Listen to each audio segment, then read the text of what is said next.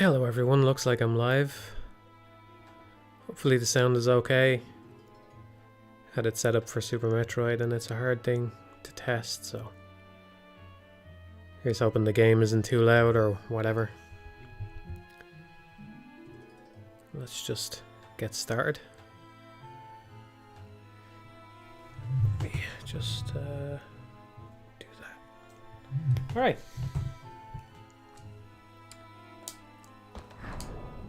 Hello everyone. Don't know if I'm don't know how talkative I'm gonna be today, but I just figured I was gonna be playing this anyway, so I figured I'd stream it, you know? It's a game I'm comfortable streaming. I wanted to play it. I hadn't played it in a while. I once again have no sound, so don't hold that against me. Not that important in this game, but it can help. Just a bit of a tip for anybody who underrates the audio cues. It can help with the plants that spit eyeballs at you. It can help with that. Otherwise, not too important, thankfully. I already beat it on a previous stream, so I'm not going to be pushing myself too hard to go ahead and get to the end. I was thinking it might be fun to try and rescue all the wisps and just explore the levels a bit more. So I don't actually know where all the secrets are. I don't think I've actually found all the chests and all the wisps and stuff. Getting the wisps is kind of fun. I mean, not knowing where they are sucks. I don't know how I feel about the secrets just being random places that you're supposed to touch and then things appear, you know? Because even once you're familiar with the game, it's kind of easy to forget where they all are, which makes it a little bit more hassle to replay than ideal, because if you're replaying it, you probably want to just go and get everything, you know? Because it makes the game more challenging.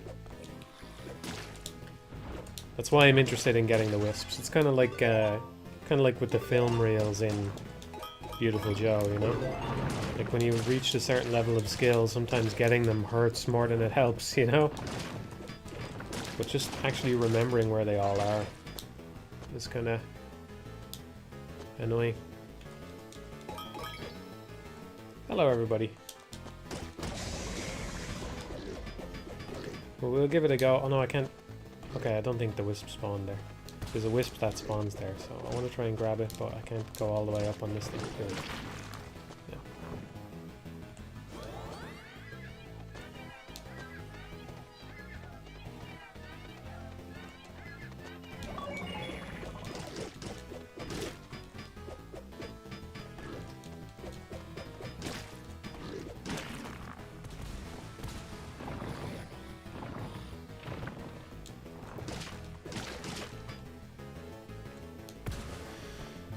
Good morning, or whatever, wherever you are.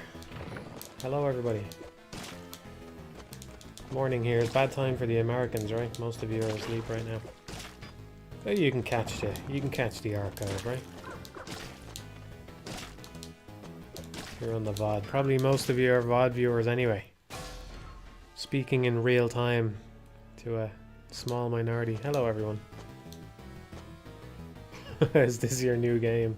This is a better version of the game I'm making, you know what I mean? If you want to play a better version of Project Beetlejuice, just play this. You can play it right now.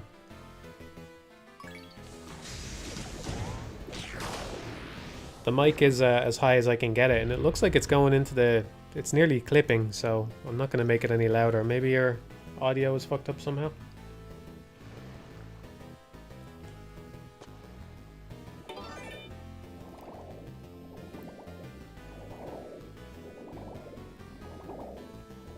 Hello everyone, hello.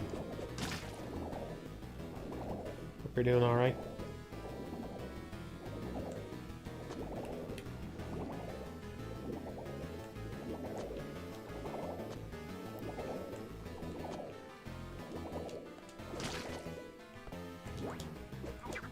I was tempted to get that chest, but I don't need it. I always try and get the chests even when I don't need them, which is just pointless.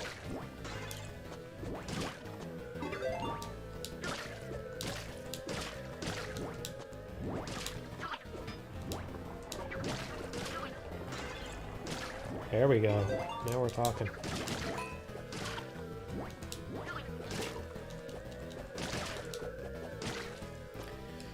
Now we're talking.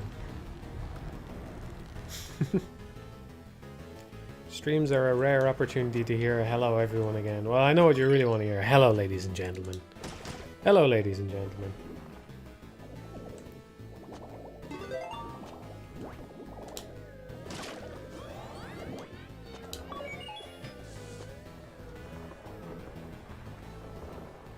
Doing alright, yeah. Haven't made much progress on the game lately. But that's okay. Had some... I think the previous 2 months were very good. So it's kind of nice actually to be able to not do very well and be okay with it. Like I feel like that's how well it went the previous months, you know? So it's a rare feeling for me to be going, yeah, it's not going that well, but I don't feel bad. Normally it's just like, it's not going well and then I'm very annoyed, you know, or I'm stressed about it. I want to make progress. I want to not waste time, you know. But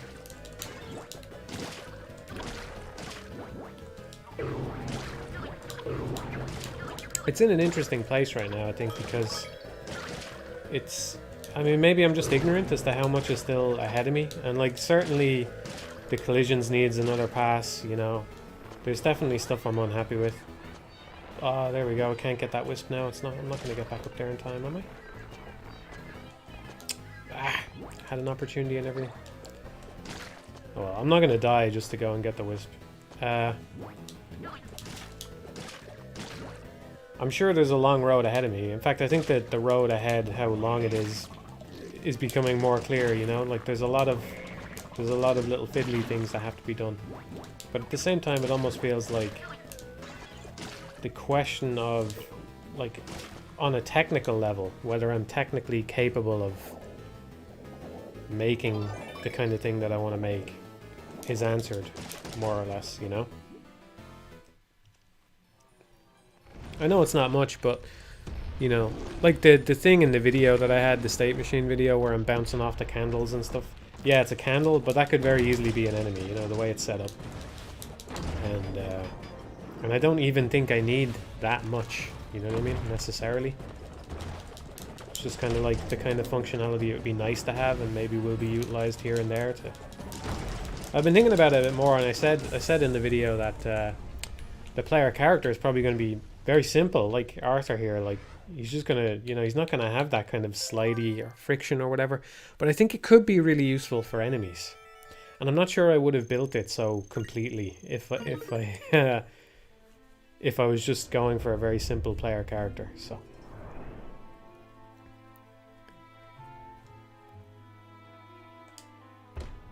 oh, GSL is on? I didn't know that. I didn't know GSL was on. Yeah, watch GSL, dude. That's what I'd be doing if I knew it was on.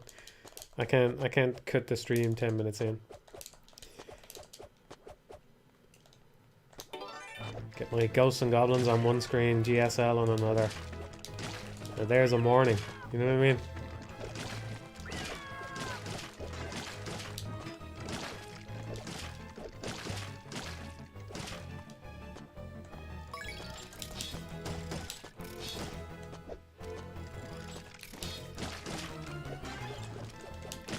GSL is the Starcraft League. Korean. I think, what does G stand for? Is it global? I don't know what the G stands for, but it's Starcraft League. The SL is the Starcraft League part of it. Starcraft 2, more specifically. It's technically global. There is one in Starcraft. Anybody who's not Korean is called a foreigner. You know, because Koreans totally dominate the sport, because Brood War was a big thing there, way before it was, you know, a big global sport. Way before esports took off in general, worldwide. So there's like a strong Korean culture around Starcraft, you know. And there is one foreigner in GSL right now. I think it's just one. So it's technically global, but it's mostly Koreans.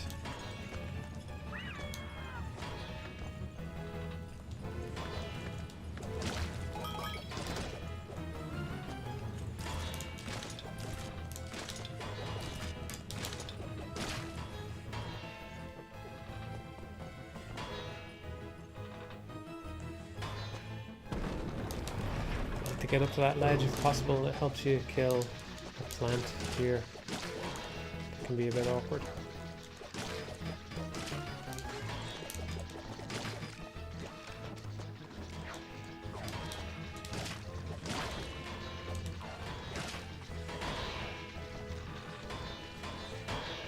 Any thoughts on Berserk or JoJo ending? I wasn't aware JoJo was ending. I did see the extra Berserk chapter though. I think most people would be okay with the assistants and stuff continuing it if they wanted to. I know I would. I mean, if you're a purist or whatever, you can always just say that stuff doesn't count. You know, it'd be kind of nice to see it continue. But what a place to leave off. I do think that the penultimate chapter maybe would have been a better ending, but I don't know.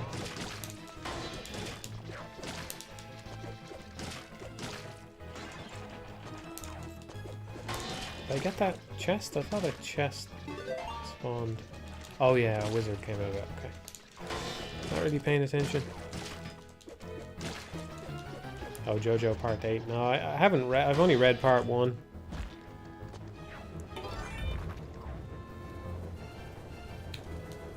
I haven't spent that much time with the Vorken mode. It's pretty cool though. It's only fucking. I don't know if anybody knows this. You know, there's not that many of us wonderfuls out there, but if you happen to own the Wonderful 101 and you're not keeping up with it, the Vorken DLC is only $1. I think they probably should have stressed that or pointed it out, not stressed it, but like pointed it out in the tweets and stuff that they made about it. It's only $1, so you should definitely pick it up. I mean, even if it was crap, I would have been happy to buy it just to support the game, and you know. Yeah, it's actually pretty fun. It's actually pretty fun. I have a very hard time adapting to it though. It's completely unbalanced. He's totally unbalanced, even scoring wise. His scoring is totally broken, and like he's from what I played of it, which was maybe just a couple of hours.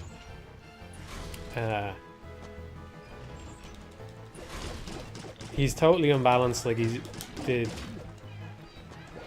summons are very, very strong, and they score a lot of points most of the time as well. So from a balancing perspective, they probably could have done a better job. But it's pretty fun. Like, it does actually change the game a surprising amount. And I do think maybe this would reveal itself if I spent more time with it. There is actually stuff that I struggled with more than I would with the regular team. The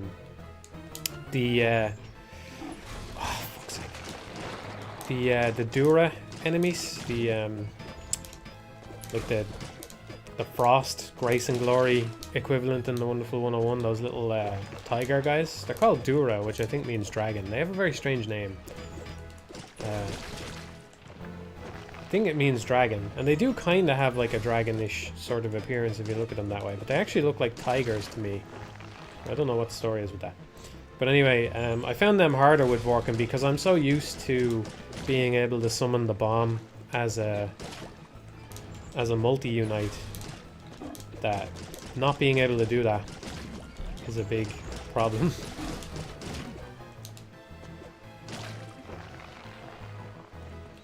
I'm gonna get over here and try to get a chest because I might get some armor out of it. These guys can jump up, so I want to be careful around him. Okay. Probably not going to be armor, but every chest takes you closer to the next thing that you can get, so...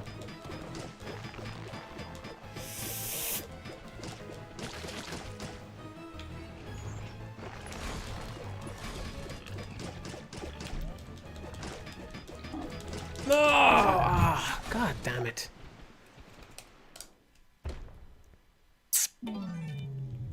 I try to get games physically, but I do buy them digitally sometimes.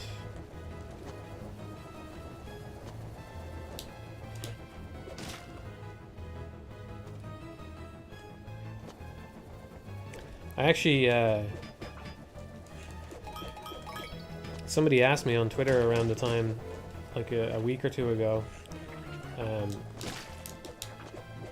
if I was going to update the mod, and I just had a feeling that the Vorken thing was going to drop sooner than it seemed like. So I worked on it for a full day, trying to update it to the latest version, and then I just went, fuck it, I'm not going to carry on with this, I'll wait until Vorken is out and then I'll do it. And they came out with Vorken like a few days later, so I was really glad that I mean, it was still a waste of a day, but yeah, I was glad that I didn't put any more work into it.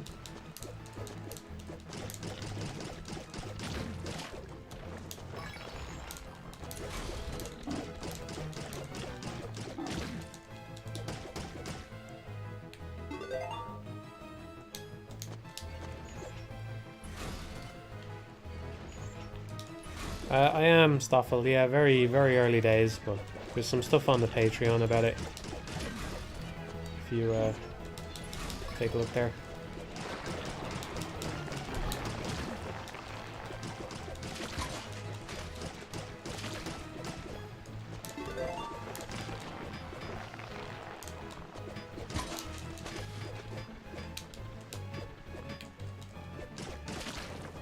It still feels a little bit early to say that I'm actually making a game, you know, but I'm trying stuff out and I'm seeing whether it's possible for me.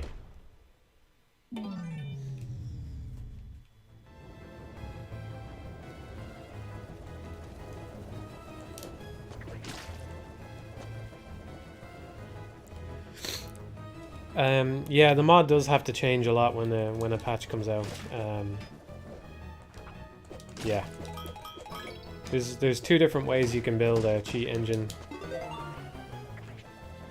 mod.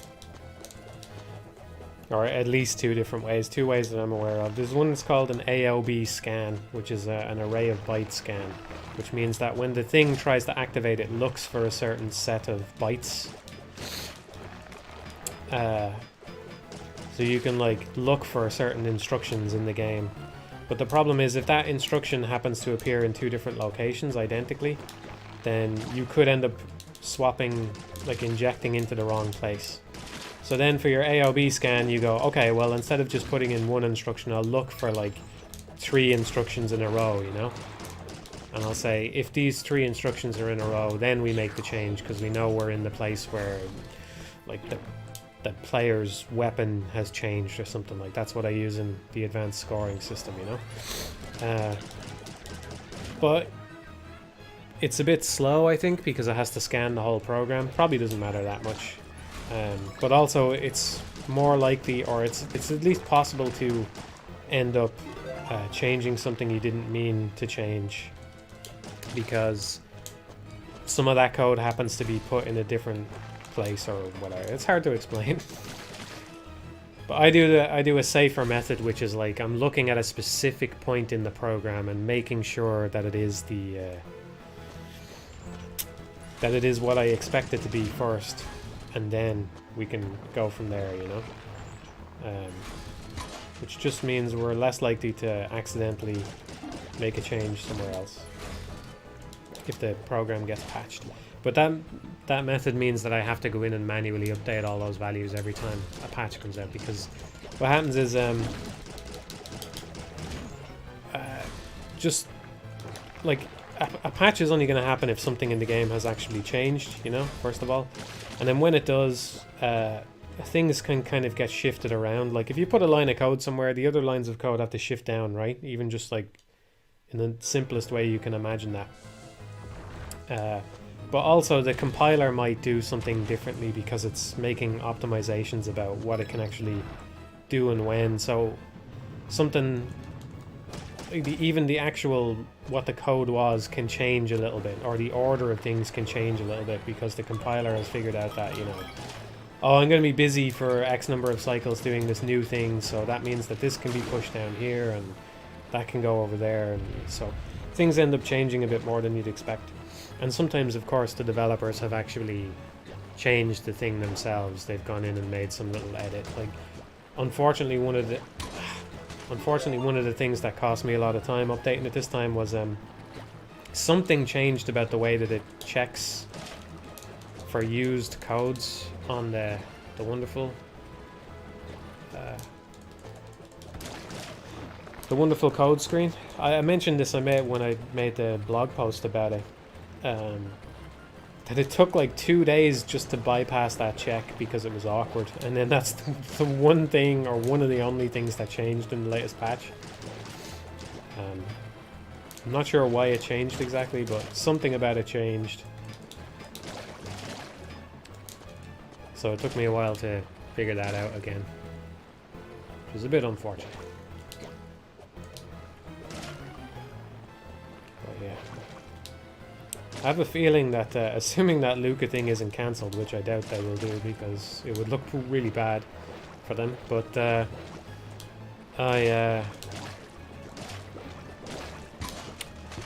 have a feeling that the Luca thing is going to come out as its own standalone thing, so I think this might be the last time I'll have to update the mod for a while.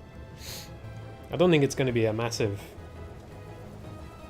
game or whatever, but I think it does make some sense to release it as its own standalone program, you know, kind of like what they did with Bloodstained.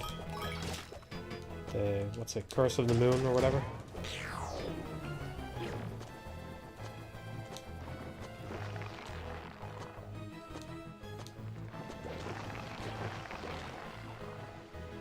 Yeah, that's okay. It's one of those things, my answer wasn't very good because it's one of those things where I'm not an actual assembly programmer, you know. I'm just kind of I feel this stuff out and I get a sense for it, so I kind of intuit it. Rather than knowing exactly what I'm talking about. I'm just like, I don't know for sure that the compiler is doing all this stuff, but I get the feeling that if you make a change way over somewhere else, it can actually have a meaningful impact on how the compiler does something somewhere else, because it's figured out some kind of path to efficiency that you don't readily see from your point of view, you know. Anyway, takes a while.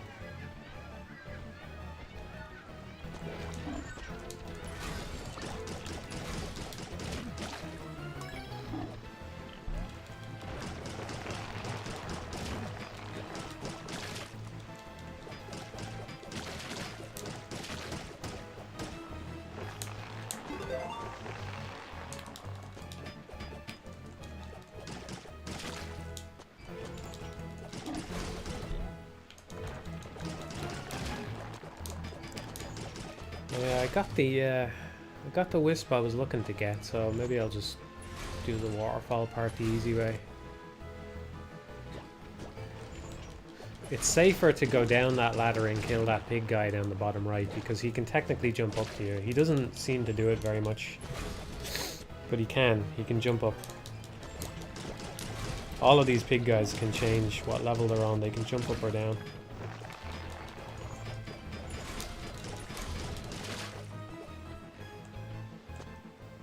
See?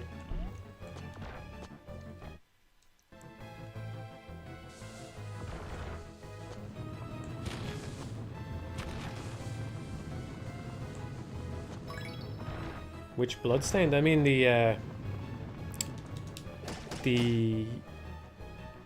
I'm just saying, like, the Luca thing might release the way that they released with Bloodstained. The way they had that, like, NES style Ritual of the Night and Curse of the Moon. I forget which one is which. Curse of the Moon. I think that's the NES one, right? I'm saying it kind of makes sense to do the Luca thing like that. And they might even, like, you know, they might even try and take the wonderful name off it to trick people into buying it. That's the kind of thing I would, like, if I was the business guy at Platinum, I'd be like, let's just call this, like, Wonder Goggles, or like, you know, call it something else. I think, like, from a marketing perspective, it makes sense, because then, you know, the articles become, not, you know, Platinum releases DLC for the Wonderful 101, but, you know, Platinum releases a new game, and it's only a short game or whatever. But that gets people's attention more, you know what I mean?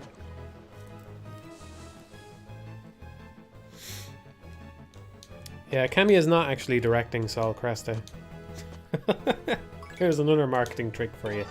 If you watch the trailer again, the actual director is listed down the bottom right. He's the creative director, which means he probably, like, came up with the idea, but he's not the director. I'd say it's probably kind of similar to what they did with Astral Chain, where the concept of the chain holding the Legion to the player character was probably Cammy, but then everything after that was everybody else. He's doing the story, though.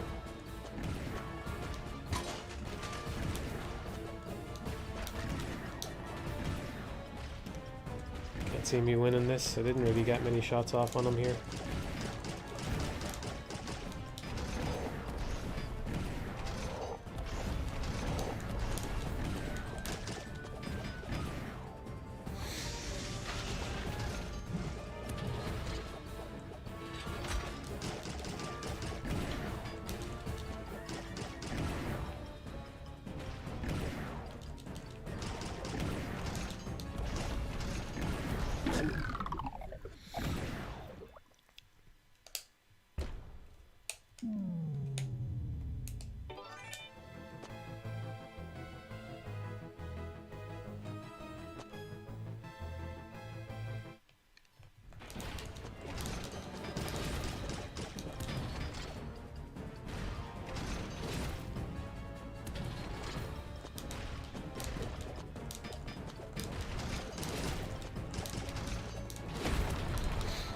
I said that Sol Cresta is like part of a Neo arcade game series or whatever, and again, I'm just thinking purely in a marketing kind of way, but I think that Sol Cresta being a Cresta game and them going, hey, it's this 40-year-old shmup thing. That's exciting. That's exciting to a very small number of people, and it's anti-exciting to a lot of other people. You know what I mean? I don't really care that much either way, but I have to imagine that for a lot of people, it's like, oh, well, I didn't care about the Cresta game, so obviously I don't care about this. Whereas if they just went, hey, we're making a new game, and it's this thing, you know, it has a different name, it's a different thing, and it's basically a Cresta game, but they don't actually call it that. Then the news stops being, oh, there's this 40-year-old shmup that you've never heard of, getting a new entry, and it becomes Platinum is making a shmup, you know? And I think that's more exciting for most people. So, I don't know. If they're going to do a series, I think they'd be better off if they're going to make other arcade games, which is what I've wanted them to do for a long time. I think that's cool that they're making the smaller games like that. And I hope it pays off for them. I don't know if it will, but I hope it does. But I don't know. I just think that they're probably better off just coming up with stuff that's giving it a new name, you know? New name, fresh start. The Neo Arcade name makes it sound like they're all going to be that, though. They're all going to be old things. The chest is just a weapon. So there's always, at every boss fight, there's always a weapon chest, so you can change weapon if you want to. Well, it's random what weapon you get, and I just want the dagger.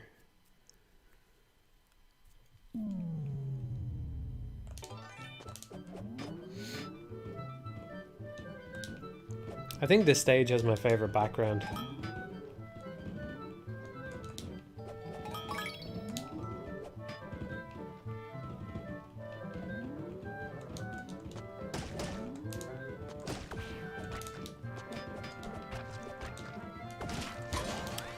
Very unlucky that it's shot there.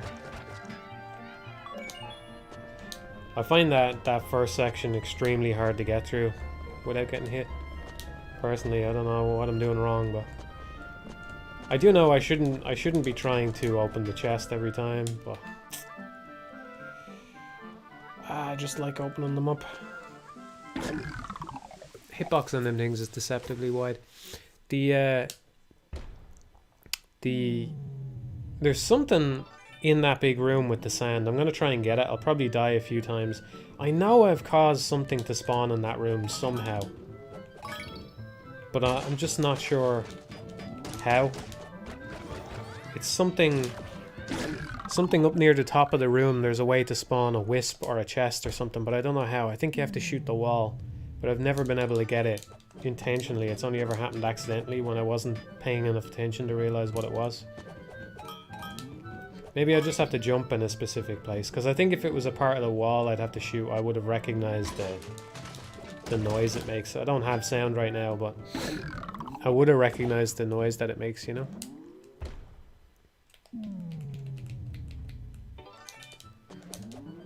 I think this is one of the hardest parts of a first playthrough.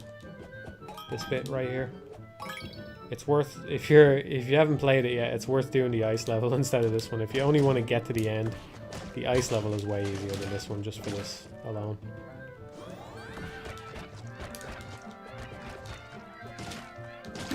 Brutal.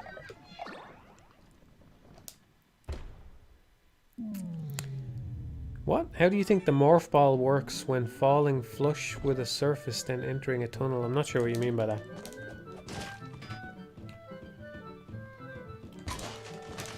I'm not sure I want to think about collisions and shit right now, though.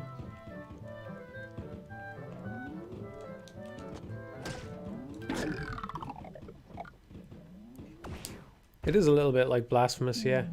It's pretty bleak. I see this and I wonder, like, what's the king doing? You know what I mean? What's he been playing at?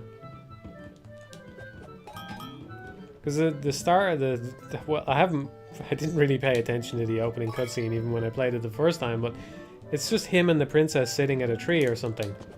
It's like, yeah, alright. It kind of gives you the impression that things are good, but what, did the monsters destroy all these windmills in about 2 minutes or something?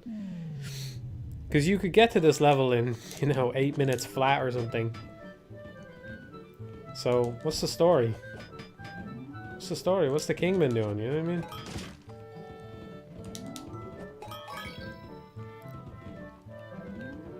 Yeah, they've been sitting under a tree, yeah.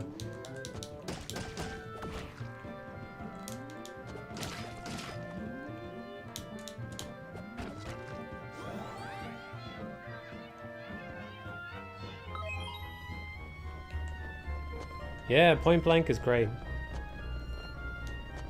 Like, every once in a while somebody tells me they played it because of the video and they really like it, so I'm glad. It's great. I think it's better than Time Crisis. I think it's one, if not the best, at least one of the best light gun games out there.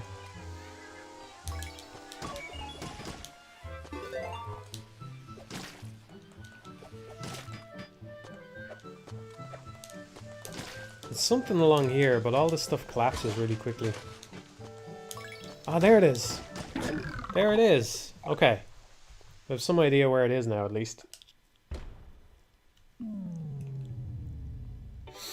If I think if I get that as the second chest, it's guaranteed to have armor in it. Although any chest can have a wizard, so there is that. I need to...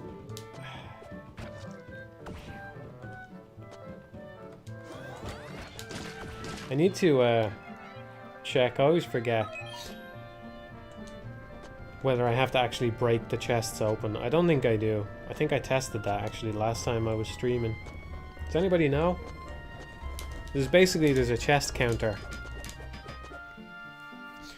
And I know you don't have to pick up what's in the chest to get it to increment, but I forget if you have to actually break it open. Oh yeah, it's the third chest, right. That's the second one. That one's easy to forget about because it's freebie. Everybody must spawn that one. Fuck.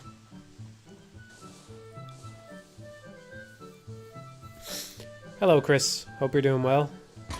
Have a good day at work.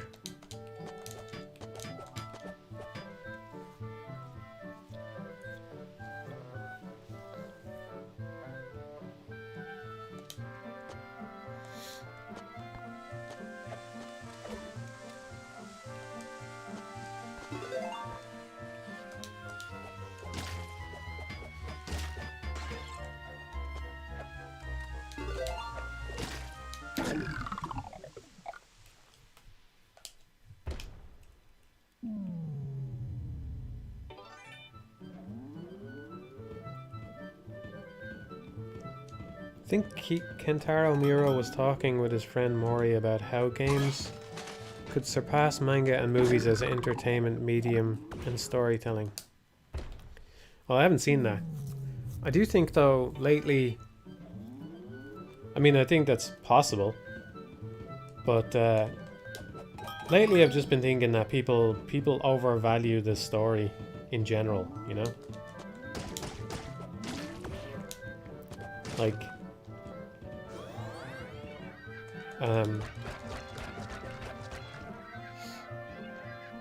the game I'm working on right now would definitely have a story. I would like to have as few cutscenes as possible. As few breaks in control as possible, you know? That's just me, though. But I mean... I don't know. I'm just not convinced games need a story at all, you know? I do think they certainly benefit in terms of getting people's attention by having a story. People like stories, you know? The game has a story. All other things being equal, a game with a story is probably going to do better than a game without a story. And I don't think that game stories are necessarily bad or a waste of time or anything like that. I wonder if this thing killed you. It must. When it gets spat out as bones. Yeah. But, I don't know. Just...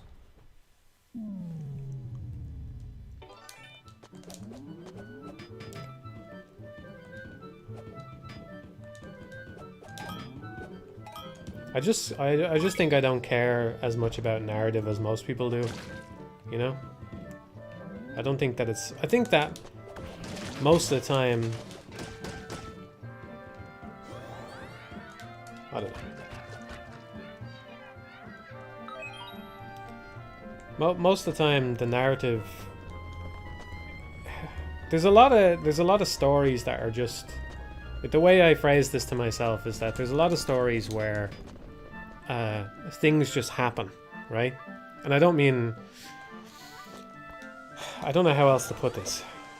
I don't just mean that, like, oh, things don't make sense in the story. That's not what I'm talking about. I'm saying that the story, and this can be a book or a game or a film or whatever, there are things where the story is just a bunch of things happened, you know?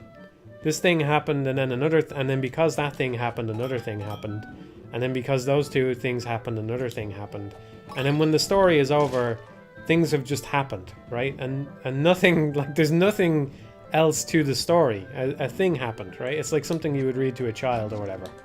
Or even, maybe not even then, you know, maybe like just stories that just you know, a guy went here and then he did this and he did that and he did that, you know, like, I don't see why anybody should care about that, personally, you know? Like, the best stories are always ones that have something else to them, you know? I don't necessarily mean a moral or whatever, but they make you think about things that aren't on screen or in the text, you know? There's always something, there's a little bit more going on to it. There's a substance to it, you know? And I think most game stories probably fall into the and then things happened sort of thing. Like this game here, Ghosts and Goblins, right?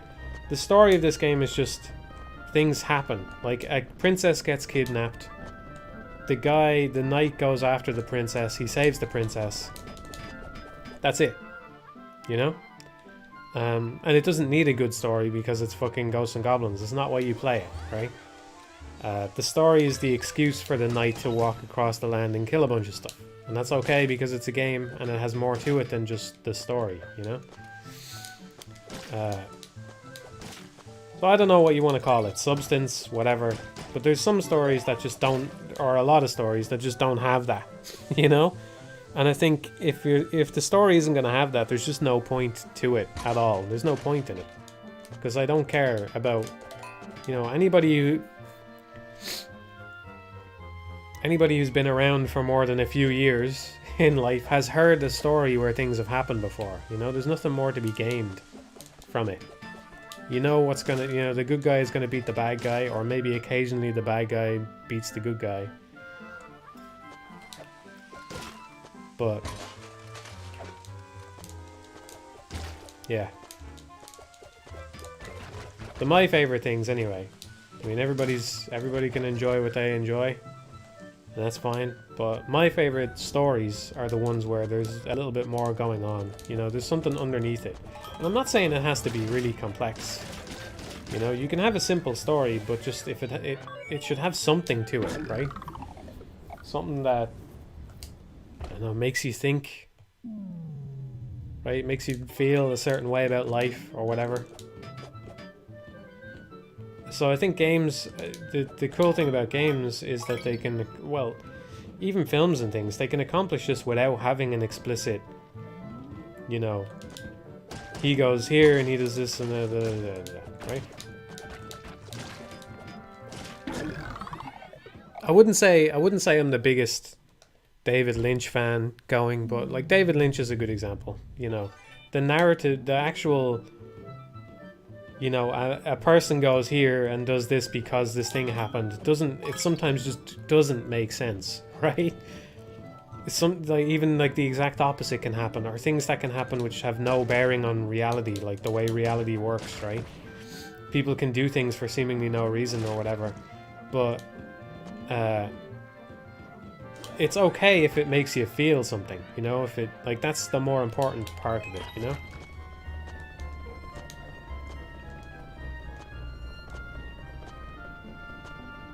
So I think that I forget how we got started on this, but I just think that the emphasis on narrative in games is overrated for that reason alone. Like, it's overemphasized because a lot of game stories boil down to just a bunch of stuff happened, you know?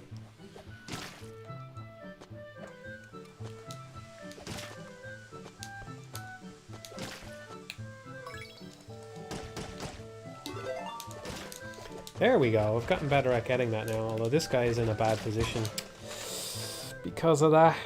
Because he spawns when you get up. It's amazing the kind of knock-on effects that can happen.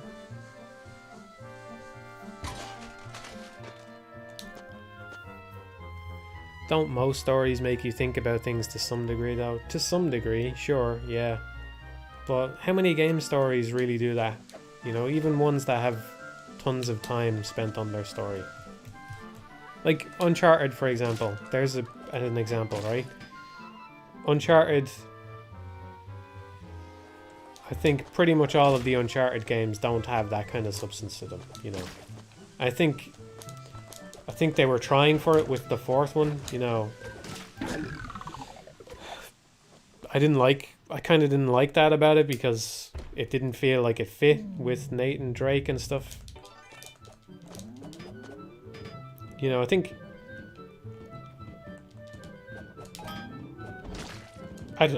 just don't think it had that to it, you know? Personally, at least the first one, probably the second and third one as well, they don't really have that to them, you know? And you can think that they're fun games or whatever, but they're like, their value is that they're a roller coaster ride, right? The value is the fucking ship capsizes or Nathan is hanging onto a train and, you know, that's perilous, right? That's the value there. It's not about whatever. And I think that value can be better expressed by, like, this game is more perilous than Uncharted, you know? Like, I feel on a moment-to-moment basis, I feel more peril in this game than I do playing an Uncharted game. So all the narrative trickery didn't really work on me anyway. All those set pieces and stuff, they don't really work for me. And I think that's the kind of thing that's better expressed through just mechanics, right? Like, you're fucked. If you just... if one false move and you're in your underwear. You know what I mean?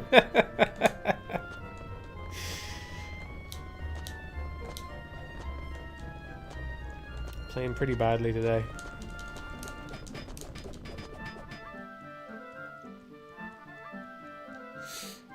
Yeah, I don't think narrative is valueless, even a simple narrative. Like, I do think Ghosts and Goblins is a better game for having that little cutscene at the start and at the end. I think it's a better game for that. But it doesn't, thankfully, like, the nice thing about it is that it doesn't dwell on that any longer than it needs to, you know? It sets up the reason for you to go and run through all the levels, and then it doesn't dwell on that reason any longer than necessary. Like, any more than it's going to extract value from it, you know? The oh! That was a gold ping. Oh, fuck.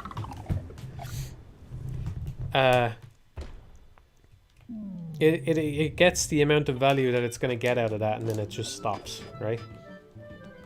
I think too many games are just, like, you know, this Sony showcase was on recently, and, like, what was that game, Avowed? I don't know, there's a story happening, and I just have no...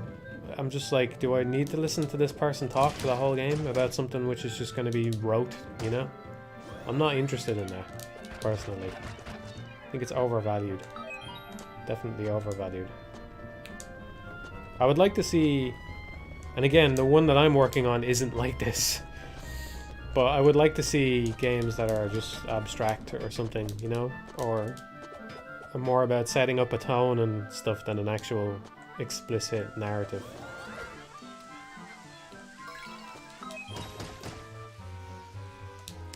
I don't know, I feel like I've talked about this for long enough without saying anything new.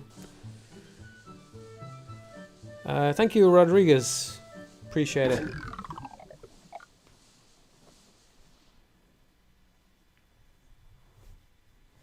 What about 12 minutes? I haven't played that yet. I'll get around to it.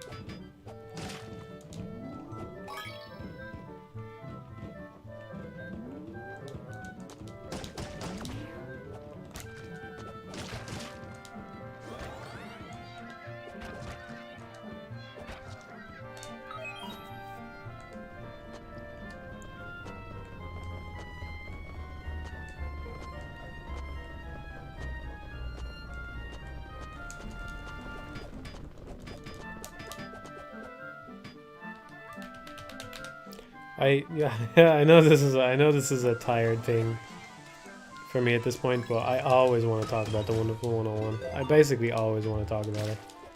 I have to restrain myself from talking about it all the time.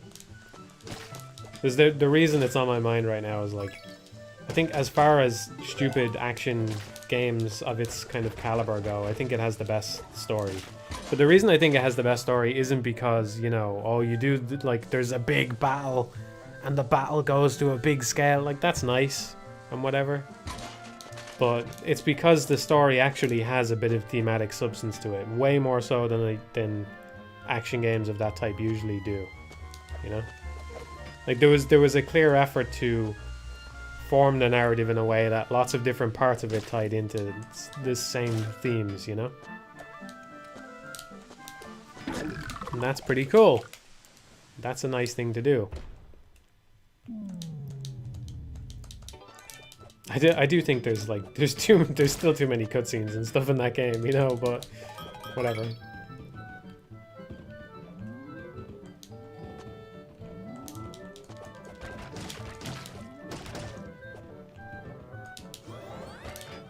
Gotta break the chests. You gotta break the chests, even if your viewers are itching for you to move on to the next area. You gotta break the chest every time. for no reason.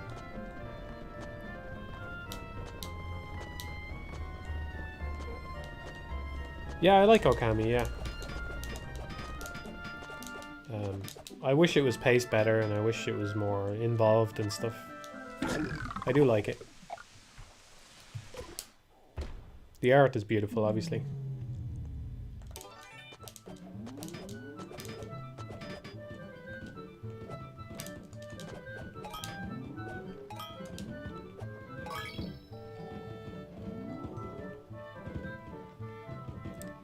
Yeah, I'm still using the 8-bit though. The Pro 2. It's got a nice D-pad on it. It's good for 2D games, definitely.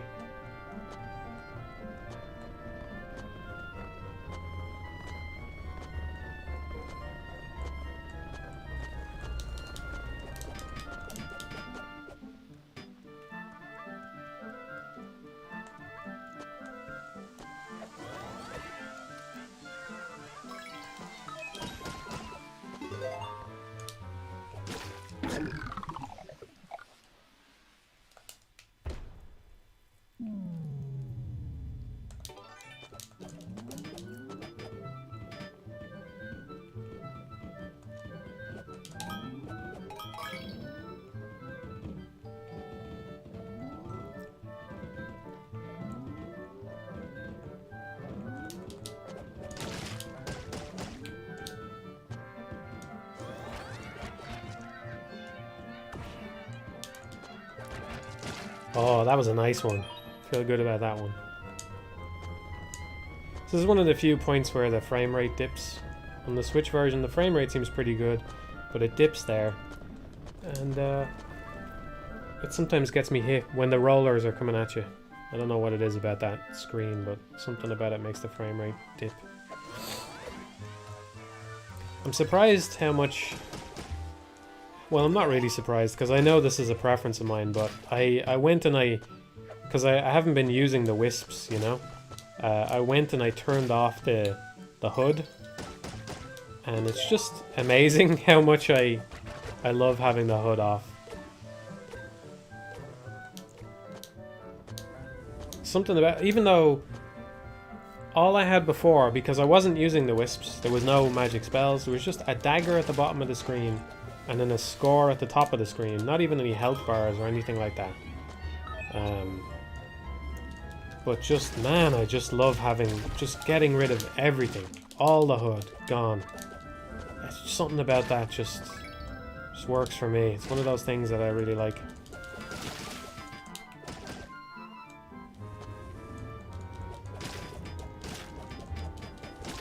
Gotta be careful here, because when I get to that bridge, the wind stops and they go immediately, so they don't have the same kind of rhythm to them that they usually have.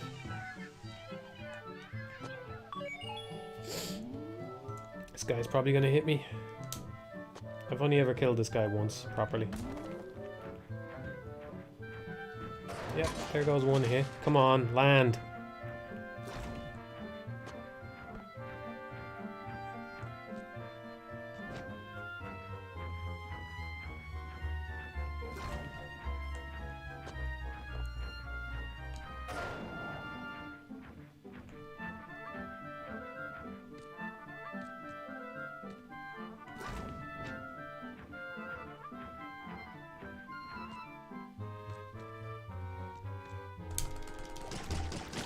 Thank fuck. Alright.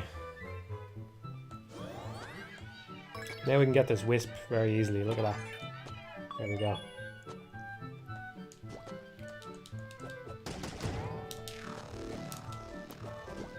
Take a pause for a second.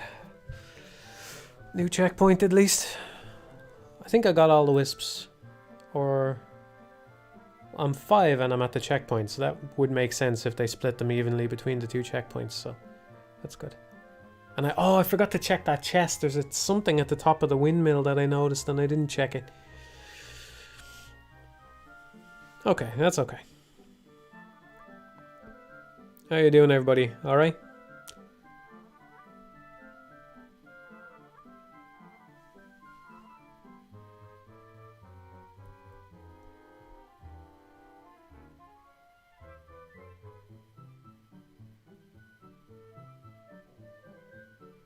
Doing good. Everybody doing good.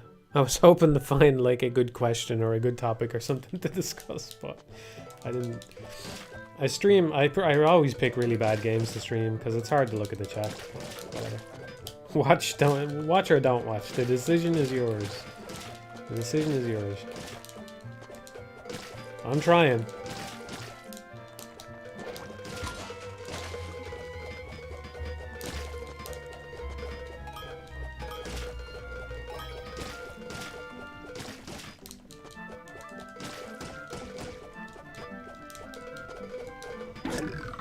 Shame.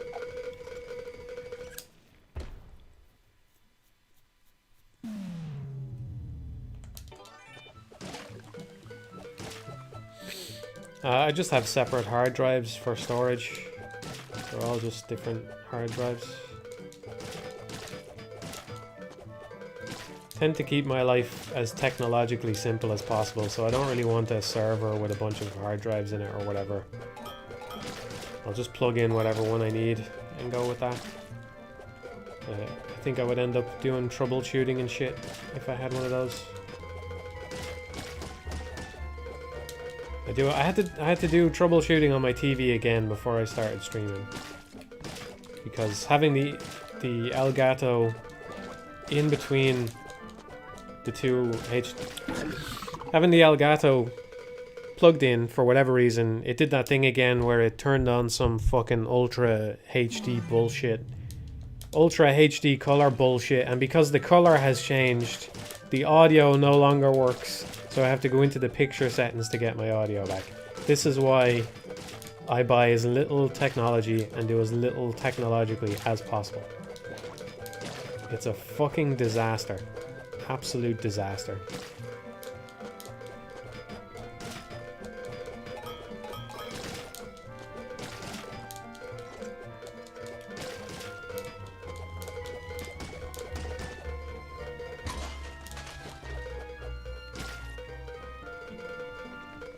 I'm dead. I'm so dead. No. I love that attack that the plants do, by the way. I don't think I talked about that before. I fucking love when they do the double attack, the way they spit the seeds in the opposite pattern so that you have to weave between them. It's really clever. It's really good.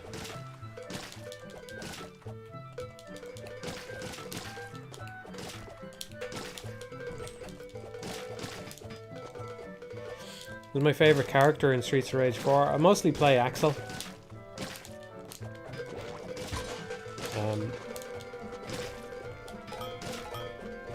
I tried Cherry out. I do like her moveset a decent amount, but I don't know. I think the thing I really like about Skate is the grab with the overhead, like the overhead grab where you just pummel them on the head feels really good. I think it even feels worse in Streets of Rage 2 or 3, honestly, because I think they sped it up a little bit. There's something really crunchy about it in Streets of Rage 2. And I think Cherry isn't quite as satisfying in that way. But she'd probably be my second character. Or maybe Adam. I'm not sure. I haven't really played Adam very much. But I really like Axel in 4. I don't know. And I like the beard. I'm a fan of the beard. Sorry to say. I like how he's just this fucking mountain of a dude in Streets of Rage 4. It's pretty cool. I think if he just had the beard the whole time, like if he just always had the beard from Streets of Rage 2, I would like the beard way less in Streets of Rage 4. There's something about him having been this, you know, sort of clean-shaven dude in Streets of Rage 2, and then he comes back 20 years later, and I know it's not actually 20 years or whatever, but like it's the addition of the beard that I think is cool, you know? It's the addition of all the bulk that I think is cool. So I like his design a lot in 4.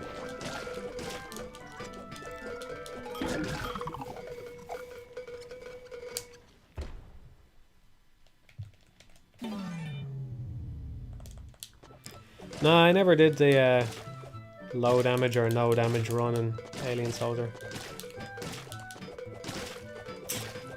Unfortunate.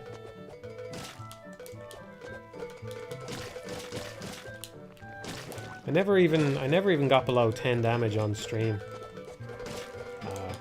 Which just goes to show that the time I got 4 damage was such an outlier, unfortunately. But you know, it's one of those frustrating things where getting 4 damage just proves it's possible. Well, I know it's possible, but it just proves that I can do it, you know? Like, you're talking about 4 minor mistakes where if I just hadn't made them, that would have been it. That would have been the no damage run, you know? So it's kind of a little bit frustrating in that way. But I have fun playing it, so I don't mind. I'd be happy to stream some more Alien Soldier. I figure people would prefer to watch this for now anyway, until I burn you all out on this one.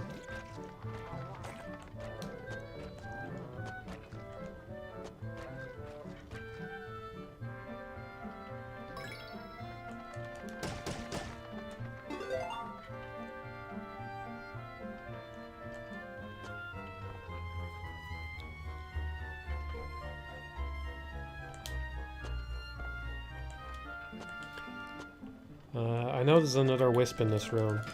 I think it's here. Yeah. I feel like there's probably another one hiding somewhere. This room is massive, so probably another one hiding somewhere around here, but I don't know where they all are.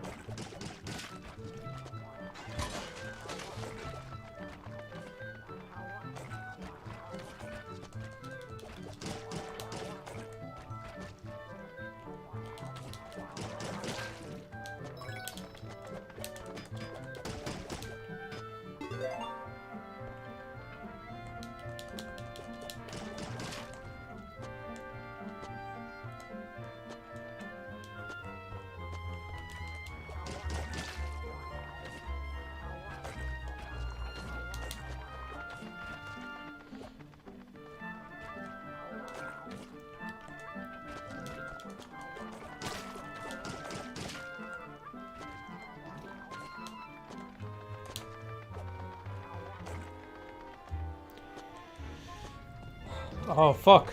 Oh. I was lucky that bat.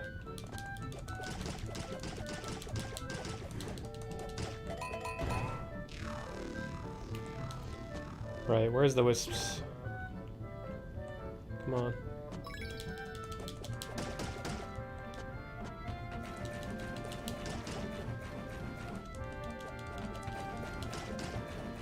The lava here moves pretty slow. I always like pelted it through this room, but you really don't have to.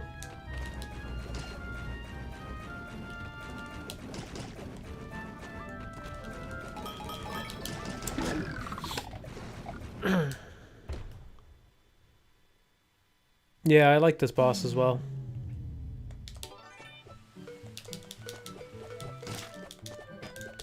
Do you like the Ori games? That's one game where I really hate the narrative stuff. I do, yeah. I like them, yeah. I wished that the second one was more of an improvement than it was. In fact, I think I ended up feeling like the first game was actually slightly better. Not that the second game was bad, but anyway, I don't know. I'd have to play them both again.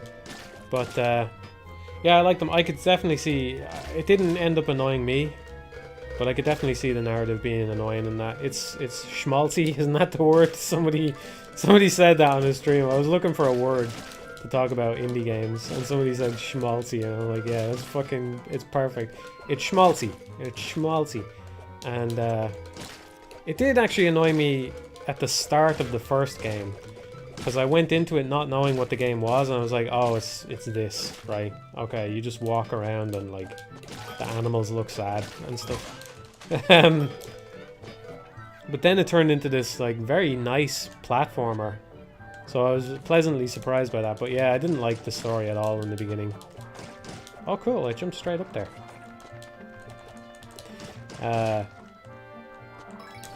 So yeah, but after that then it really falls off and becomes way less intrusive, to the point where I didn't mind it in the end.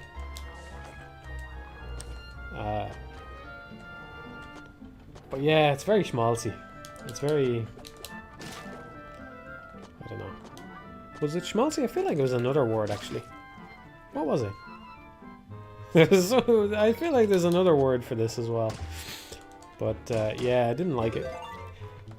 But I didn't hate it, you know, because it's not that intrusive.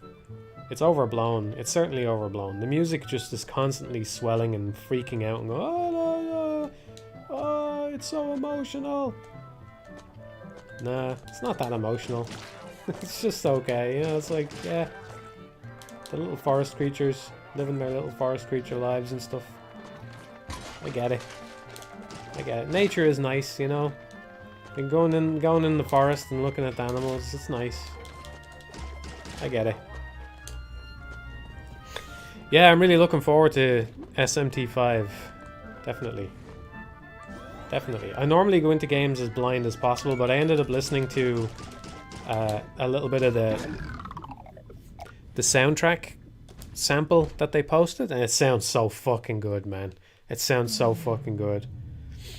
I'm hoping that it does sound like low quality. I'm hoping that's just the Twitter compression or whatever the fuck. But yeah, the soundtrack.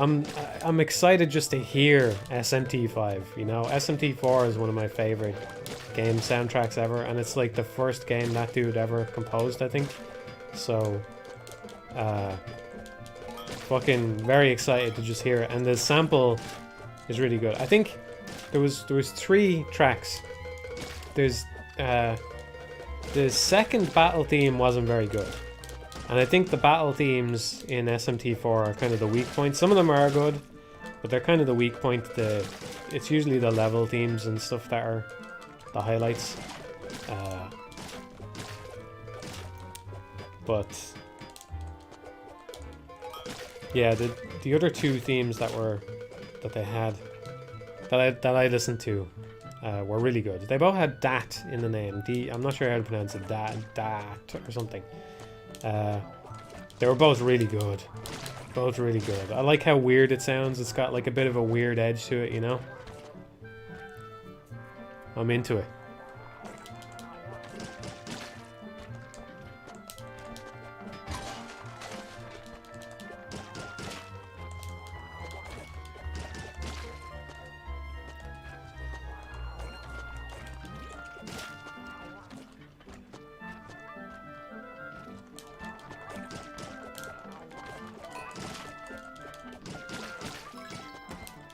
Yeah, some of the battle themes are really good. I don't want to shit talk it completely. I really like the Divine Powers battle theme from Apocalypse.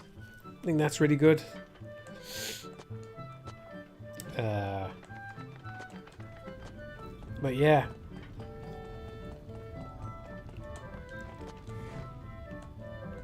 I can't wait just to hear it. You know, like, let alone play the fucking thing.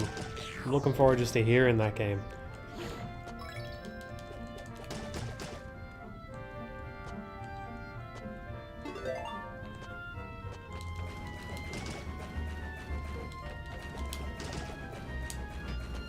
I hope it's weird, you know, like the protagonist design is clearly like we're just gonna do something whether people like it or not. The music certainly sounds weird from what I've heard of it, so I hope that the game itself doesn't hold back and just is a bit weird, you know.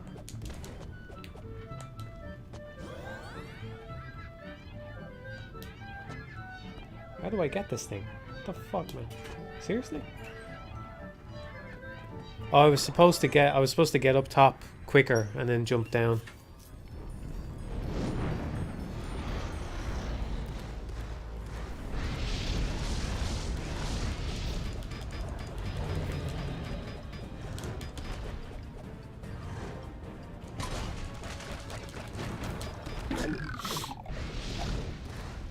The game honestly looks like Nocturne 2, except this time it's law focused instead of chaos. Yeah, well, that's kind of what I said that before they properly revealed it, that I had the impression that they were going for a kind of compliment to Nocturne, which I don't know. I think Nocturne is a great game. I don't think it has the best setting. Like, I prefer the setting of Strange Journey and 4 personally. And I haven't actually played SMT2, but I get the feeling I would prefer the setting of that one as well. So,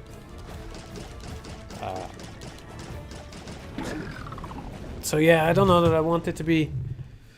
I got a cup of tea here, so let me chill out for a second.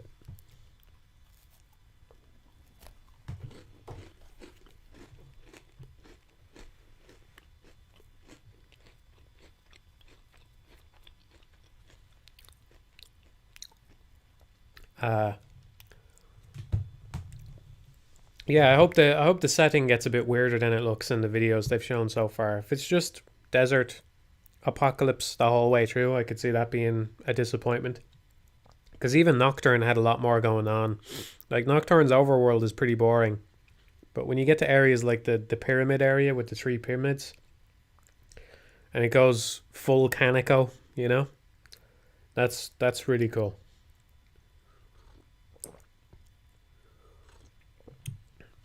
Strange Journey is like Interstellar but with demons. I love it. Yeah. It's cool. It's cool how different all the different layers of the Schwarzwald are. And how off-putting.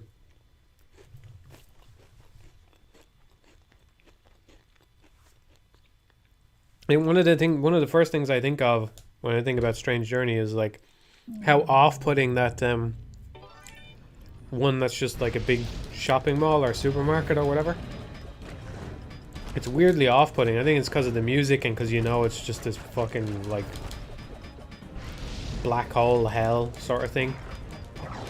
But it's weirdly off-putting, and like the way the graphics obviously gives you the impression that it just goes on forever. It's just full of junk forever, you know. There's something about it that's kind of disturbing.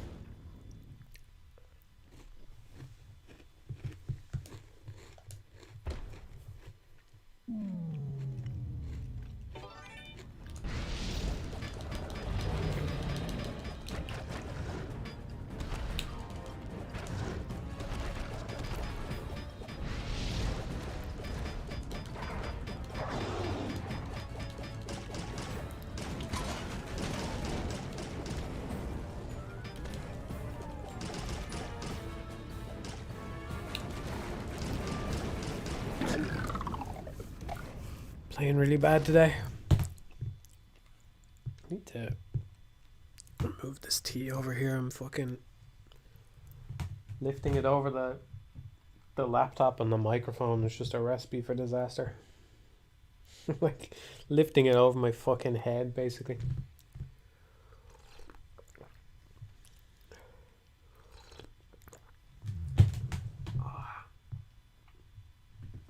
Yeah, I know how to deal with the hounds, I know. They all have a different attack and blah blah blah, I know.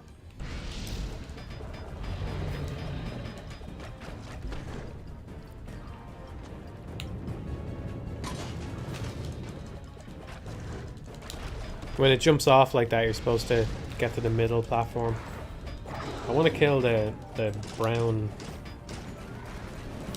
I want to kill that one first. I think that's the most dangerous one because it jumps around.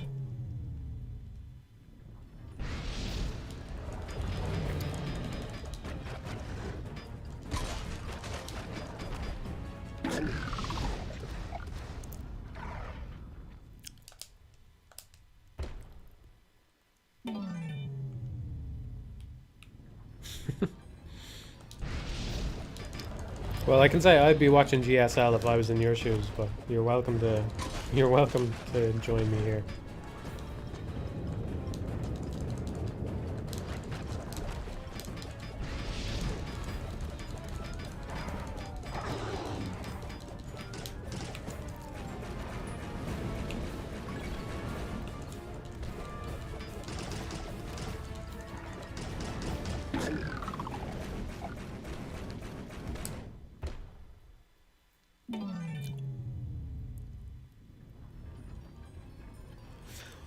No, I haven't played it on the PSP, unfortunately. I checked and you can't buy it on the store anymore, on the Vita or whatever. I would have been happy to buy it, because I didn't know until I finished this game that the original fucking Ghosts and Goblins director directed it. And he also, and it's really good, you know, and he also directed the one on the PSP. So it's a shame. I didn't know that the pink one can turn around like that. Oh, he was locked into whatever position he was in.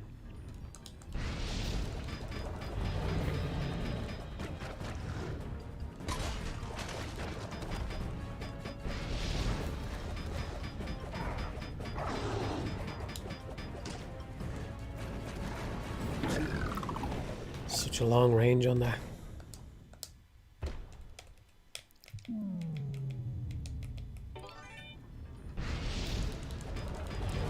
Yeah, I need to get under the pink one. It's really hard to avoid the brown one though. See, the thing is, the pink one's not that dangerous, so like I don't really want to focus my attacks on it, you know what I mean?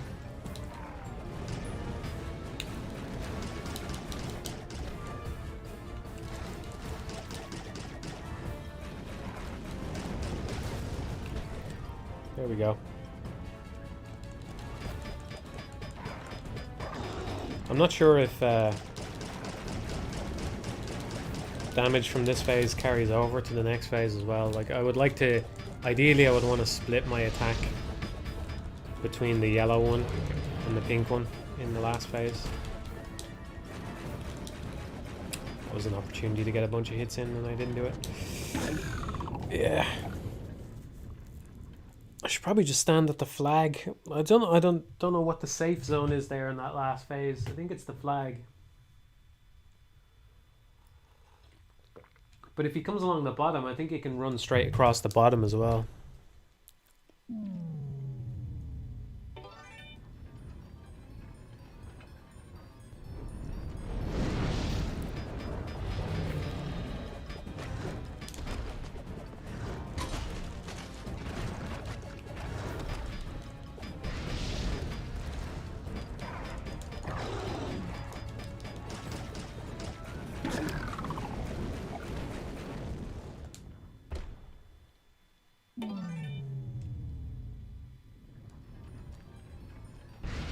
I haven't really talked about it because it feels like a broken record kind of thing at this point, but I'm assuming that most of you felt the same way I did about that Sony thing that happened just recently, right?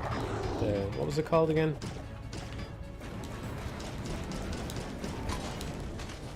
It wasn't a state of play, it was something else, wasn't it?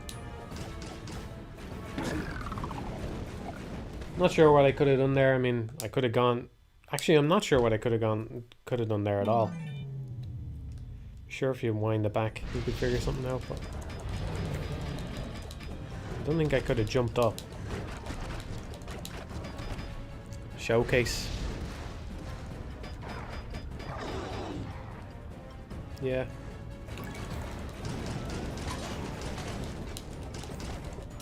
It's like I need to sit still until the brown one starts to jump. And then I can move, because it's like he's tracking me, like he jumps further. I want to try and get the yellow one now.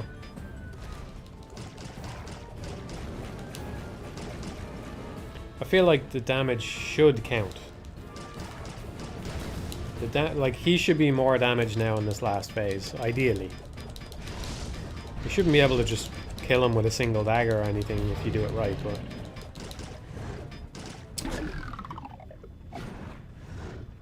but I don't know.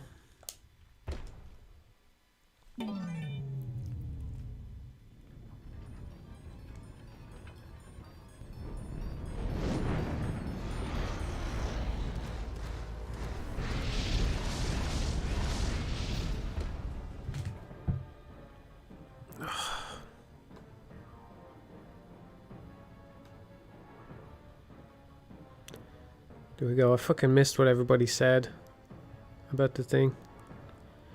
Disney taking over games. Yeah.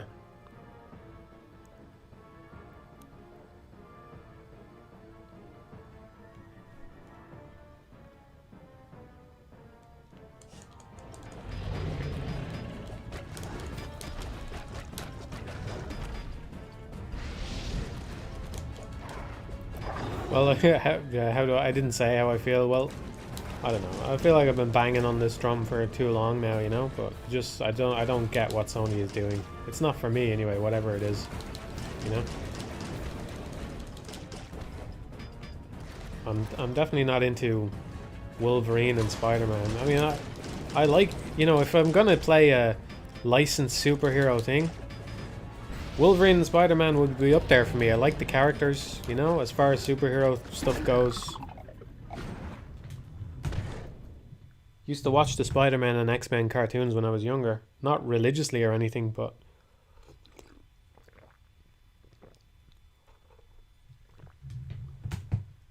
I always liked Wolverine, Gambit, and Spider-Man, which are probably the most, you know, popular ones anyway. I don't think I'm an outlier there or anything. But... I don't know.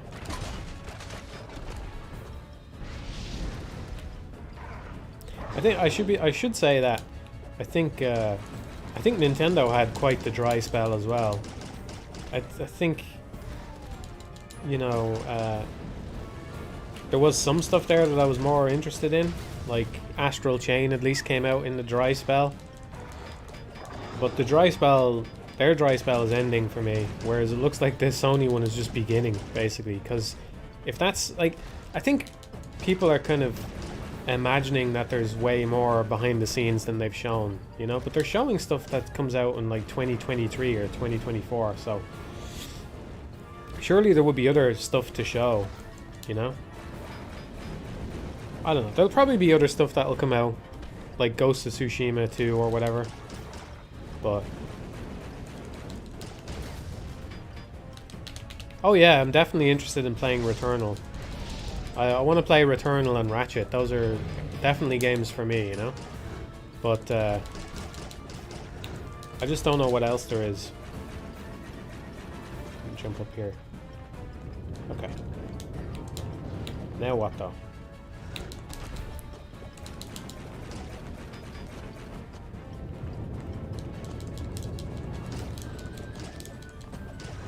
Oh, just got barely clipped.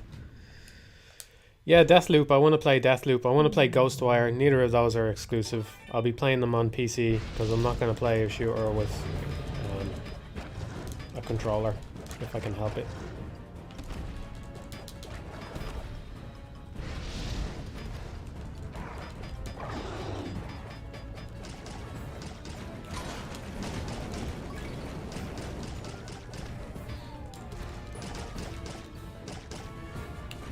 Maybe I should be less picky about picking off the pink one. I'm gonna change my strategy here. It's clearly not working. So I'm gonna try and just kill the pink one. And go from there. Oh. So I know I'm playing worse today, but this boss was one of the pain points on the last stream.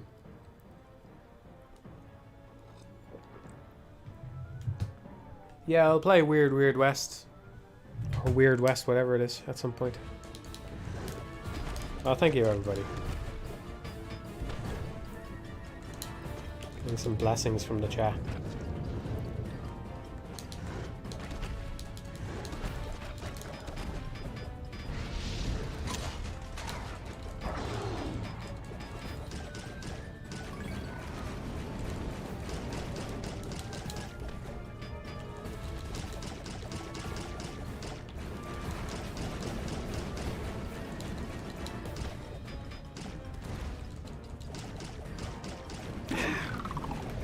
Feel like it was only a hit or two away from dying.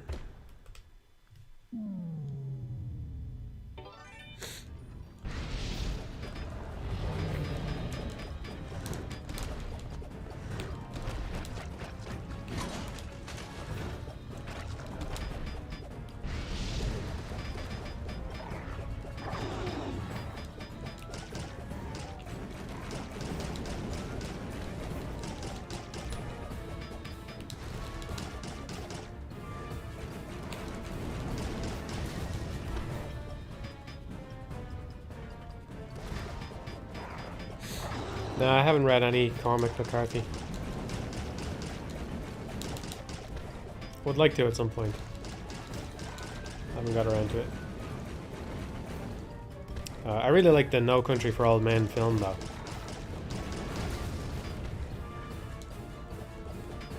Oh, I know one thing I'm doing wrong here.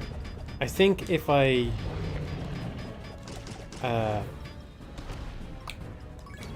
if I leave the pink one alive, I think this guy is pink then, at the end, right? And the pink one likes to sit in one place, which gives you loads of opportunities to attack him. So I could have done that better by leaving the pink one alive. So that's one thing to do.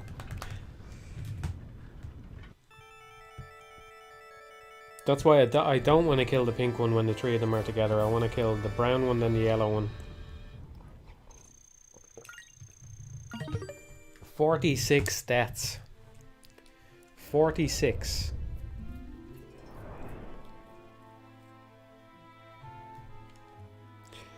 So how should I stream games? Should I stream games for viewer entertainment, or should I stream them the way I would actually stream them? Or the way I would actually play them? Because I want to do this stage again and try and do it better. I'm going to do it again. The worst fucking streamer ever. I'm going to do it again. I'm not happy with 46 deaths. I got to get better.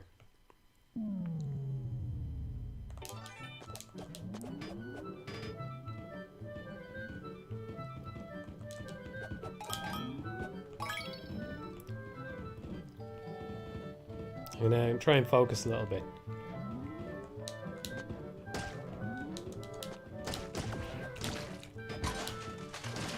It's unfortunate, but I know how to get an extra chest here that I didn't know about before. And there's something at the top of the windmill. I'm going to guess that it's actually a wisp and not a chest. Because I've found... I don't know, I feel like I found a lot of chests on this checkpoint. But if it is a chest, then that's potentially gold armor, even if I get hit. Potentially. I forget how the spawns work out. There's like a chest spawn system. I feel like I'm getting more consistent here. Yeah, thanks for the reminder. I did remember it, but I appreciate the reminder. I will try to check the windmill. I haven't done all the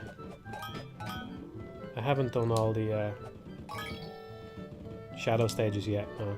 I got to the auto scroller on the third one, and I really hate it. It's the only part of the game that I've actually hated so far. I think it's pretty bad. One reason why I think this game is better than the other ones that I've played, anyway, is it's you know, the more good less bad thing. It is less bad. It's more good as well, I think, a lot of the time, or most of the time, but it's also less bad. Like the thing that stops me from replaying Super Ghouls and Ghosts is that fucking auto scroller in the second stage. It's terrible. Like, it's got a bad boss on the end of about 3 minutes of really slow scrolling. It's really bad. It's by far the worst part of that game.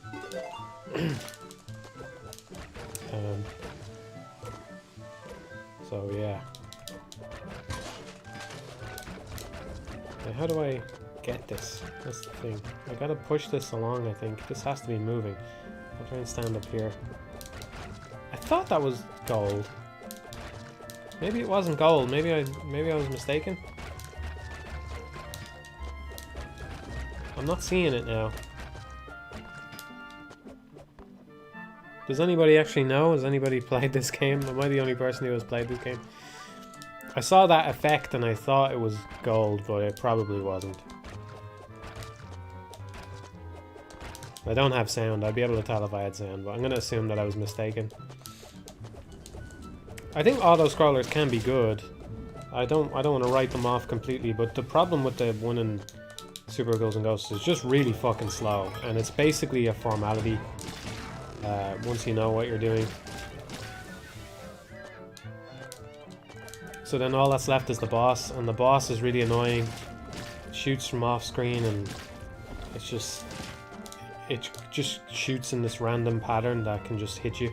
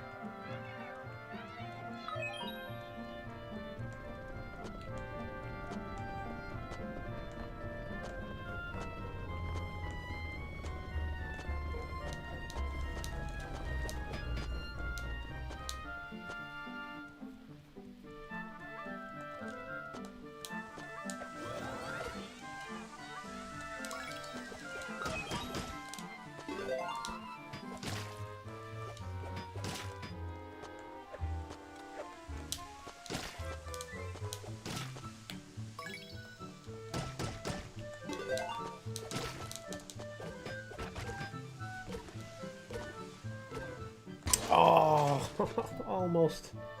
It was almost really smooth. That armor is not free, because it does make that blue guy get into a nice position where he can drop projectiles. I'm not sure it's worth it. If I have armor already, it's probably not worth getting that chest. It's probably worth just speeding onward. I'm curious if the thing, the death counter at the end of the stage, I think it only counts deaths after the checkpoint, which is pretty cool.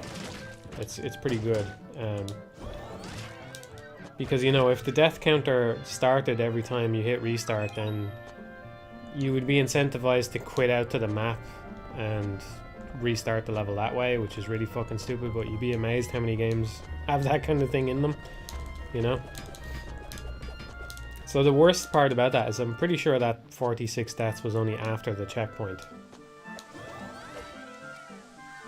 Maybe. That does seem like a very big number for it to have only been after the checkpoint. If I had to guess, I would say I died about 20 times after the checkpoint.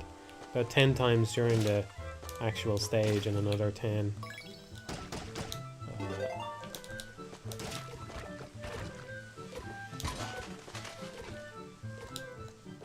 To the boss, but I don't know.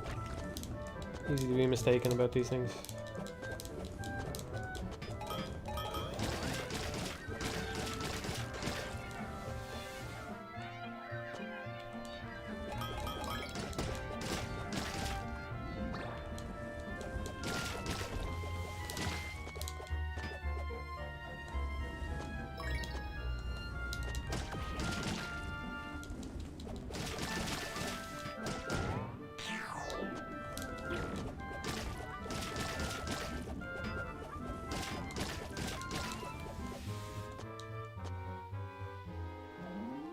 Probably something hidden around here. Maybe another chest.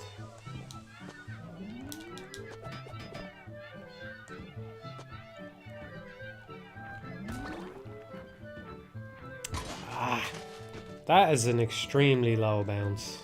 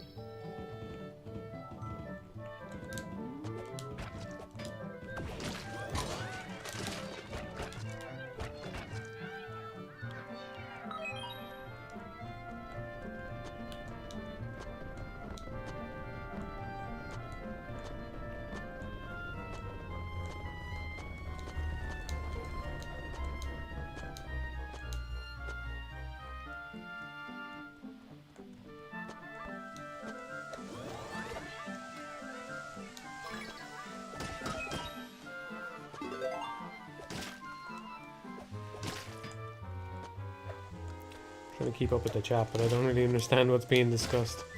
Like it's all a blur to me. Monster Hunter or something?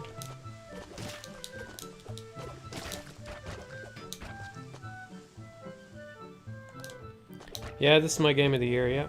Right now, anyway, yeah. Not that I put too much stock in game of the year. Like I've said before that I think very highly of both Rain World and Breath of the Wild. But they both came out in the same year, you know?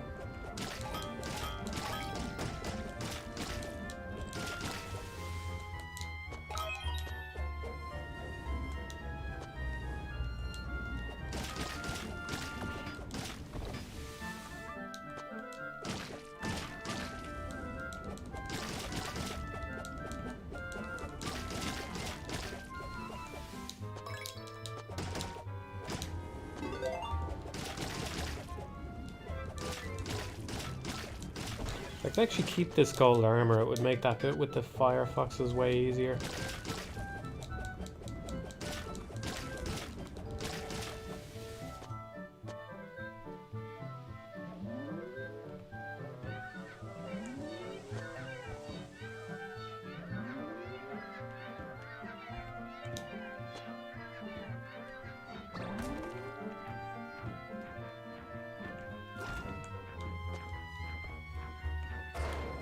Land, asshole. Fucking land.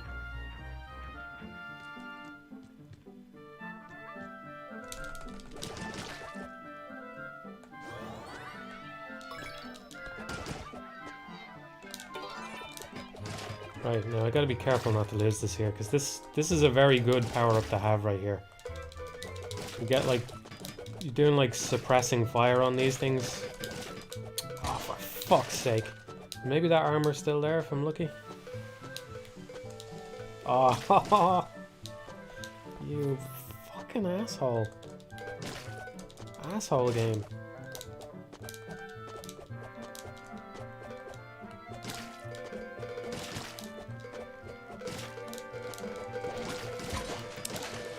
Forgot about that plant. Not going well now.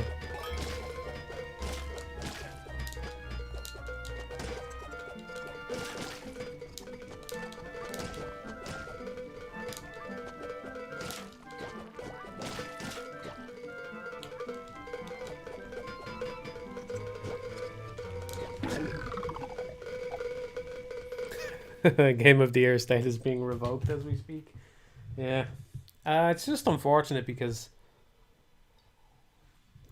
I don't know. I feel like if I could get through there with the power up, the rest of it would be pretty easy. Any genre you wish was getting more releases? Action platform games. I think somebody should make another action platformer. I think that would be nice.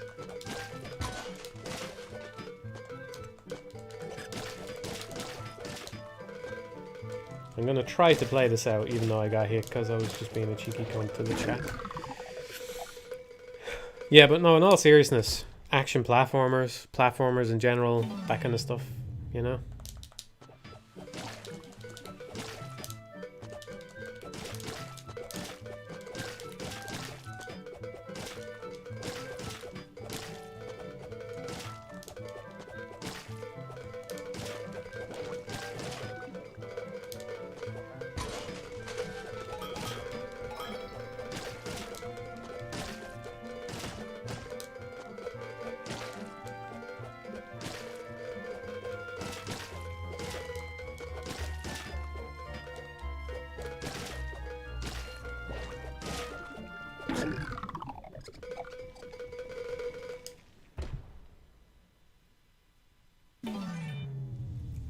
Any example of decent action platformers besides Beautiful Joe? Well, this is the type of game that I mean.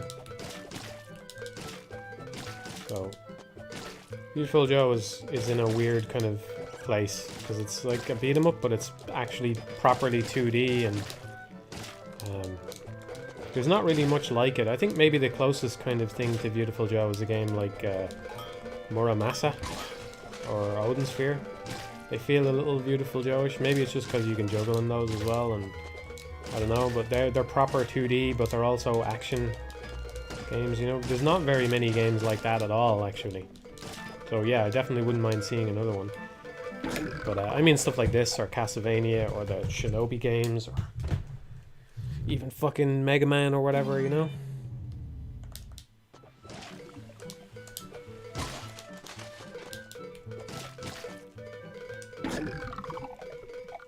Your classic Vanias, your Mega Mans, your Ninja Gaidens. Exactly. Exactly.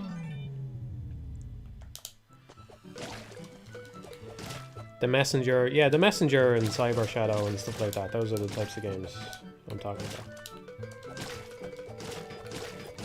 I enjoyed both of those.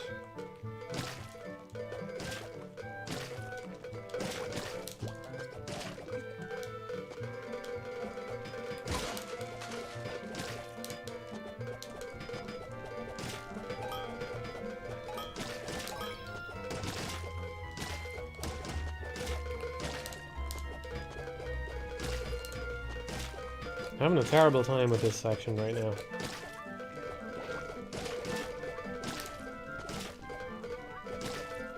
It's funny how... I mean, I know I'm having a bad time. This section really felt, when I first got to it, it really did feel like it's taking the piss. The game has just gone too far. And I know I'm not doing that well with it, but eventually, through a combination of suppressing fire is the best term I can think of to do it. It is really suppressing fire. But like suppressing fire and just fucking adaptation, mental adaptation to the movements of the things, it does actually get... You can kind of like track the foxes to a greater degree than you really think you're going to be able to when you first start doing this bit.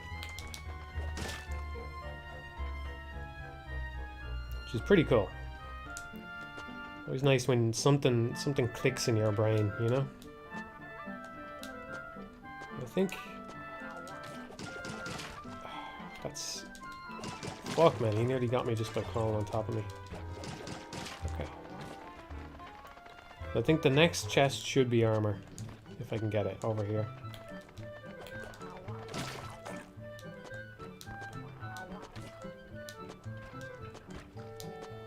Where is it? How do I get this? Oh, fuck. Oh, fuck. Fuck, fuck, fuck. What the fuck, man? How does this... How do you spawn this thing? Okay, right. There we go. Now, how do I get the armor? Get the fuck out of the way, asshole. God damn. Man, I love how brutal this game is. I know it kills me a lot, but... Brutal. Absolutely fucking merciless. It's fucking merciless, man. It's great. You switch... Look at this shit. You switch off for 1 second, and it's just... Oh, yeah. Well, you thought you could shoot this wall? No, there's a fucking wizard in the wall. Alright. Here we go again.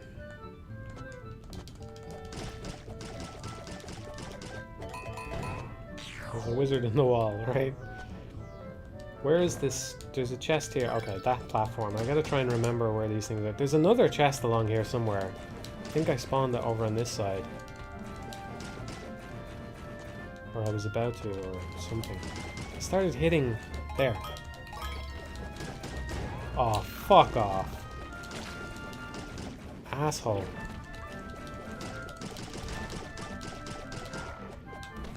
Okay. So I made it. Oh, I can get this now. Come on, come on, come on. Oh, look at that! I expect kudos, chat. Where's the kudos? Give the kudos to me right now.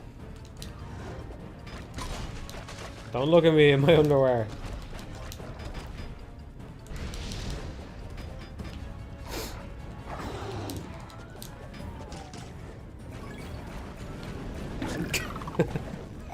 You give me poggers? Fuck off. I don't want poggers. I want kudos. Kudos. Pog champion. Kudos is very 2000. We say poggers now. Oh, God.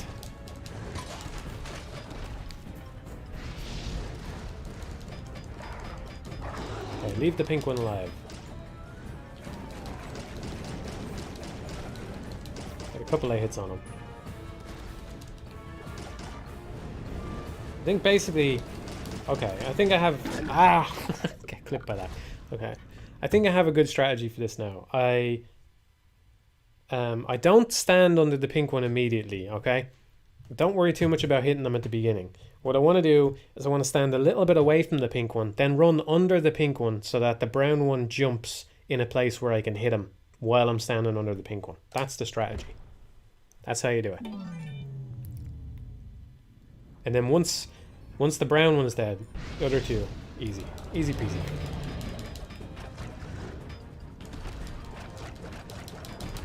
Oh, I'm lucky that didn't hit. So here, I want to stand here, and then I want to move like this. Perfect. Perfect. That's the strategy. So I stand here. Oh, fuck. Whatever, we're working out the kinks here. So stand here now. There we go. Ah, we got it now. Now we just gotta kill this yellow one.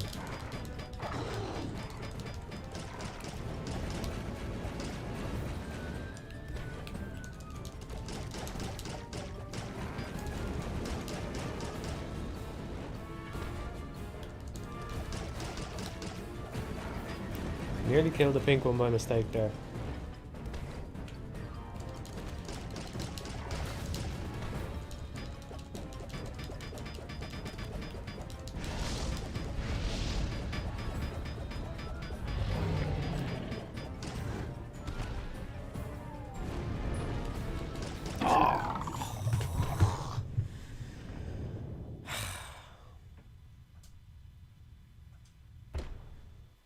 Okay, well, we've got the right strategy at least.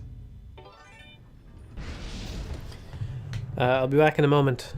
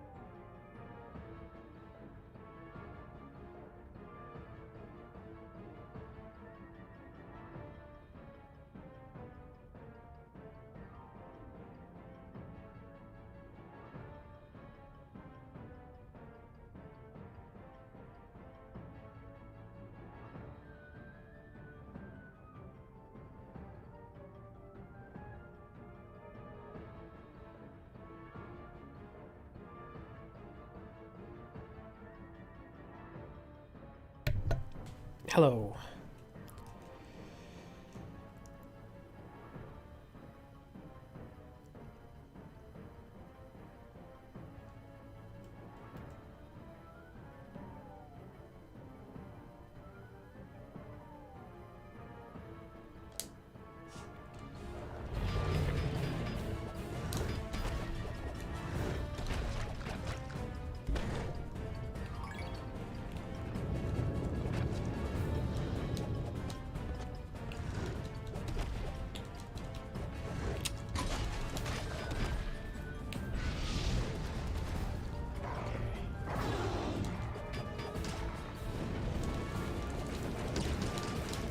This is definitely the strategy.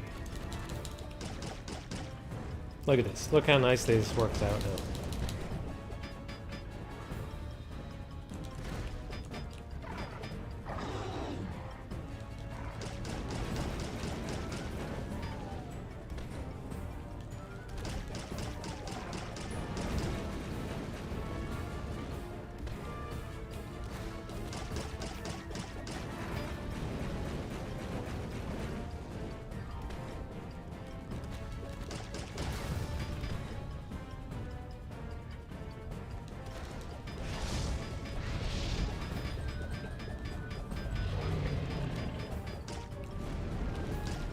That's what I was waiting for and everything.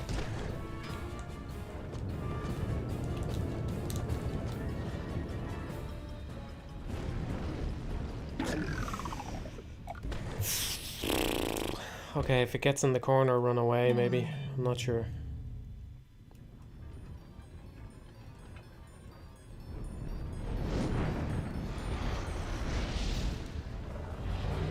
We're on David Cage again, are we?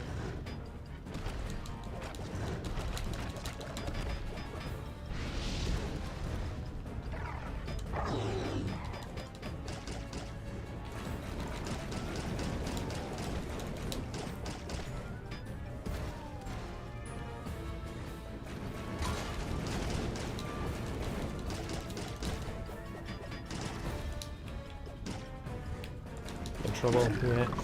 I was too underneath him. I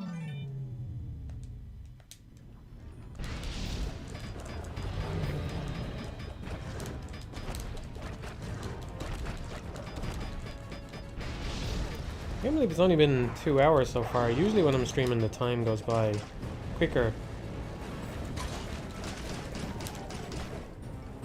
But I think last time I streamed it took me something like 3 hours to beat the game, right? So that even if I was to carry on, I'm like replaying a level now. Even if I was to carry on, that would still give me something like 2 hours, an hour and a half to beat it and do it faster than I did it last time on stream. I'm not expecting to do that, but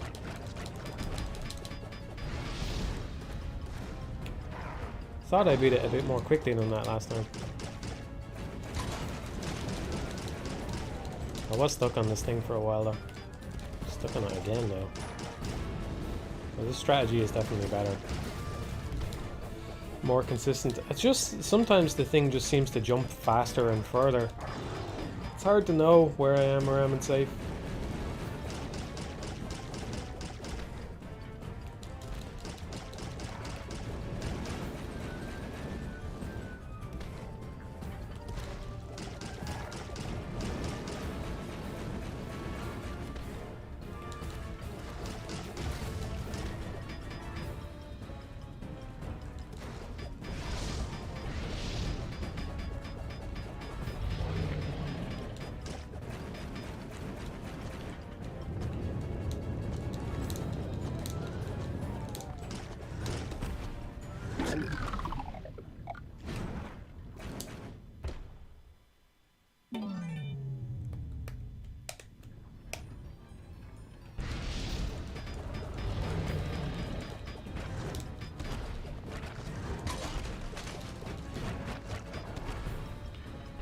Be nice if I didn't lose my armor straight away like that.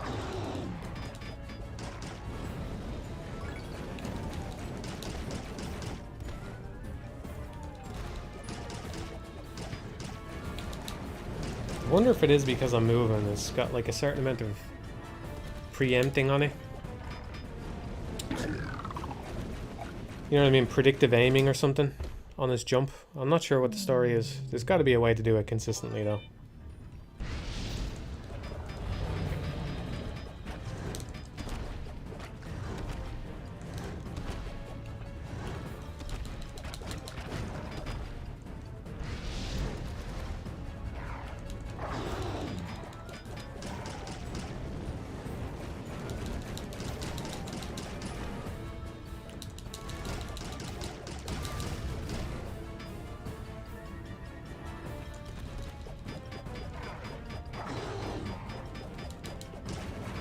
I can't believe I only got one dagger into that thing.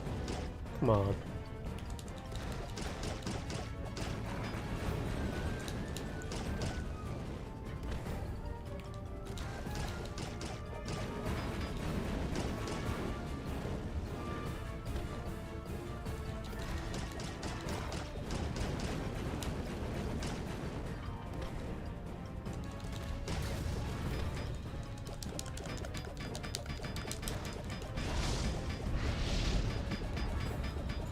Wonder how well this game controls with keyboard and mouse. Probably pretty good because it's all digital movement and stuff, so can't imagine there'd be many problems with it.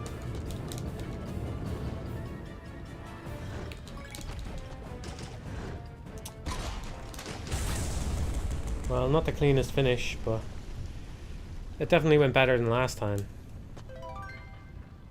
I'm tempted to do that level again. 17.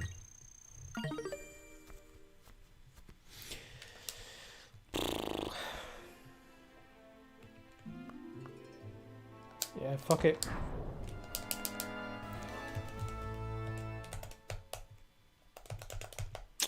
I asked and chat answered.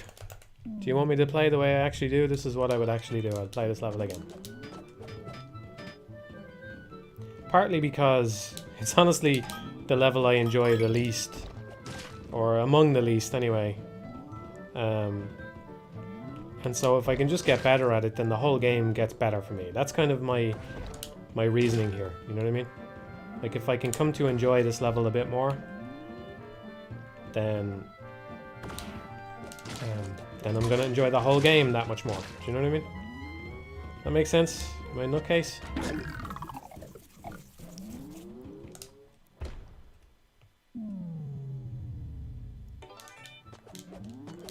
I never played the original Knights of the Old Republic, so no. And I don't really care about Star Wars. Well, you know, when they opened up with that, I mean, that show just couldn't have opened up any worse for me. I don't care about Star Wars. I think Star Wars is overexposed. There's too much of it. And the world, frankly, just isn't that interesting to me. Fair enough if you disagree. Like, I can see that there's things to it that, you know, you might care about. Like, lightsabers and, you know, fucking the Force and all that. I'm not saying it's a totally shit setting or anything like that. I can understand why someone would like it, but I just don't. So there's that, and then it's a fucking remake, and also it's a CGI trailer with nothing in it. It's just a fucking triple whammy of boredom for me. I was just blown away by how bad that thing started, you know?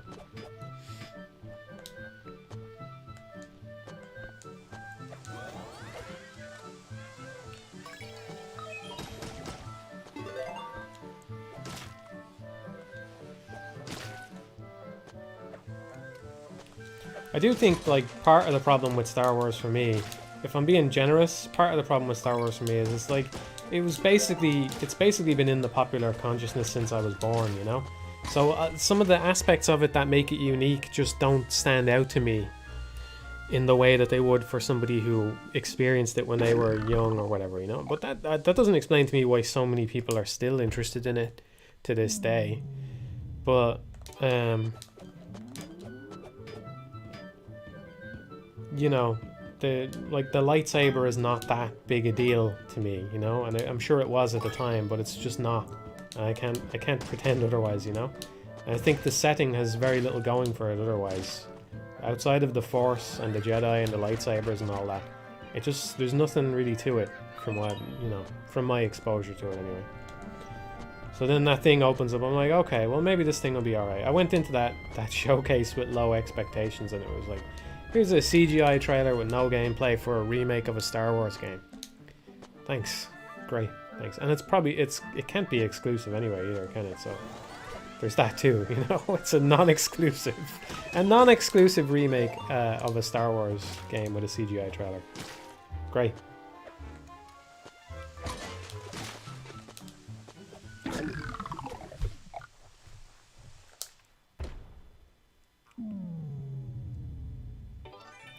There were lots of really good Star Wars video games released in the 90s and the early 2000s. There was one I enjoyed playing. I think it was a mostly combat focused one. I don't know if I would like it today, but when I was a kid I liked it. Like, very combat focused. I'm not sure which one it was. If somebody said the name I might get it, but it kind of, the closest analog I can think of is it reminds me of those Lord of the Rings games that were on the PS2, you know?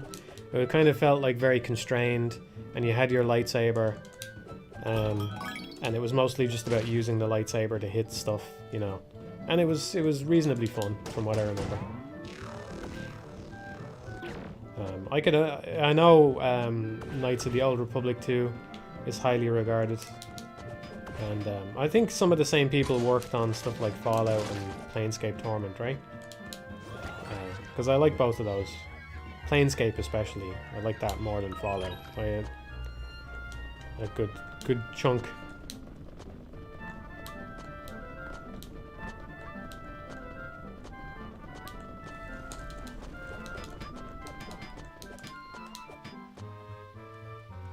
Jedi Knight Academy, Jedi Power Battles. I think it was Jedi Power Battles that I played.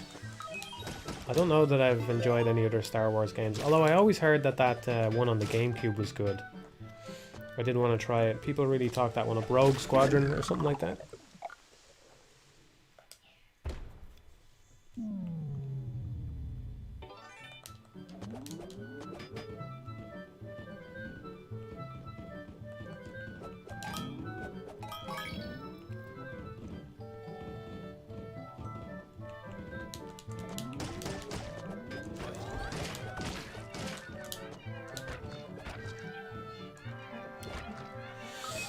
So yeah, I don't know. It's not for me. It's just not for me.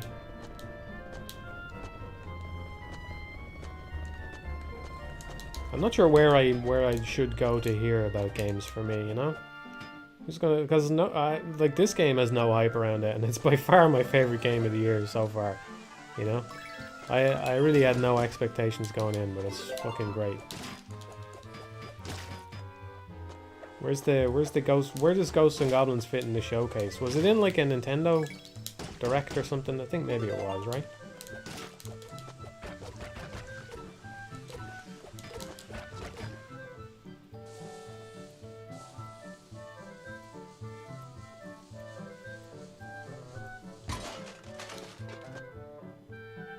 Yeah, it was in a Nintendo Direct, and I shit talked it.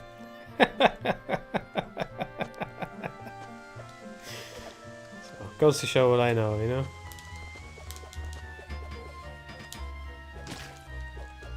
This chat does seem to give good recommendations. Yeah, I'll always be grateful for those of you that push me back to Rain World. I like I said, I hadn't written it off, you know, but I don't think I would have got back to it as soon as I did, if not for a couple of people in the chat pushing me on it again.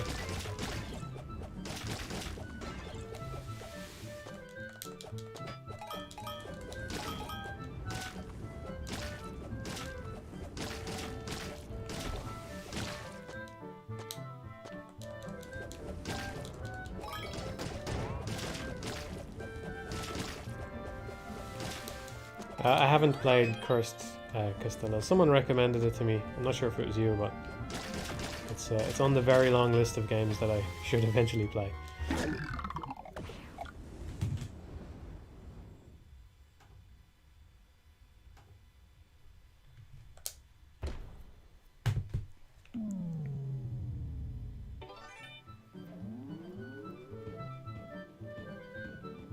I feel like I'm doing even worse now. I'm gonna, yeah, like I said, I'm going to play how I actually would. This is the point where I would give up. I think I have hit some kind of fatigue with that stage where it's not going to get better for now. I need to refresh, play a different stage, come back to it later.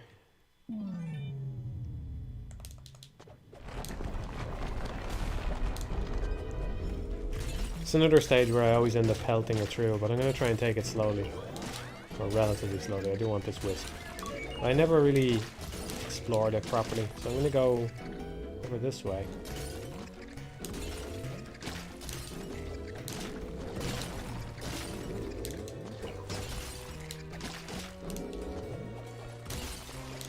Just waiting for that guy to swoop, that's all.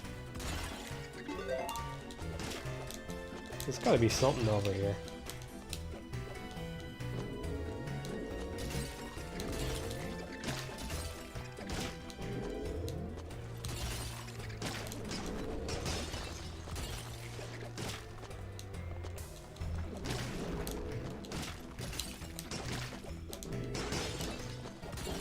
Where are the things, man? There's gotta be something. What's my reward for going over here? Because this is out of the way, basically. Maybe it's just a slightly safer but longer path. No, I'm not seeing anything. Alright, carry on.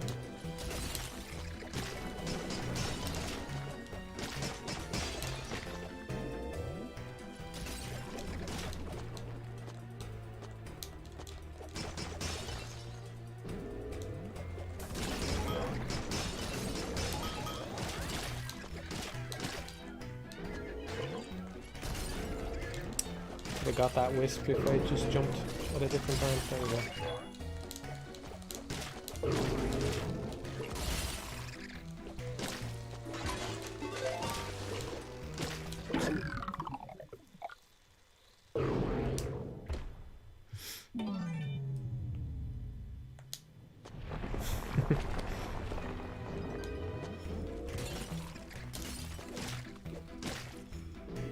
Let's try a different path this time.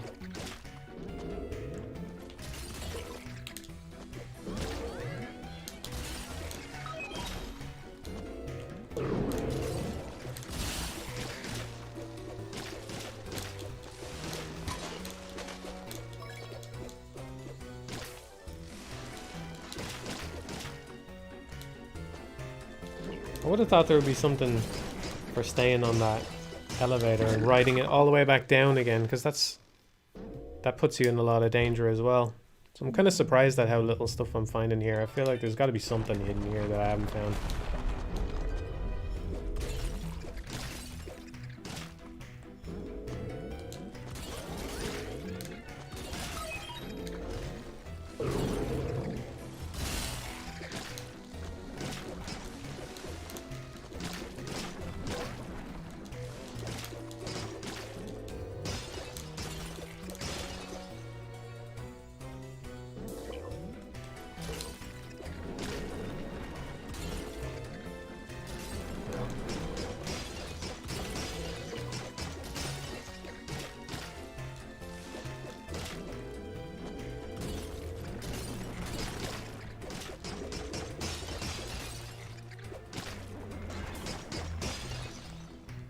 Nothing?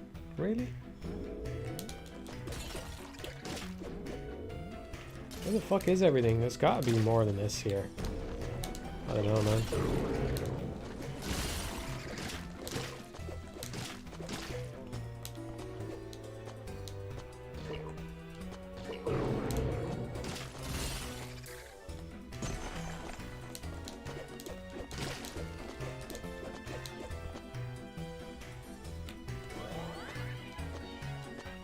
Pretty sure a chest spawned while the platform was at the bottom. Okay, I missed that.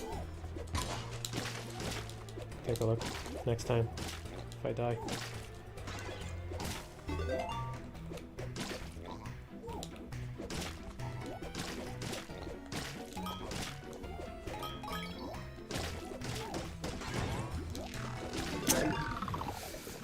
I wasn't prepared for that to be a wizard. That's what got me there. Thinking at worst it was a weapon. I didn't even consider the possibility it was a wizard. So when I took the platform down to the bottom, yeah, I feel like there's something that spawns over on the right. I think I got it maybe the very first time I did this level or something. Something down there on the bottom right.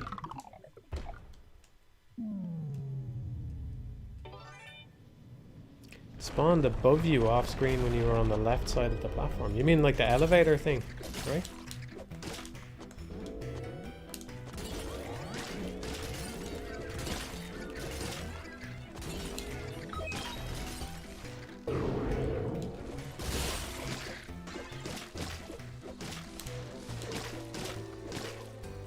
Oh, there it is. I see it. I see it.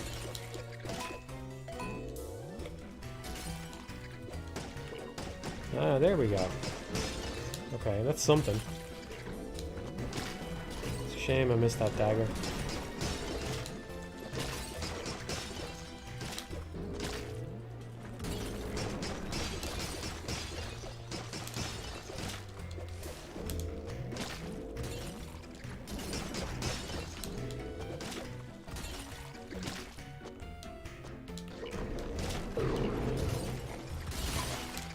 Whoa, I missed what hit me there. I didn't see it at all.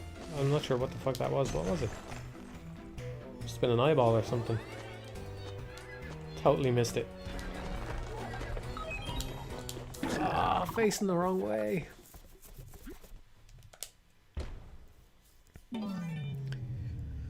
The green spark means that it's going to spawn a... If you hit it multiple times, it'll spawn a wizard. So that's not good. If it's a gold spark, it's good. I didn't see that either, though. I would have noticed it Bab sound, but...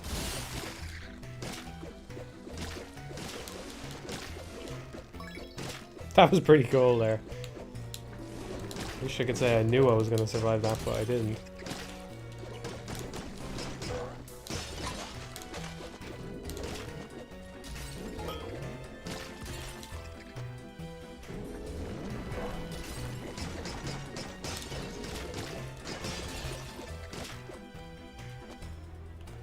Kudos. Thank you.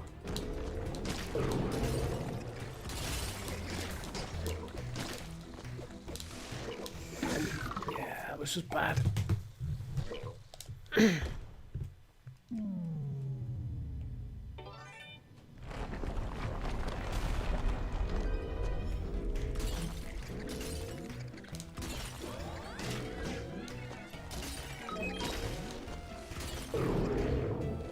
might be worth, yeah, I'm seeing a different path here. It might be worth waiting for the elevator to come back down, then just taking it up. And that way I can spawn the chest without having to stay on it for so long and go down into that big circle of little guys. Little devils, whatever they are. Fuck. Oh! Ho, ho, ho, ho, ho. Oh! Oh!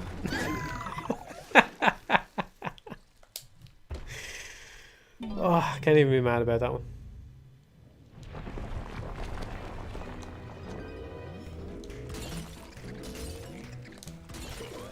Oh, he was shooting at me off screen.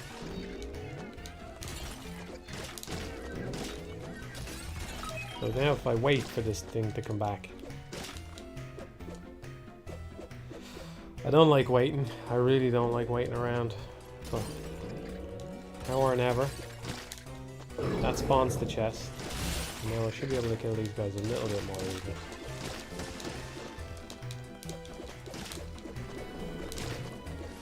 Whatever it'll do.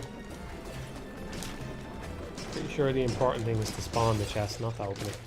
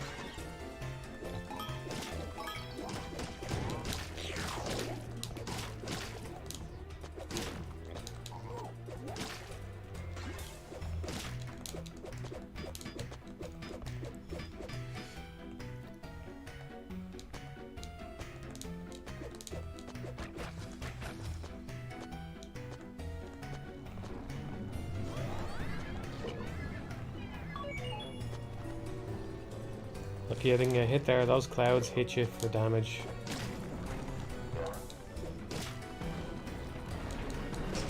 There's a chest down here as well.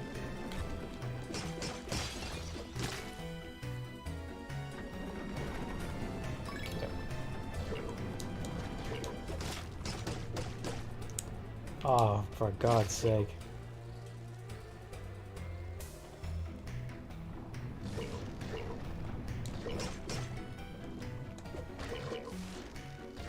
Ah, come on.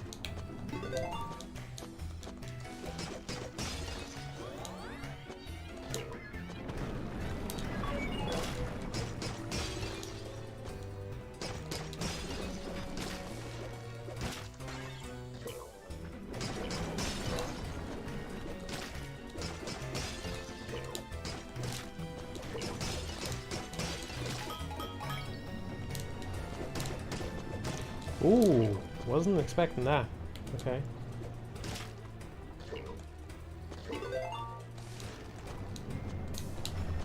Nice. Got a bunch of wisps and chests. Oh, oh, I was looking at the chat for a second. I said, turn around, there's an icicle like 1 inch from Arthur. My God. Alright.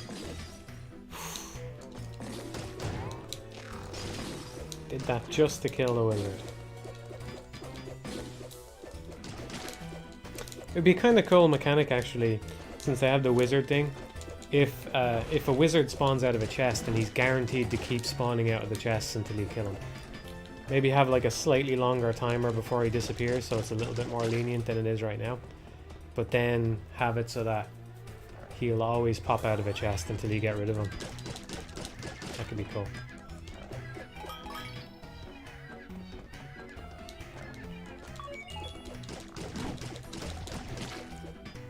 How many gold armors is that now? Look at that.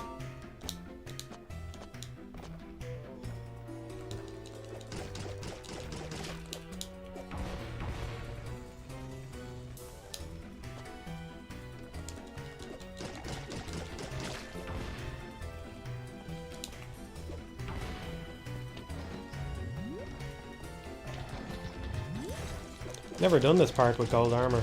Hopefully I can keep it.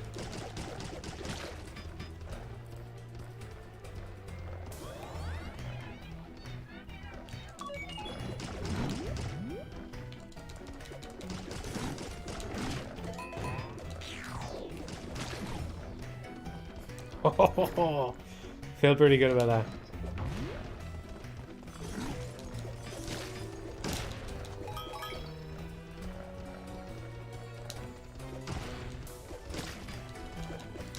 Oh, careful.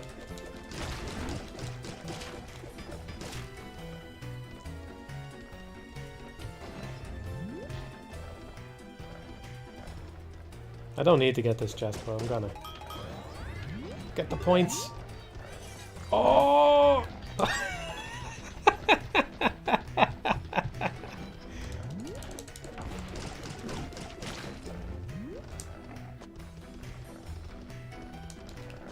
Wow.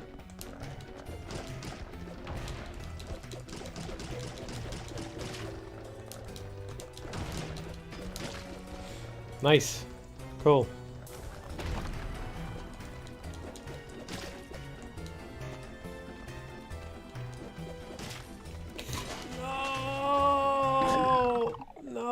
Chat was starting to think I was cool. No. Oh. Oh, that sucked. That was a good run. That was a good run.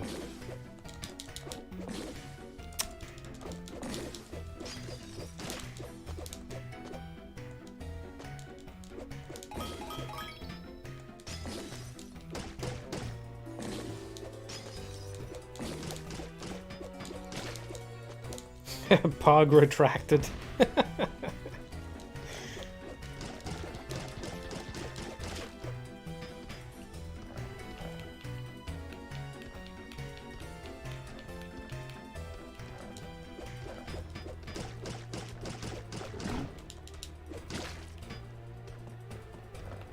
The gold armor really makes those guys much easier. Because once they get right over you, they throw a thing. And I'm impatient, you know, so I don't like to just stand there. I don't like to stop shooting and move away. For fuck's sake! Fuck off!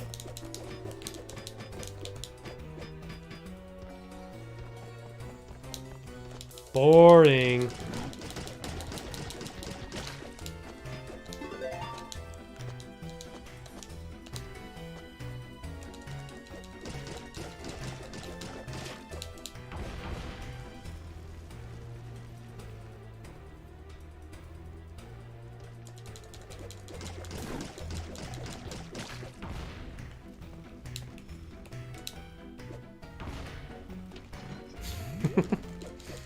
Yeah, somebody else can break the bad news about the video for once.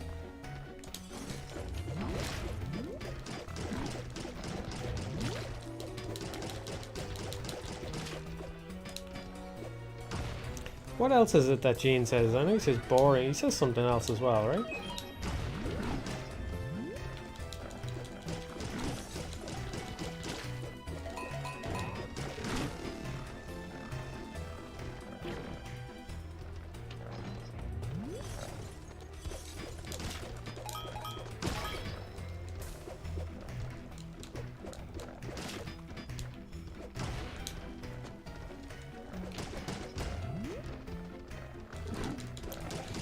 Too close, yeah.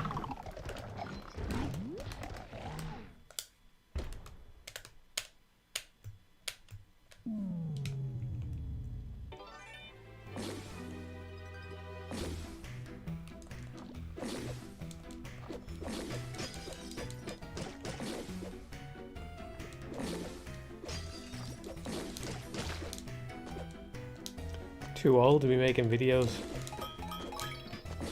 Videos have changed.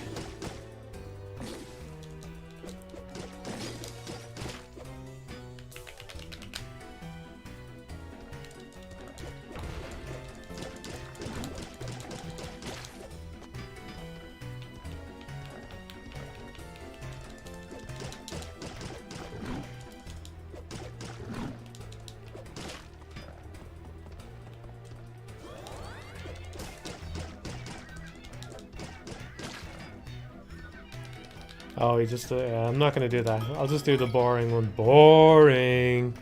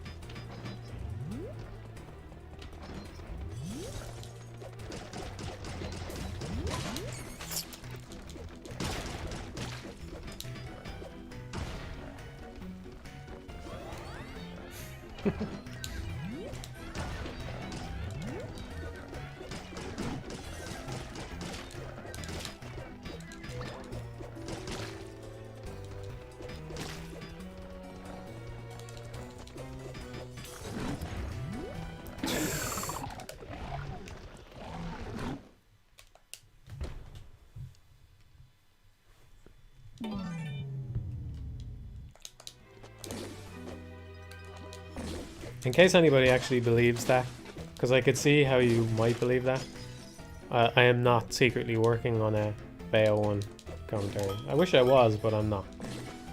I don't have the time for that right now. I would like to play some more Bayo soon though.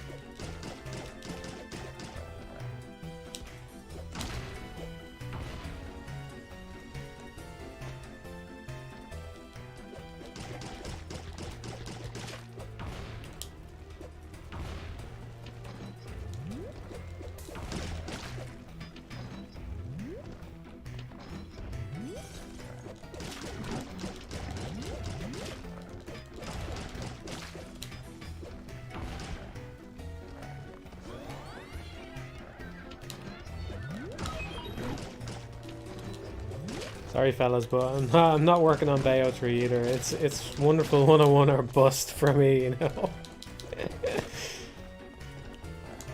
Imagine that. If they were like, hey, you know, you want to give feedback on Bayo, I'd be like, nah. what can I do for the wonderful 101 instead?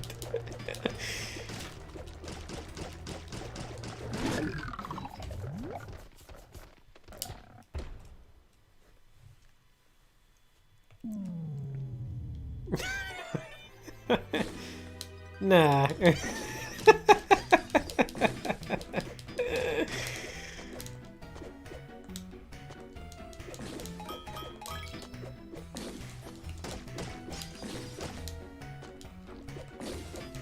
Oh, I was mashing too hard. Mashed. I fat fingered it. I'm not accepting that one. Bad input.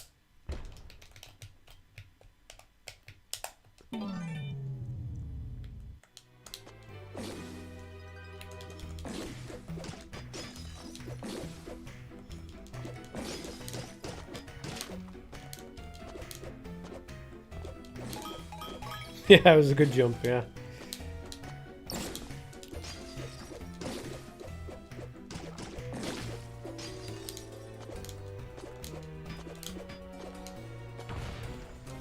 But you see, you don't understand. You don't understand the, you don't understand Wonderfuls. You don't understand it. Someone said, looks cool, but I think it could use more Wonder Red. Yeah, but what you're not understanding there, Wonder Red is just a title. Do you understand? Do you understand? Yes, there must be a Wonder Red, but it doesn't have to be Will Wedgwood. That's not the point, man. Okay? That's not the point. You don't get it. You just don't get it like I do.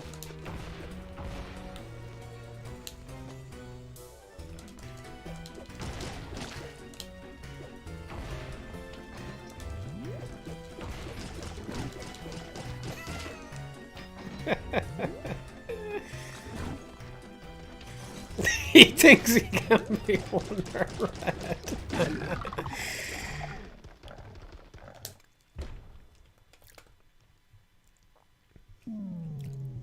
His Wonder Red is symbol. He's not.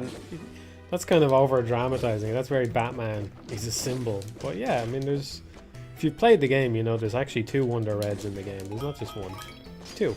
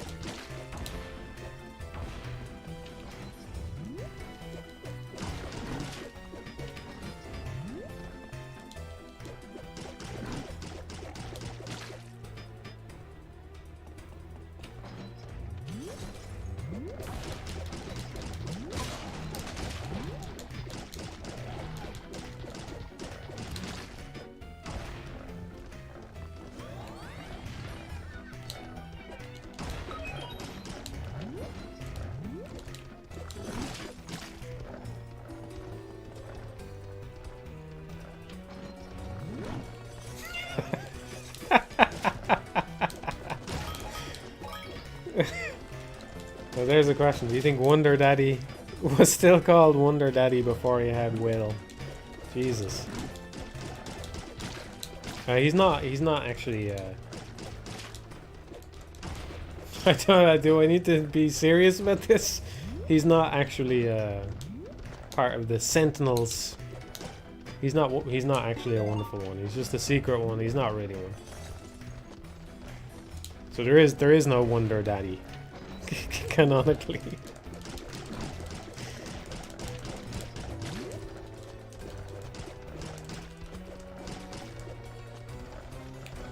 He has a GDA outfit on in the cutscene. He's a pilot or something like that. He's not actually He was never one of the wonderful ones.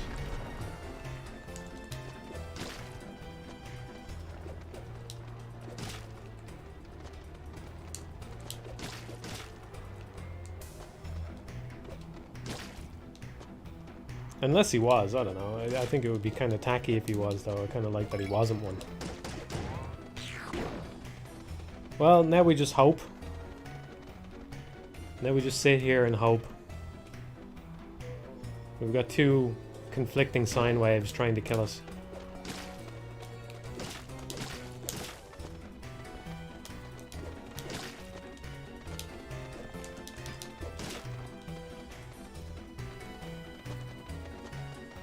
And yeah, I'm gonna try and grab this wisp, because why not?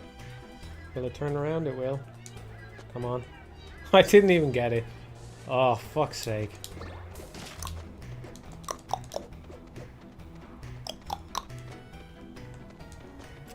Alright, whatever, I tried.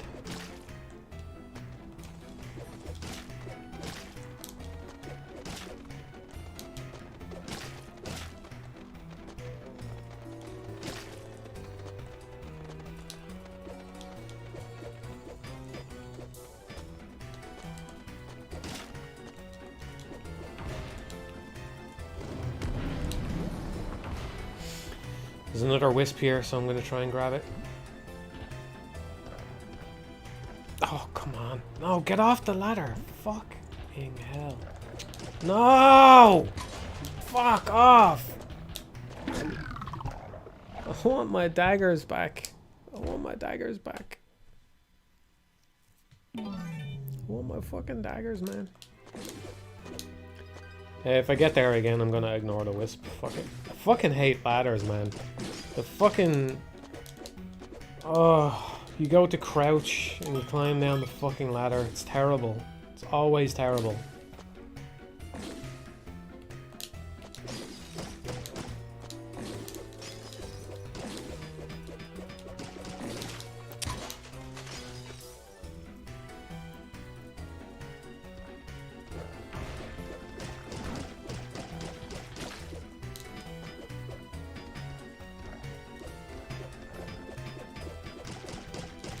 I already knew you came here for the commentary and bants. I just feel obligated to try and make the game somewhat interesting as well, you know? In this case, like I said at the start, although most of you probably weren't there because it was a few hours ago, but I said I was just going to be playing this game anyway, so I might as well stream it, you know? That's all. Thank you. Fucking dagger. About time.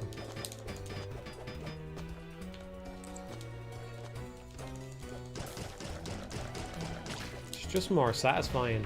It's the best weapon and it's also the most satisfying to use.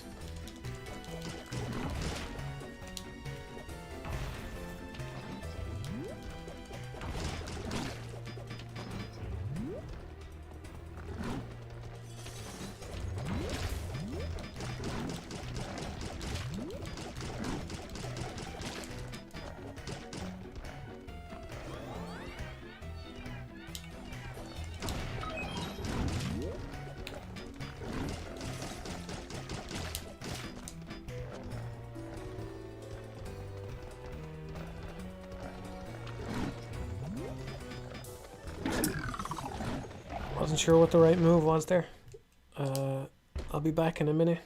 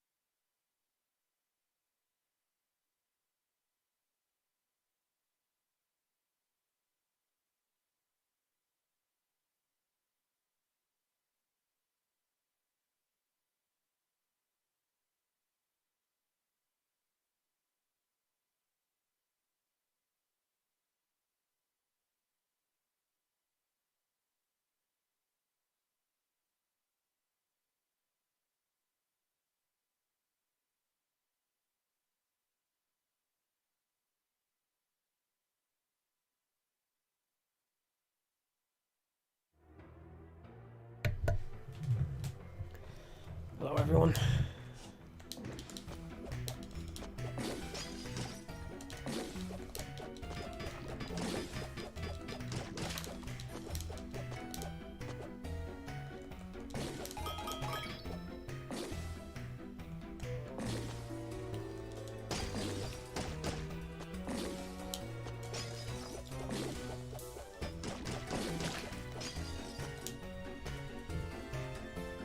Yeah, I still don't know if I want to watch the Sopranos movie or not, because I like the show so much. If the movie turns out to be bad, then maybe I'm just better off not having seen it. You know, I watched the new Evangelion films as well, and I don't know if I should have.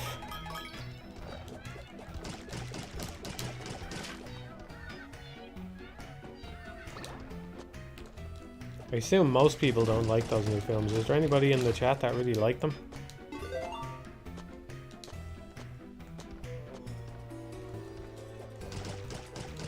New Eva is great. No, I don't see it. Do not see it.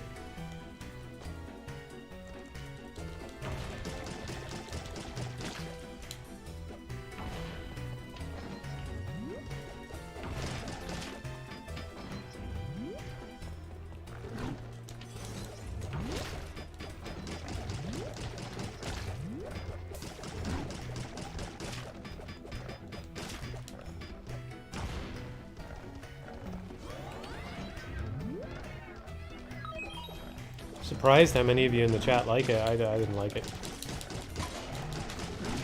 I really wanted to, but just didn't like it.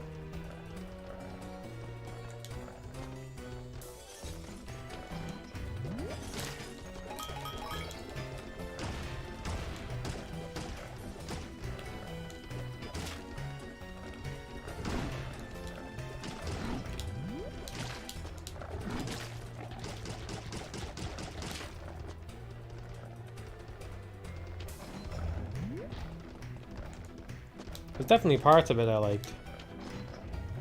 You know, I like the, I suppose it's a bit of a spoiler, but in the last film, the village stuff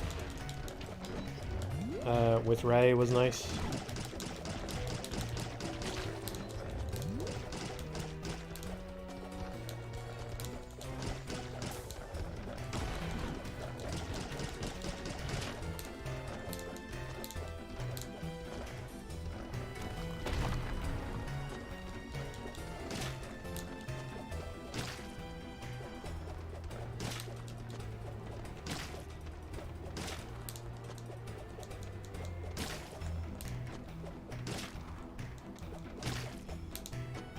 Maybe the wizard appears if you skip a chest. Maybe there's something to that, or I don't know. Is there a criteria, I'm wondering? I feel like I get wizards out of that way more often. Maybe maybe different chests just have different probability stuff. The best way to get that wisp is just to fall straight for it, rather than waiting for it to come back out. This just introduces a chance to miss it.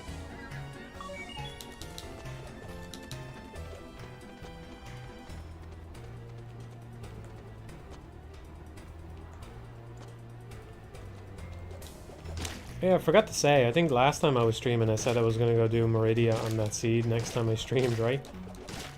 I was fucking dreading it. I was just saying, like, I was thinking, oh, maybe I should stream. I'm like, no, I gotta go do Meridia. Just gave up on it. I don't want it. I think if I go back in on that thing the back way, if I go in the back way, maybe it'll be there, maybe it'll be easy enough to get to. Where is this fucking thing? I know there's one up here somewhere.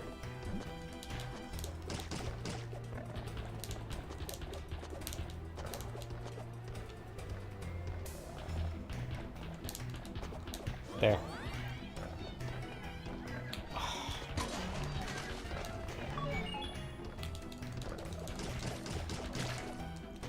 I got it at least. No, Dread. Yeah, I didn't mean it well. Maybe it was a subconscious thing. Dread. Probably was. Yeah, I don't think Dread will be better than Super Metroid, but it's shaping up. It looks, from what I've seen, it looks pretty good. I doubt it'll be better than Super Metroid, though. I don't know. I don't think it'll have the kind of movement that I would really hope for out of a Metroid game, having dug a bit deeper into Super Metroid, you know? I think that's one of the things that still makes it remarkable after all these years. But you go and play Samus Returns and it's just like, if you try and do a wall jump, you're locked into this really rigid fixed arc on it. It's just the exact opposite of how things work in Super Metroid, you know? Super Metroid is just way more freeform, it's way more like lenient and willing to let you do the odd thing that you're not supposed to, you know?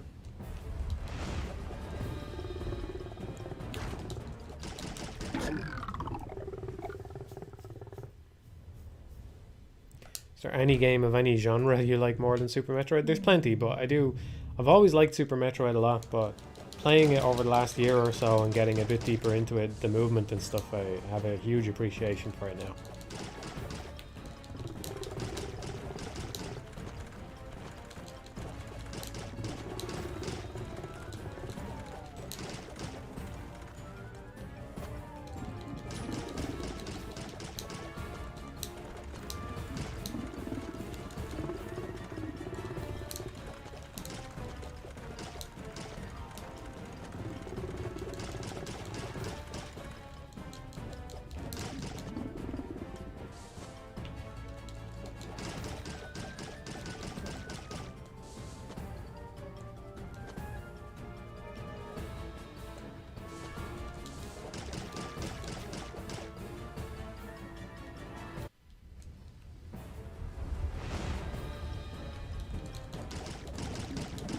I like that curve pattern.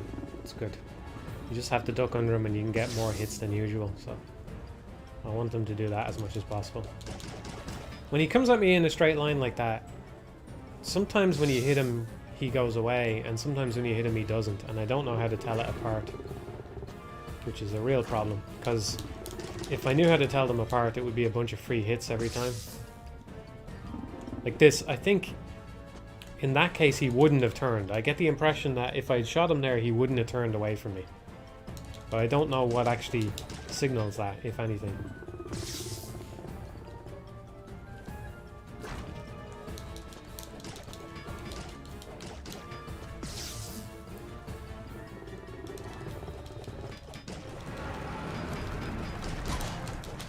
Asshole. Fucking asshole, just go straight through me like that.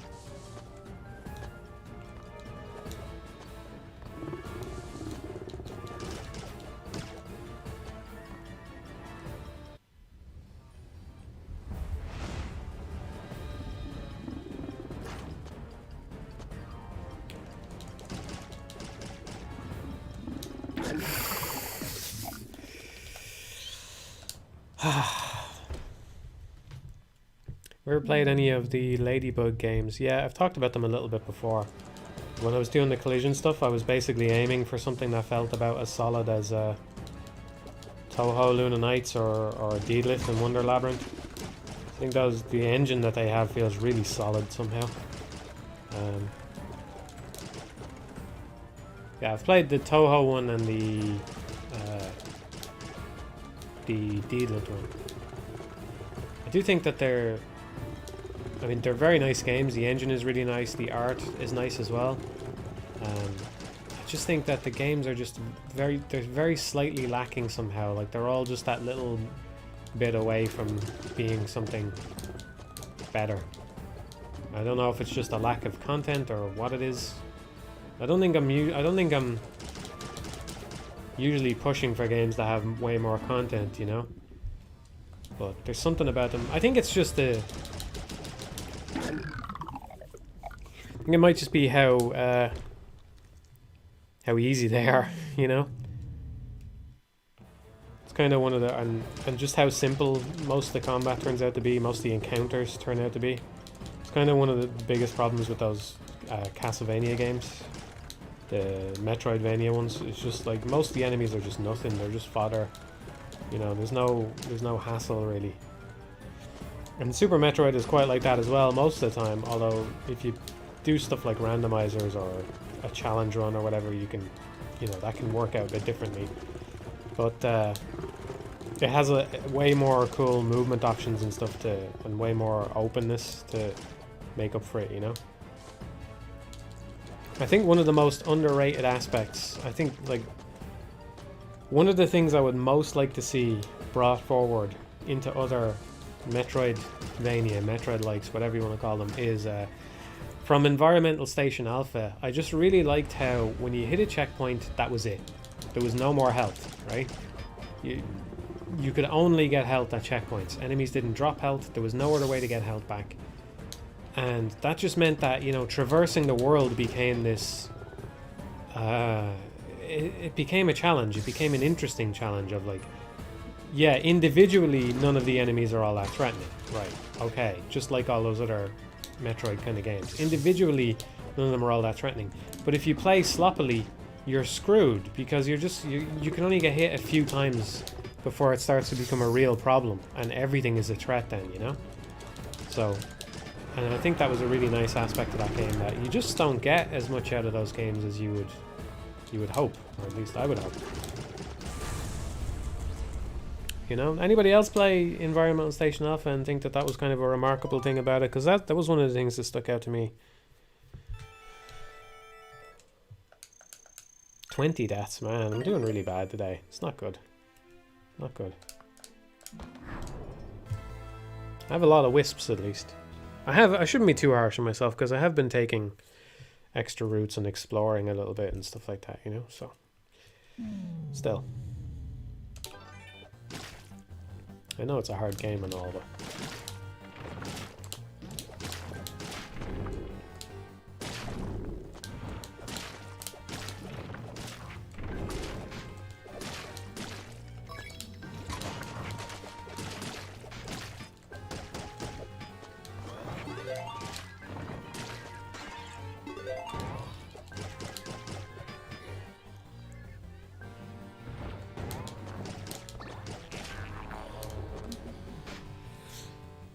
I would like to go back to Alien Soldier, yeah. I would also like to stream this one more, though, if it's not too boring. Like, I know you're here for the hangout, and to hear me complain about the latest Sony conference and all that, I know.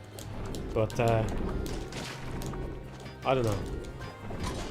Is this a decent one to play repetitively? Because I think I would like to do that. I think I'd be up for it.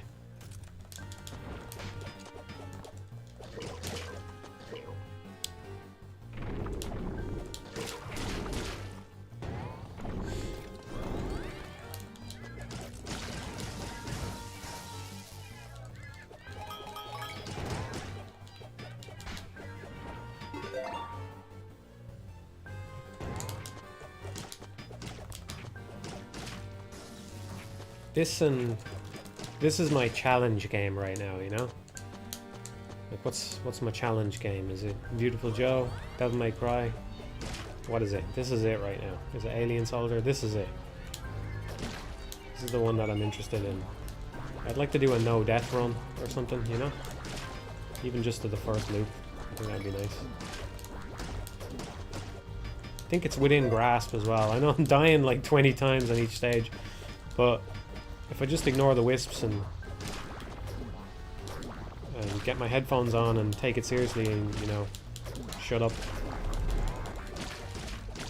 could see it being within reach.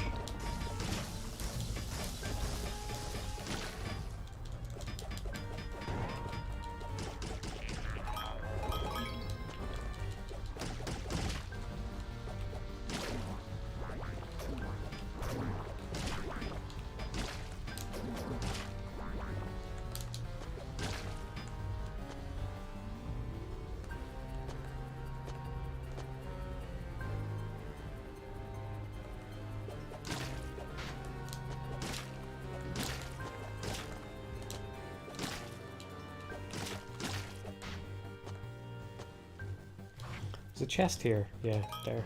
I'll wait until all the bats are gone.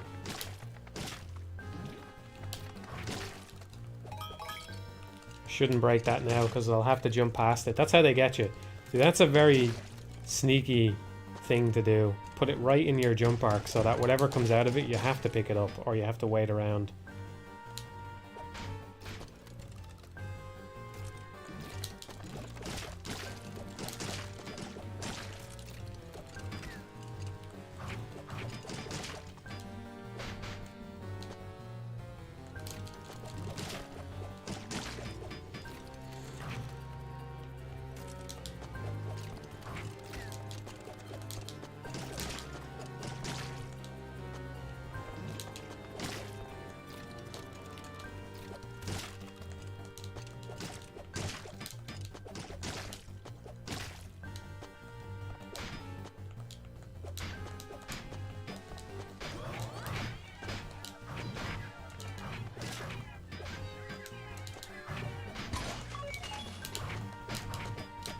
Ah, that's okay. It's okay. It's all practice.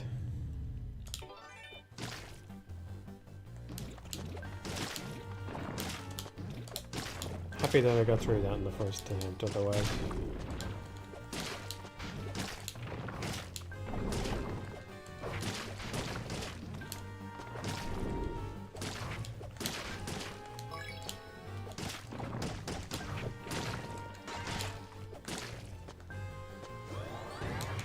Oh, I missed that the first time. Okay.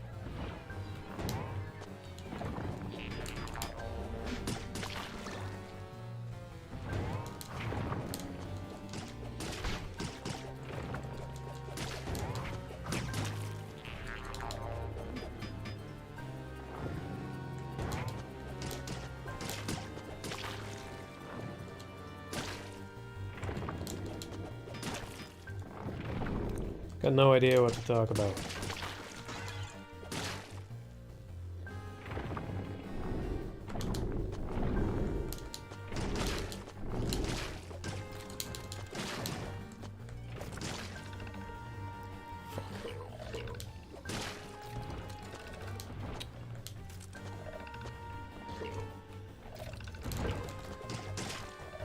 This feels like Schrodinger's fucking firebrand or something. He seems to like to appear in the first place you could see him.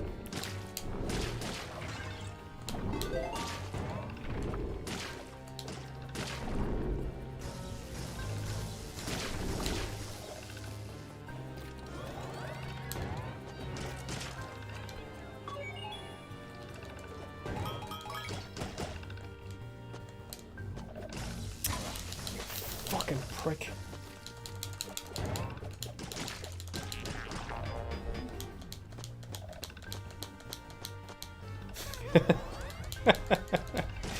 Talk about underrated Kamiya games on the Wii U. Lots to choose from there.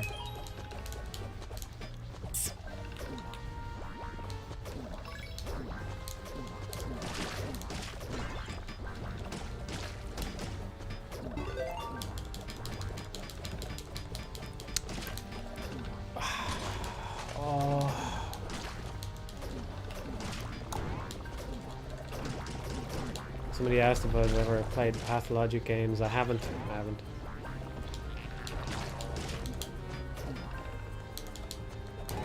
How many times have I been asked that on stream? It's weird because it's like it's just, you're trapped between a rock and a hard place, which, you know, visuals on screen obviously influencing my metaphor, but It's just like when somebody asks, have I played something, which I've answered many times, it's either you can be rude to them by saying nothing and just, you know, or you can be rude to everybody else by wasting their time answering a question you've already answered many times. I don't mean to be a dick, I'm just saying. I know, you know, just not here for their streams or whatever. But yeah, Pathologic, I mean, I know a lot of people like it. It seems like the kind of thing I could be into, but I did try the first one a little bit and I wasn't into it at the time. And I've never gone back to them since then. Not ruling it out though, maybe someday. Well, it feels kind of like a waste of time for other viewers, you know? Like if there's somebody who watches all these streams, then they've heard me answer that question like 10 times by now, I would say. Because it is one that I get asked about a lot, you know?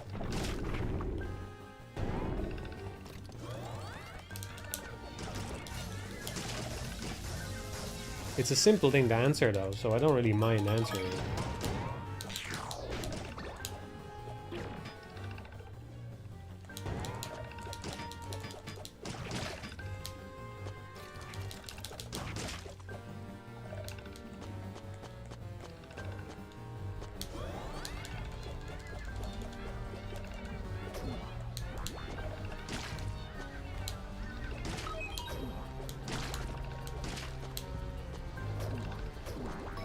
Play my cards right here. This is gold armor. Yep. Nice try.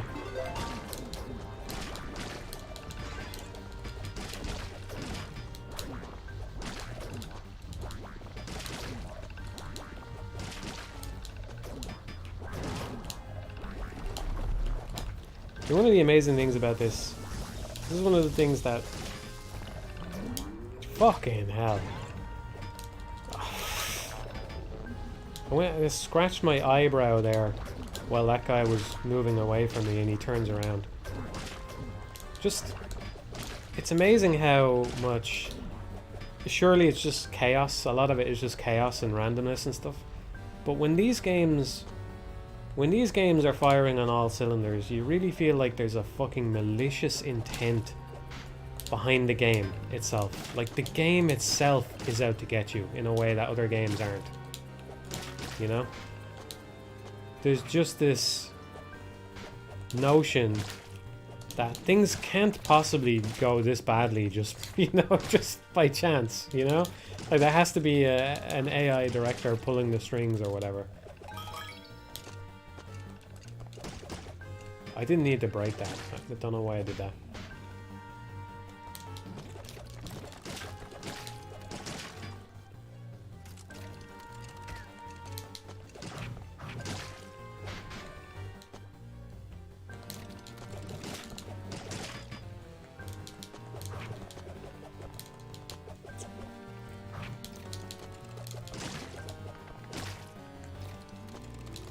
Jumps are deceptively hard when you don't have light, by the way.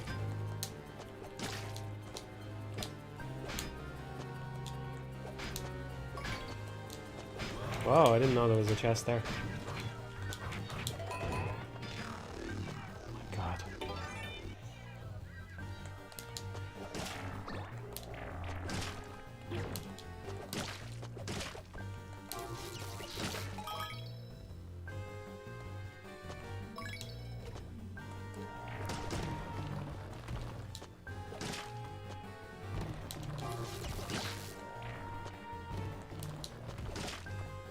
Nice to have gold armor here, but you can usually get gold armor in a minute from the checkpoint, so this isn't really going to play any differently. If you get all the chests, there's one coming up here. That one has gold armor. I don't need to break it though.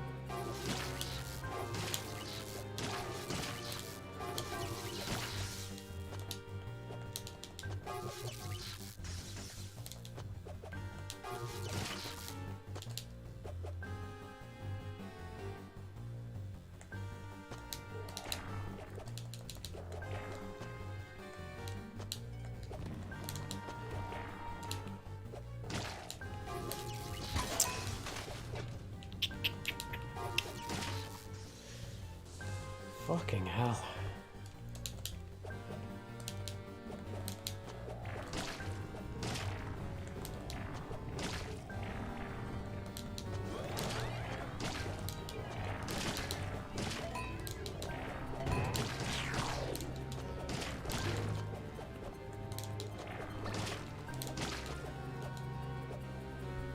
There's a gold chest there somewhere, but I don't know the exact place.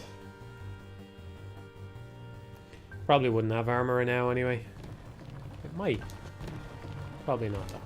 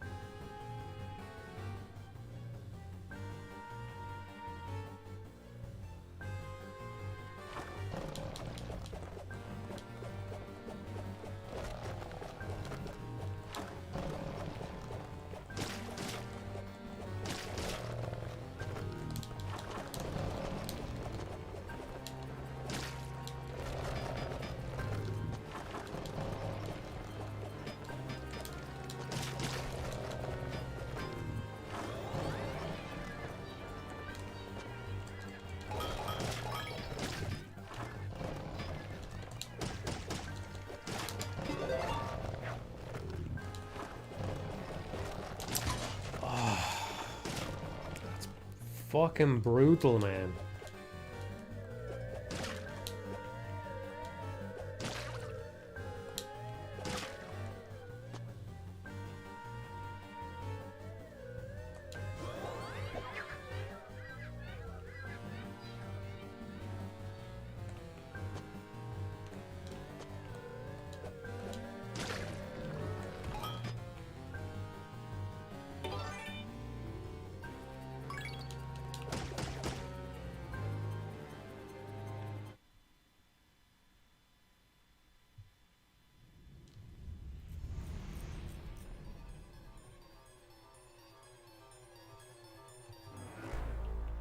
What's all the good looks about? I missed it.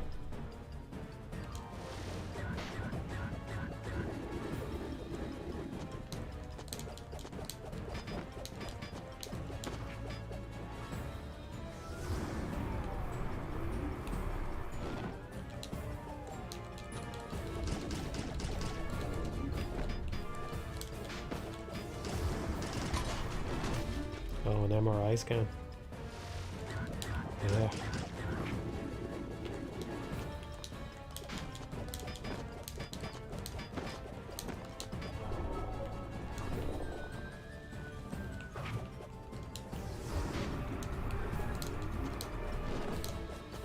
Don't know what's sadder than good luck either.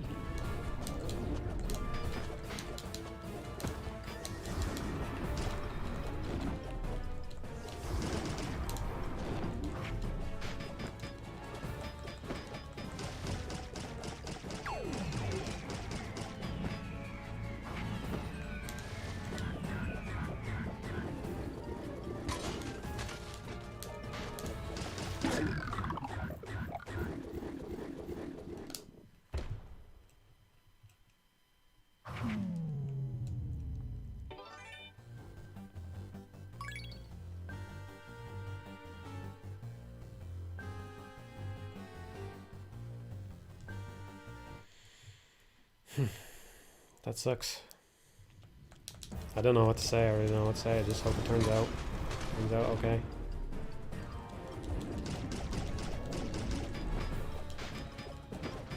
Sure, whatever happens, or you know, if whatever happens or doesn't happen, the doctors will do everything they can. So, just got to leave it in their hands, you know.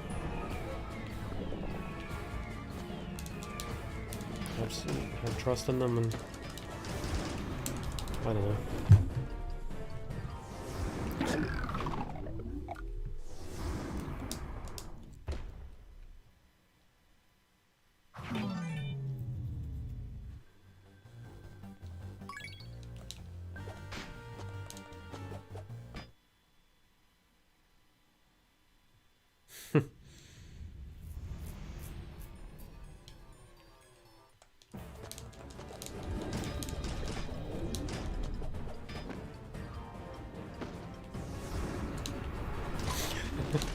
I will personally hold the doctors responsible, yeah.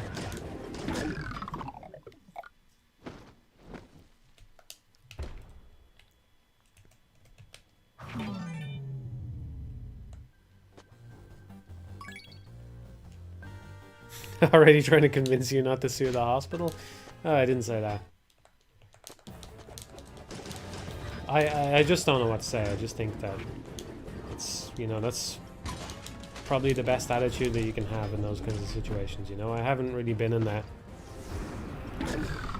situation myself, thankfully, but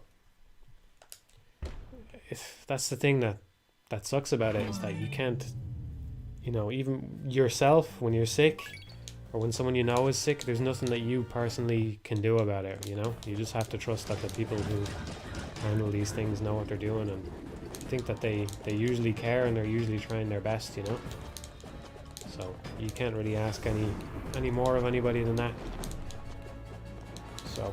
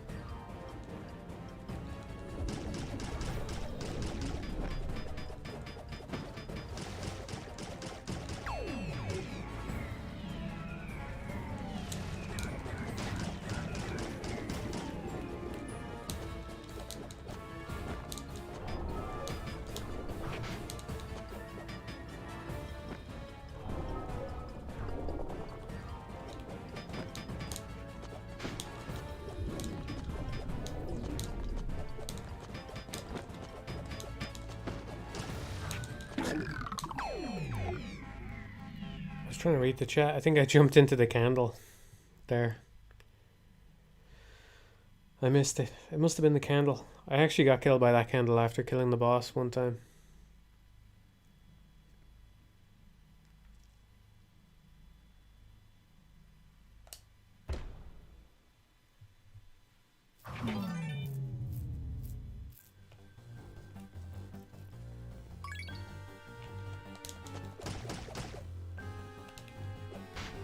I don't think they changed anything. I'm on the Switch version and they're the same. So.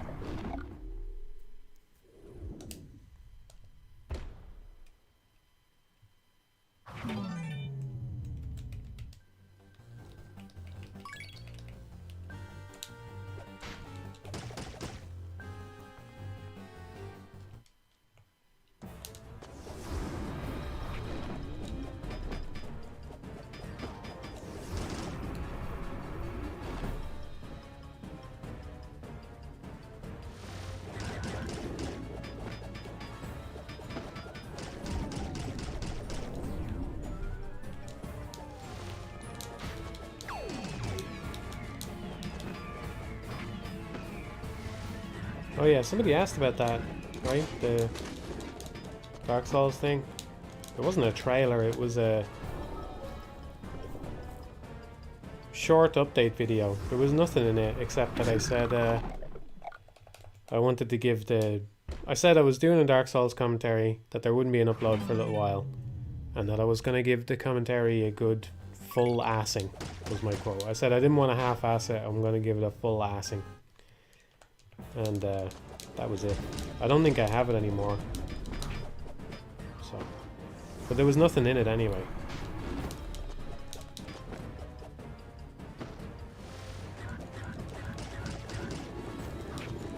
You know, nowadays I probably would have backed it up. Like I backed up that Kickstarter one. But it was only like a couple of minutes long.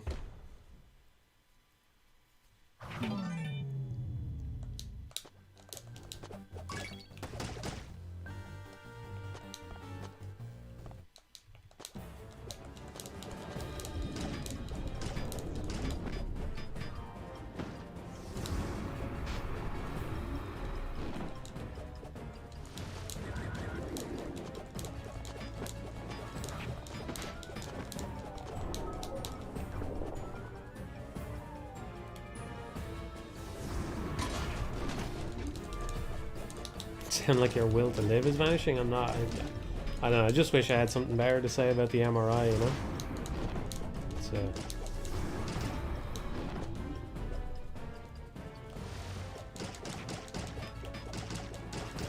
I don't know. Be nice to have some optimism to share somehow, but I don't know. I don't know.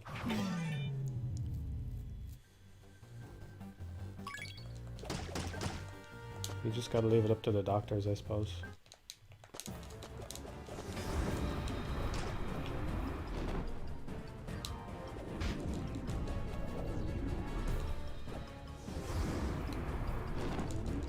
Because we live in a pretty strange time as far as people go.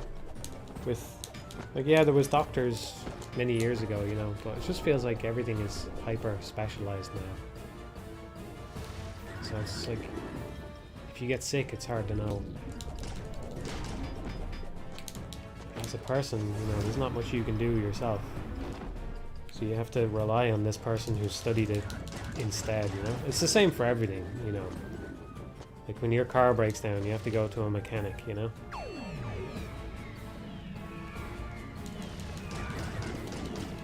But it's like,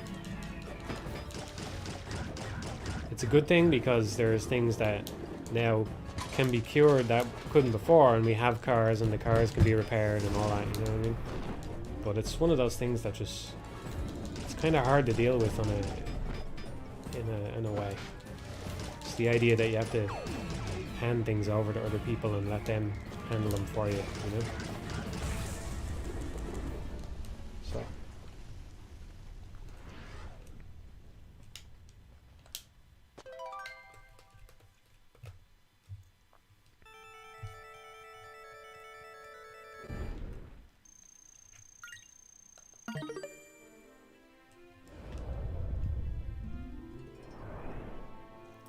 Humanity's greatest strength is its ability to hyper-specialize. Yeah, I can kind of see that being true. Yeah. See that being true. I hope it works out for ST as well. A lot of respect for doctors.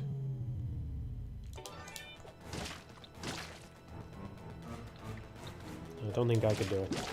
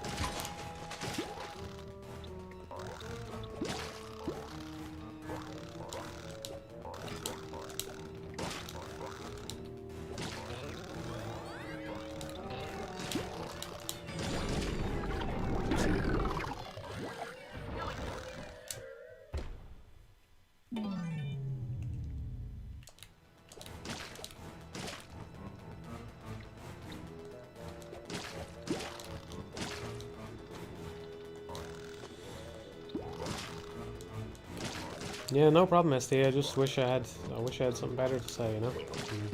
It's horrible, it sounds horrible. Sounds like a horrible experience. I hope it doesn't work out to be horrible in the end, you know? These things can...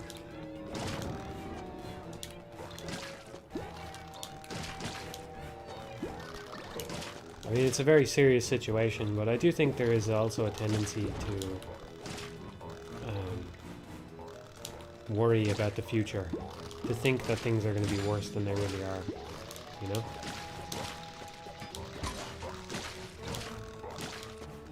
So, just try not to jump to any conclusions or anything, I suppose, I would say.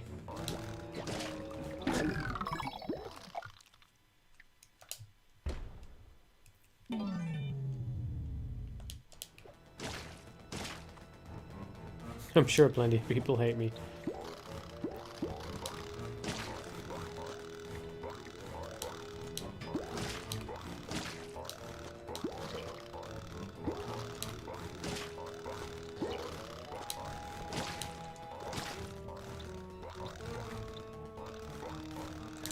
Yeah, the only reason anybody tunes in is to watch me suffer, you know?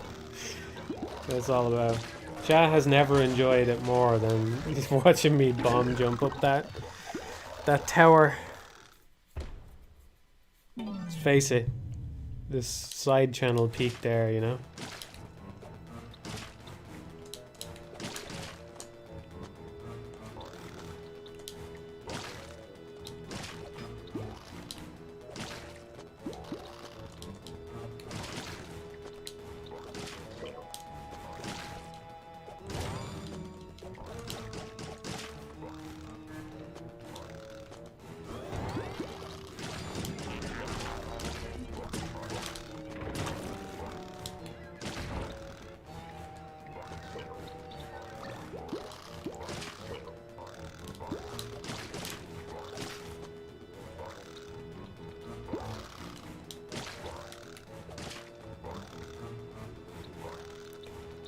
More sadist than actually hateful. Isn't that worse in a way?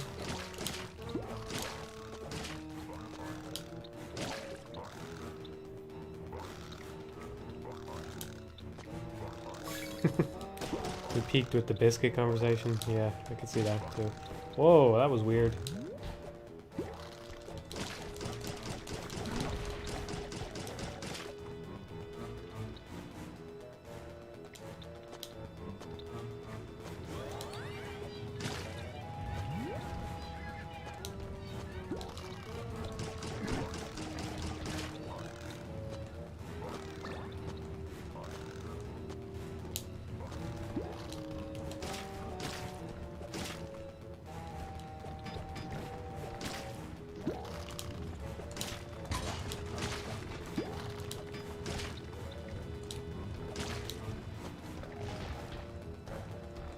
Is he actually gonna fall down on top of me? This guy? Oh, looks okay.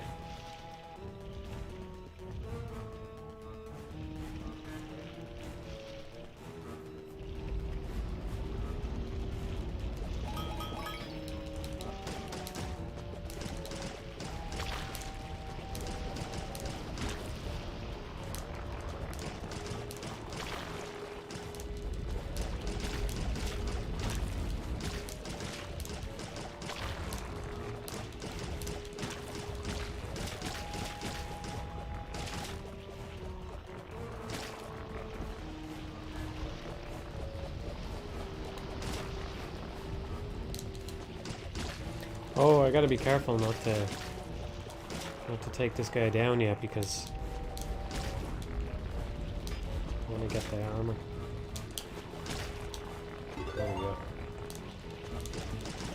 Alright. Back on track.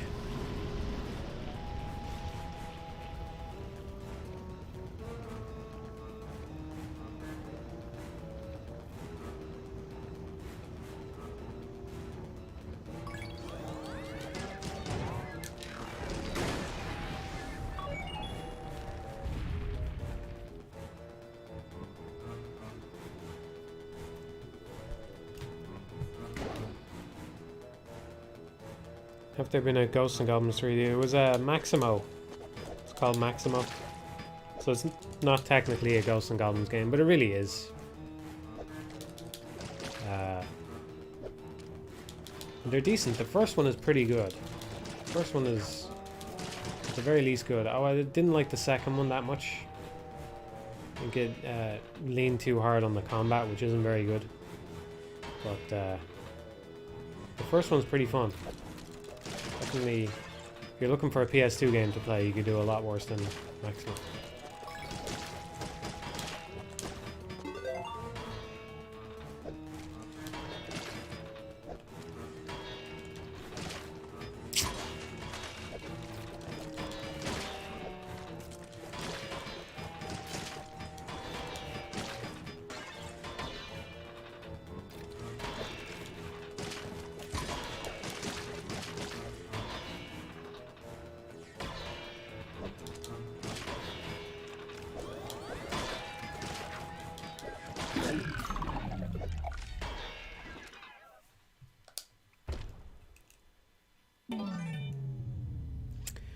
The evil chest opens up a kind of portal thing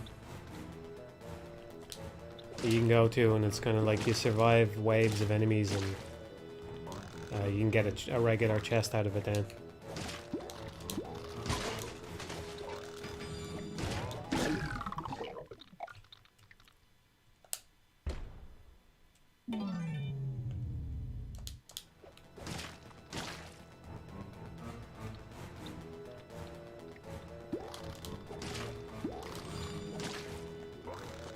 Oh, you mean 3D is in... I think I missed that. Somebody's talking about 3D Shinobi games? You mean a side-scrolling Ghosts and Goblins with 3D graphics? Is that what you mean? I don't think... Well, the PSP one, I think.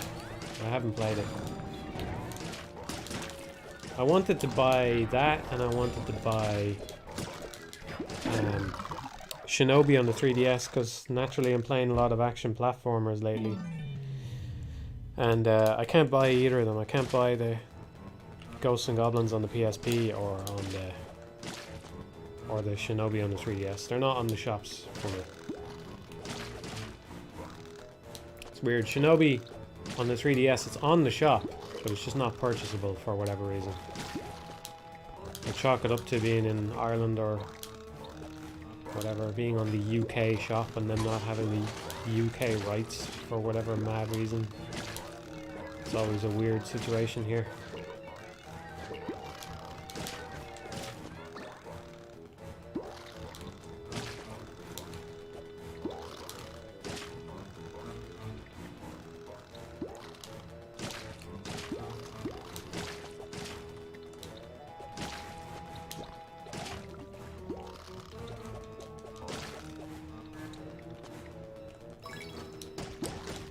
Nightshade was better than Shinobi. Yeah, well, I'm not really looking for a 3D game right now. But yeah, I plan to play Nightshade. I finished Shinobi on the PS2, which I'm assuming most people who try it do not actually do, because it's fucking brutally hard. Absolutely brutally hard.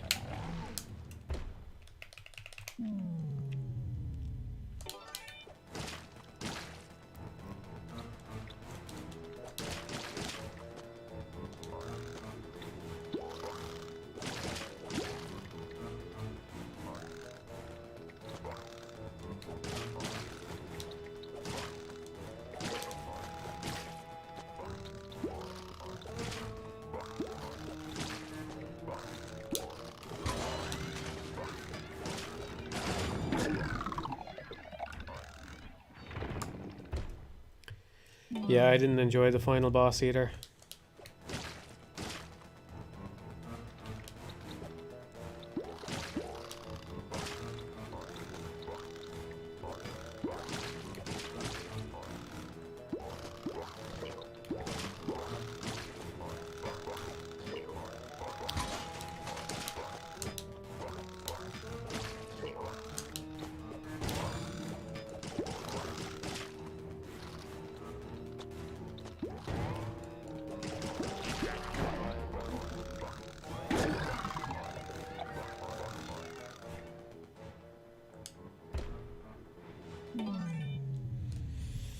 Saw someone compare Demon's Souls remake to the American version of Old Boy. I haven't seen the American version. I assume it's bad though.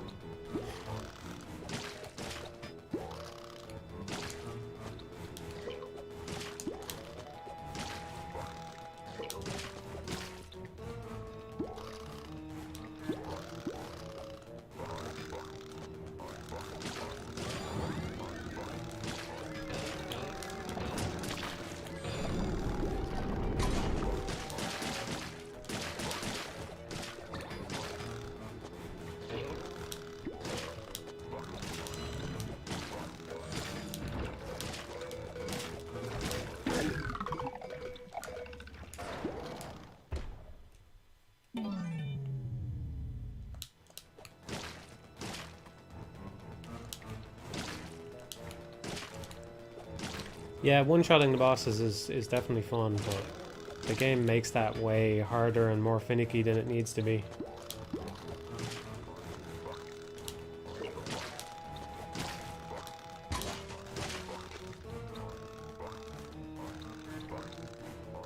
Yeah, it's a great level game, I totally agree. It's a great twist on the formula. Like a fantastic way of making the game harder, just by making sure that you can't miss. You have to hit your shots. I think it's really good.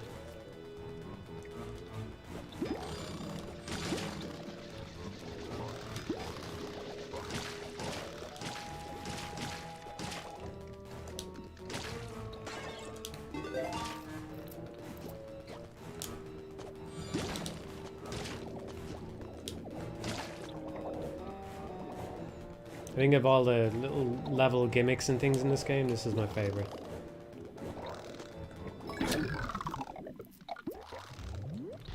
Very hard though. Very hard. I think this is the hardest level in the game.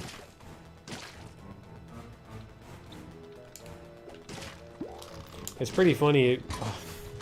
It's pretty funny when you come into it without knowing what's going on, because it took me a minute to twig what was happening. So I'm just playing the level, shooting like a madman like usual, and things are just spawning all over the place. I'm like, what the hell? This is impossible. The game is totally just fucking jumped the shark or whatever, you know? But, yeah, there's a trick to it. There's always a trick.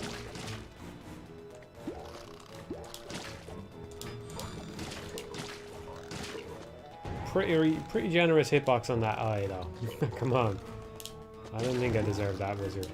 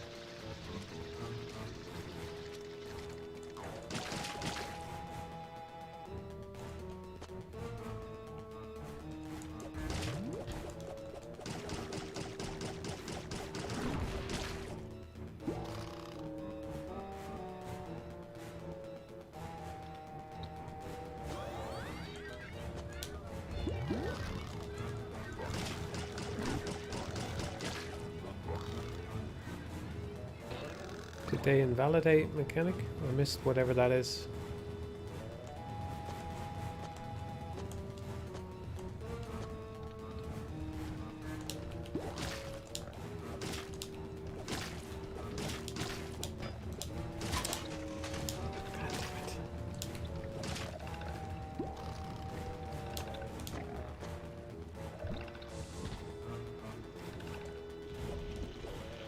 Yeah, I would not have pegged El Shaddai for getting a PC release anytime this century or the next, but pretty cool that it did.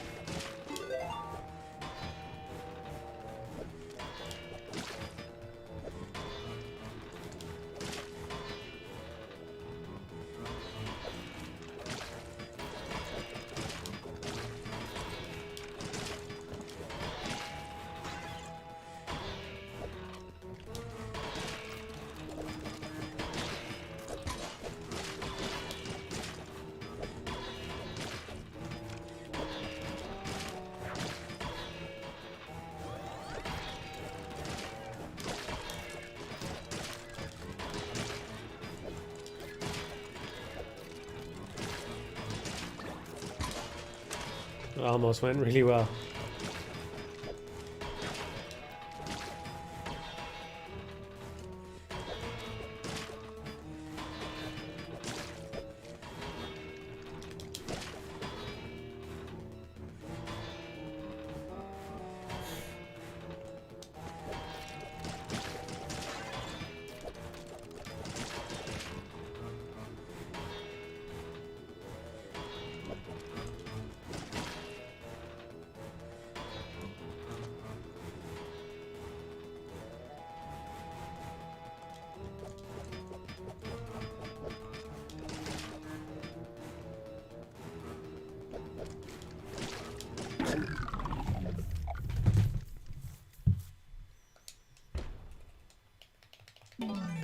The opinions on cameras. We're going down that road again.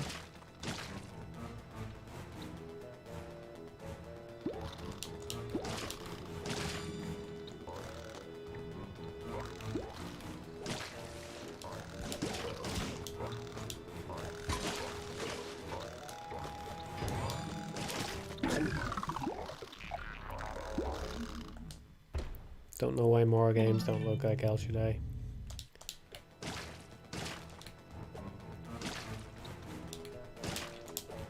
I think it was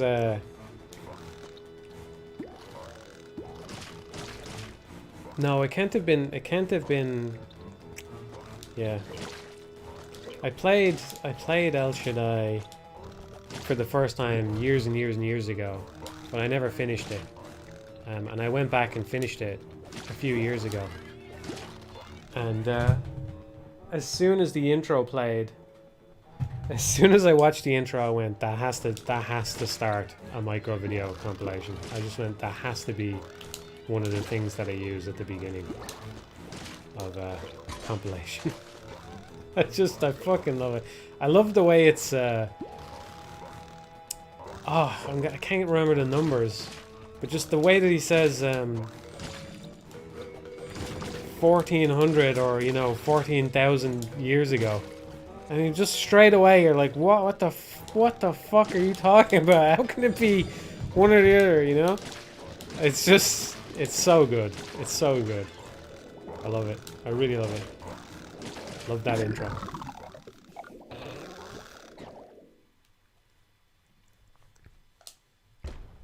I feel like there's a 4 in there. It's like 1400 years ago or something like that.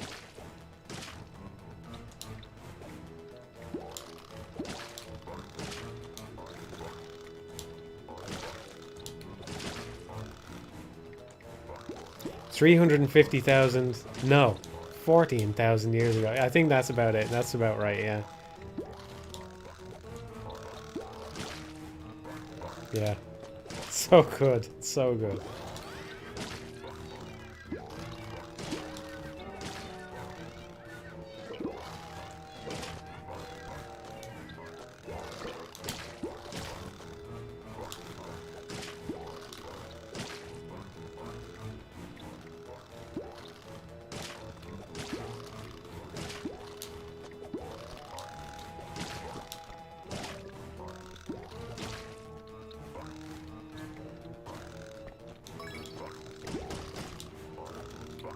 Yeah, that's a great bit as well, the very next bit. For me, it feels like yesterday. For you, could be tomorrow. What the f— Man, my timing was way off on that platform. Oh yeah, it's a very messy game. It's very messy, but the visuals alone are really cool. I don't want to say it's worth playing for the visuals, because it kind of depends on who you are and what you like about games and what you want to see and all that, but I think for some people that game can be worth playing just for the visuals. I think for me it's partly the visuals themselves, but also partly just not knowing what the next room or stage or whatever is going to look like, It's the visuals, but also the fact that the visuals are just so different from each other from one moment to the next, I think that's what really brings it together. Or that's what really makes it pop,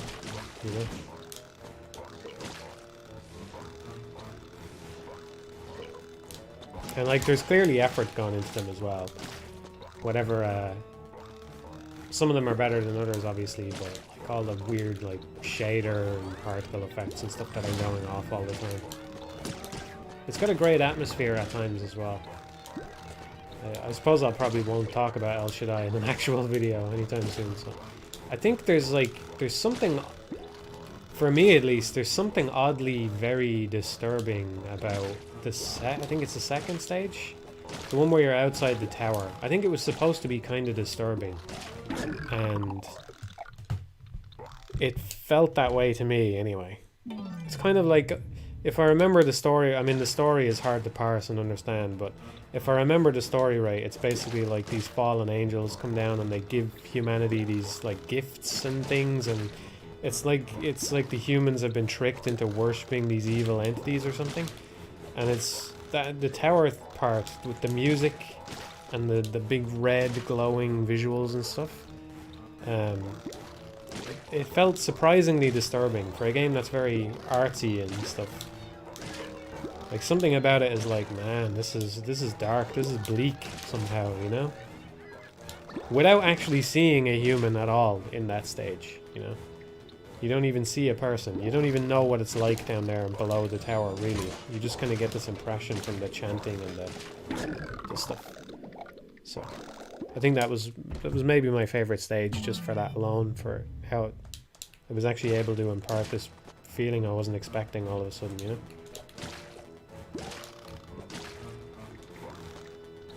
Yeah, Killer 7 is kind of similar in that way, yeah.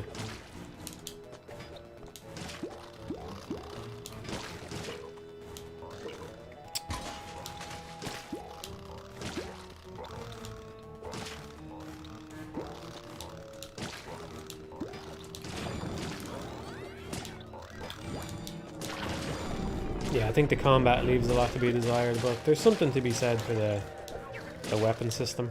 And, you know, it can be the kind of thing you think about in the middle of battle, which is more than you can say about for a lot of games, you know. But, oh, I'm gonna get this guy, so I get his weapon and use that weapon against the other guy and all that, you know. There was something to it.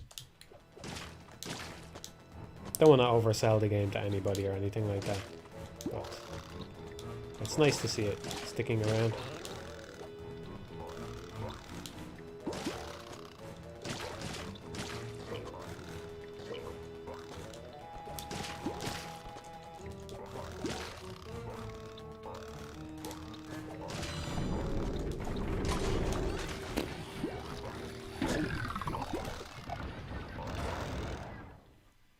I'm gonna go back and play a different stage. Getting sick of this one. Oh. I meant to go back to the map.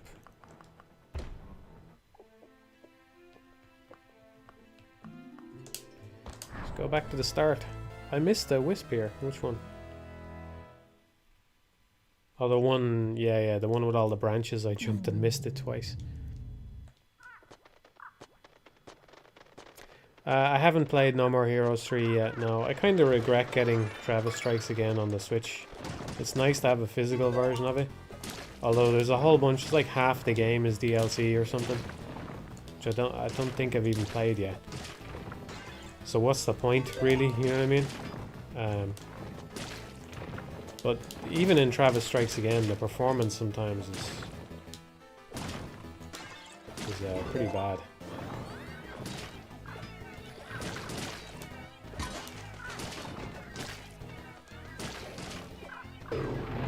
Destroyed that stage first time I streamed it, yeah. Don't think I'm as switched on today somehow.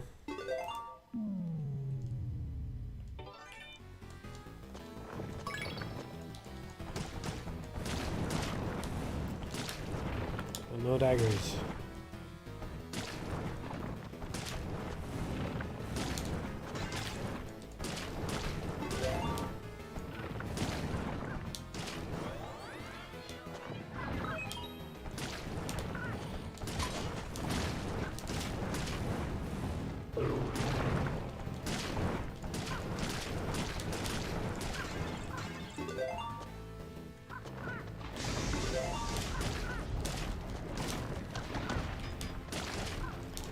Yeah, I think I've spoken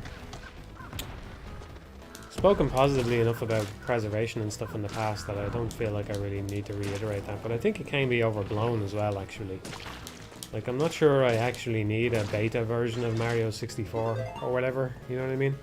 I think finished products are important to me in a way that all the work on the way there isn't. Well, I don't know. I just feel like when I'm working on stuff, there's a whole bunch of shit that I throw away that, like, I just would not care about at all, you know? You're like, you go, oh, we should preserve everything Matthew's ever written. You're gonna have a lot of junk. There's just a lot of fucking junk, you know? So I have to imagine games are very similar, you know? Even the thing I'm working on now, like, there's so much junk in there already, you know? Like, the collision thing, there's like 50 versions of that. They don't need to be preserved. They were junk, you know?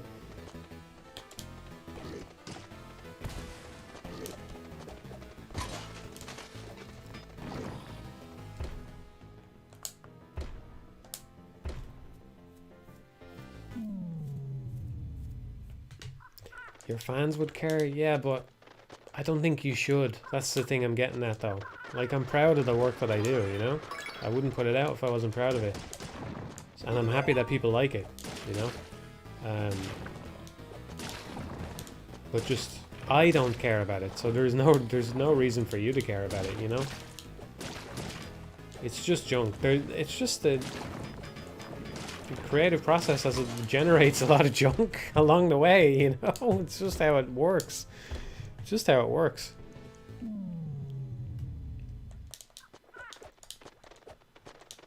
I have, like, this doesn't happen often. It doesn't happen often, but there has occasionally been times where, like, I write something in a script, and by the time the script is finished, I have written the exact opposite of what I initially wrote, you know? A couple of times where I'm going, like, you know, this part of the game is good, and then I write about it and I think about it a bit more and I realize, actually, no, I think I was mistaken there. I think that part actually dragged it down in the end. Like, if they had taken this different route, maybe this would have worked, you know, instead, or, you know, I don't know. But like I said, that doesn't happen often. It's rare that there's, like, an actual complete turnabout in something that I've said, but even so, there's a whole bunch of things that are kind of like that. It's like, you know, I don't really care enough about this to say it anymore. Or this isn't important. This distracts from the actual issue, you know. Of course, he shoots right as I jump at him.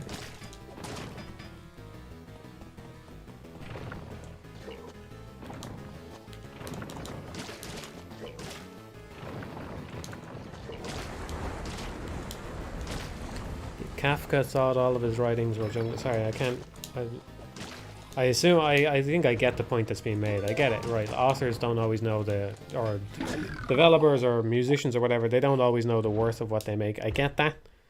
I do get that. But I think there's also truth that for everything that gets made, there is some amount of it that gets thrown away, which is just fucking junk. Like, it's not. You know, Kafka can't see the worth of his own stuff. It's just like, yeah, that was junk. That was the stepping stone, you know? It was the thing that you had to get past to get to the actual thing of worth, you know? And stuff like, I think it's probably worse for games, because games, like, when they're being made, it's just like a programmer fucks around for 6 months to get Mario to jump off walls properly without clipping through them. And then, you know, only then does the level designer come along and he gets used to his tools and he starts putting together an outline of a stage, and it's really bad because nobody knows how to make 3D levels yet, you know, and Miyamoto has to come in and throw a fucking coffee cup at him, and, you know, only then does it start to become good, you know, and actually worth caring about, you know?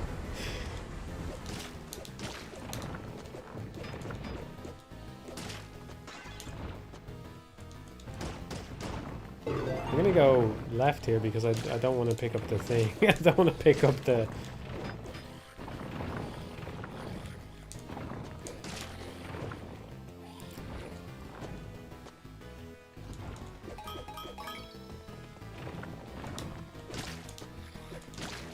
I absolutely get what people are saying. You know, you're your own worst critic. You don't know the value of what you have. Da da da da da. I get it. But I'm telling you, if you think that, you know, everything needs to be preserved, there is a certain amount of it which is just junk. That's also true. It's also true, man.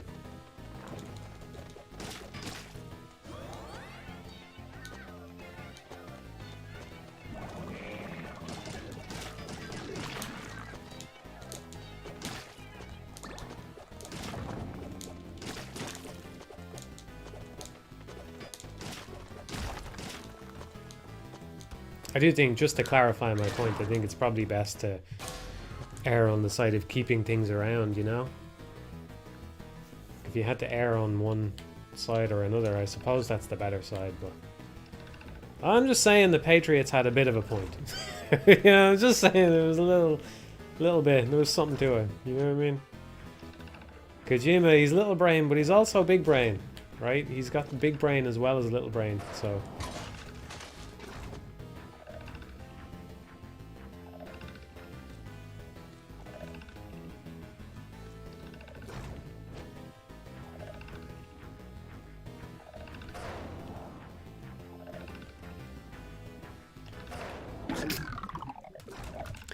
That was not very nice. That was not a very nice pattern. You wouldn't care to look at early code of the Wonderful 101? Honestly, not really, no. No. Because the Wonderful 101's value is not in its concept or whatever, right? It's not in, oh, there's 100 heroes and they all move together and, like, how do we figure that out? That's not where the value is. The value is in that the fact that they put it together so minutely and finely and perfectly, you know? Like, that it works. That's the part that has value. I think probably Bayonetta is a better example, right? But like, Witch that shoot, because Bayonetta is a more perfect version of what it is, I think. It's not, you know, oh, this witch has guns and she shoots from the end of her hands and that's it. It's like all of these things work in perfect sync with each other and they feel right and they look good, and you know, when you play it, it melts into your hand and your mind, and you know, that's what makes it good, and that's the stuff that comes later, you know. So I don't really care what the initial version of Bayo looked like, because like all you have to do to get that mentally is you just have to go, oh yeah, it's gonna take like some things from, you know, Devil May Cry and Beautiful Joe or whatever, because Cammy is going to be the one who makes it, and it's going to be a witch and she shoots guns out of it. Like, that's the idea. You get that straight away.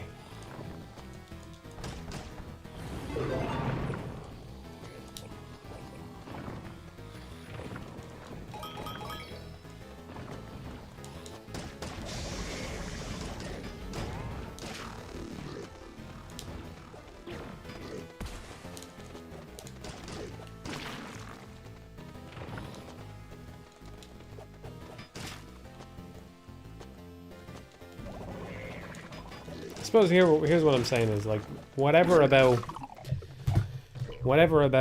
getting some early version of a game, like, I can kind of understand why people might find that interesting, but if you're a programmer, like, you've probably used source control, right? And what that does is programming projects use source control, right? I suppose I'll explain this for the non-programmers, right? If you're not sure, if you don't know what that means, what it means is like say you're writing something and you make a backup, or you're drawing a picture and you make a backup, right? You save a separate version of it. It's that on steroids, right? Because programming, it's kind of scary. If you're making a change, you might end up breaking the whole program, and it can be complex and interlinked and hard to understand and all that, right? So programmers don't just go, once a day we're going to make a backup. It's like every time a programmer makes a significant change at all, they check it in and it gets put into the system as a minor new revision, right?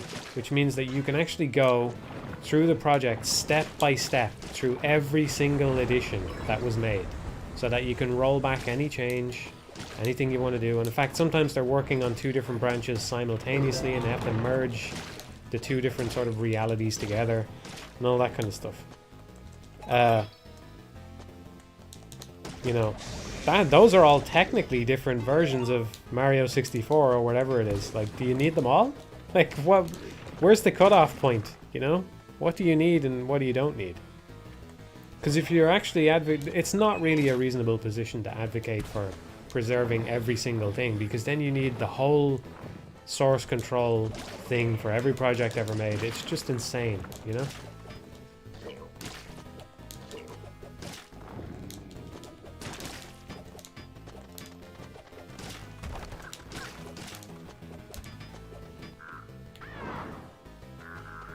I love the little swoop that they do. It goes on just a little bit longer than you would think.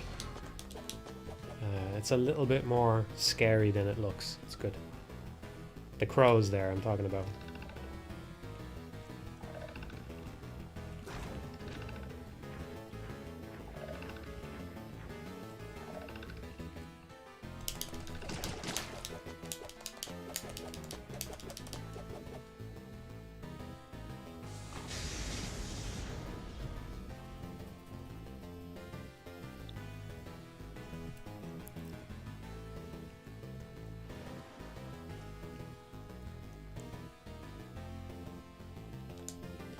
No, I've never used GitHub. I don't actually have any source control on the project right now myself.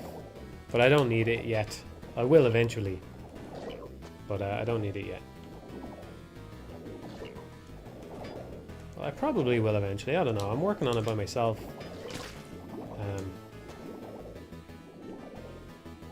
The thing is very small right now because there's only a few sprites. That's the thing. When sprites start getting added, it will balloon pretty quickly. But right now it's pretty small because there's only a couple of sprites. Code is just text files, obviously, so there's not really anything to it right now.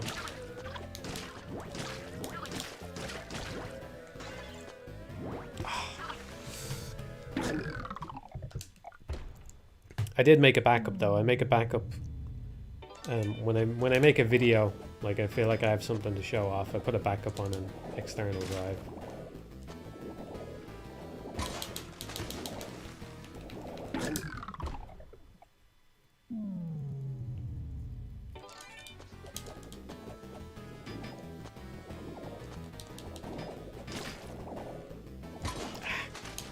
I'm getting impatient now. It's been 4 hours. I still want to play, but I feel like I'm too impatient now to enjoy it. You gotta have a bit more patience than this. Oh, we got some armor. That's okay. Carry on. I think I might stop soon. I'm not sure.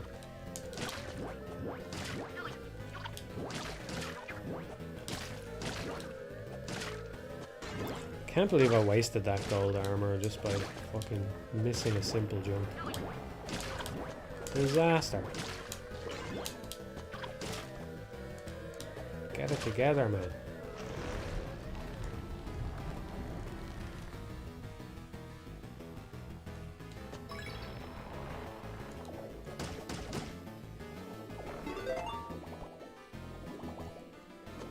Yeah, that's why I'm saying source control would be good eventually, because you can ignore sprites and stuff like that, so you're not storing them repeatedly or change logs on them or whatever. It's down on the backup side, presumably anyway.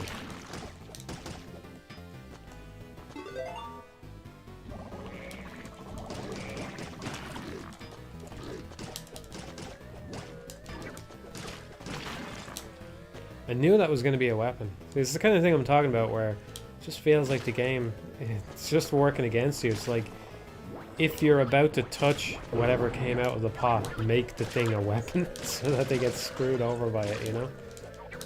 It's just, there's so many of those little things like that that I doubt are actually, they're not actually in the game, you know, in the code or anything like that, but sometimes you just feel it. You feel like a malice coming through. You know, maybe they went to the effort of doing that, maybe, because it just seems to happen, you know? There we go, just jump straight up.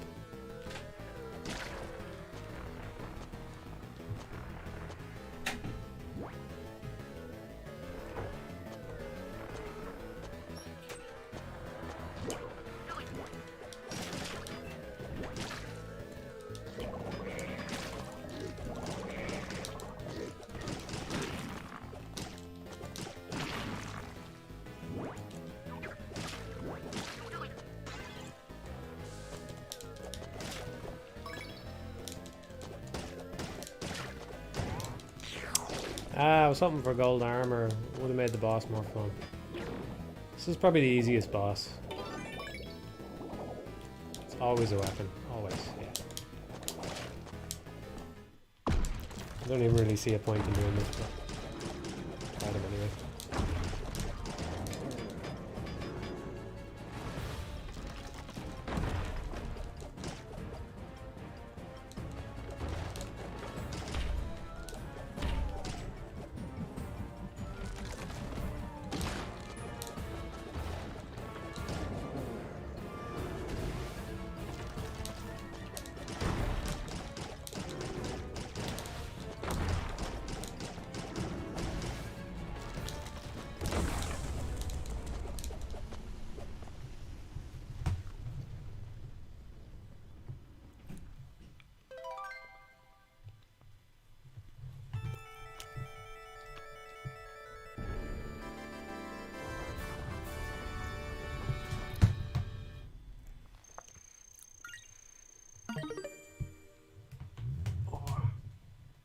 Now. I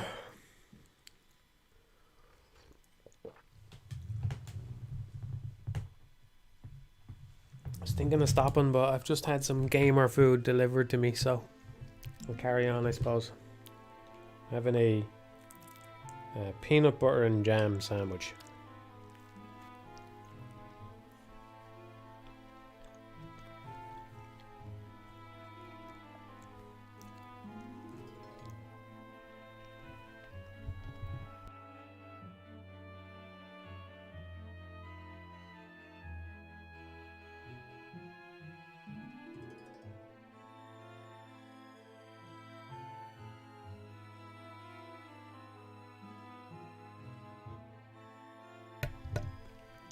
Name a bigger man-child than me.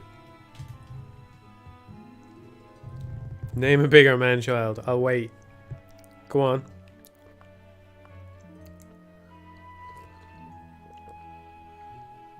Fucking playing Ghosts and Goblins and getting my peanut butter and jam sandwich.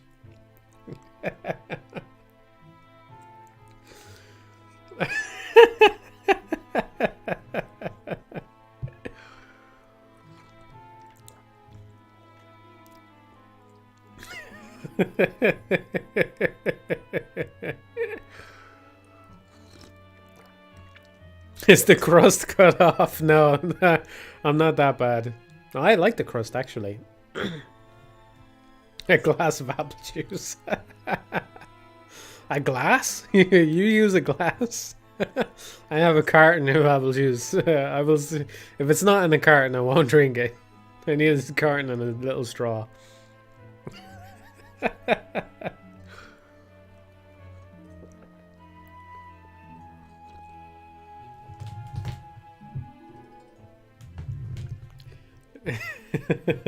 We still have some crust. It's okay.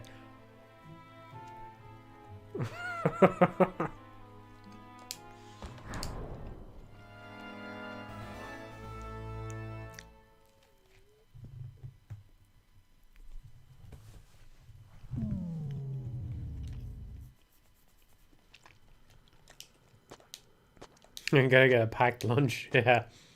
Why is this not in a lunchbox? Oh, I was looking away.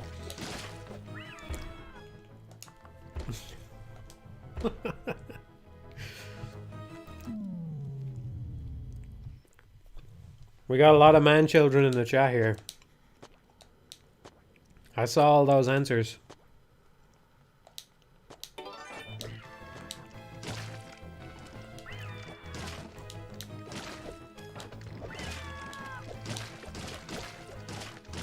Stream the maze on the placemat, or is it the back of the cereal box?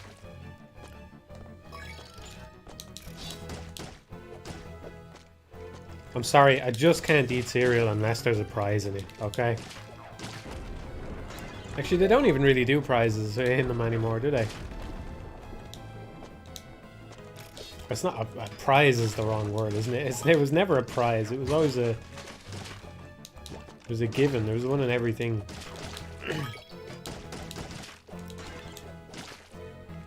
Contrary to what somebody in the chat will probably say, I don't eat Lucky Charms because we don't have Lucky Charms here.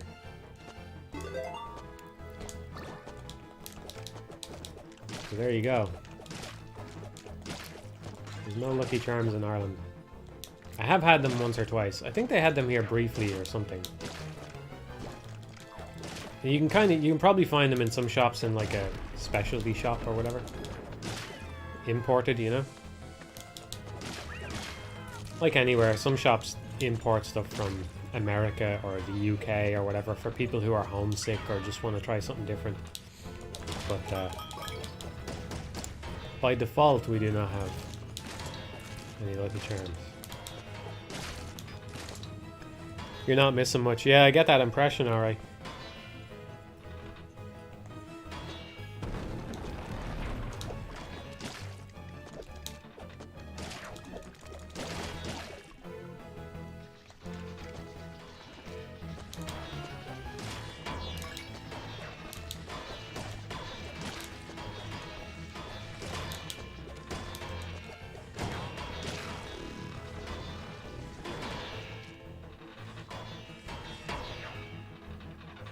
I think if you were to shake all your controllers, you'd have enough peanut dust for one peanut. I do keep my stuff pretty clean. My gaming stuff. Give the consoles a good dusting. Try to clean the controllers. Controllers are pretty hard to clean though. There's a lot of little cracks and things in them. It's kind of annoying.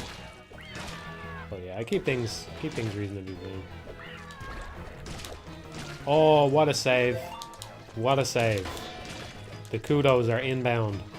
I got kudos due to me right now. There we go. Every time I get to a checkpoint, I get to have some of my lunch.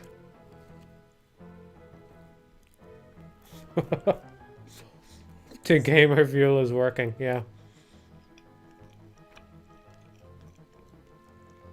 Thanks, Wrench. I know that folder must be... it must be hard to back that folder up, let me put it that way. There's so many clutch moments that you have saved.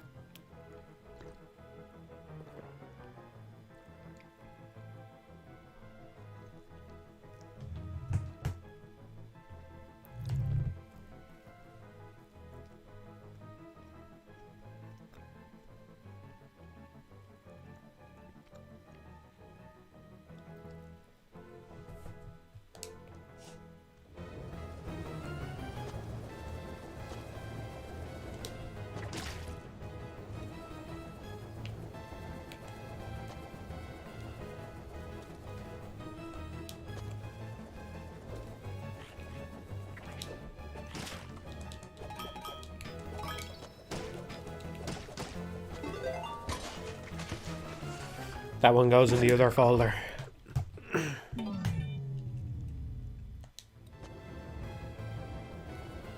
Have we got some big chews going on? Yeah, I'm gonna have to mute myself, am I? Pretty chewy, alright.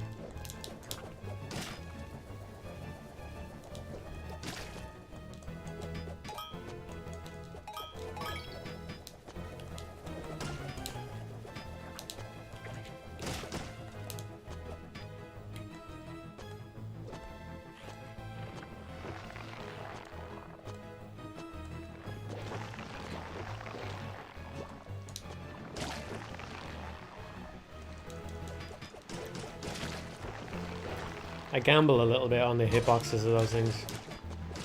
They don't activate fully straight away. It's because I'm impatient.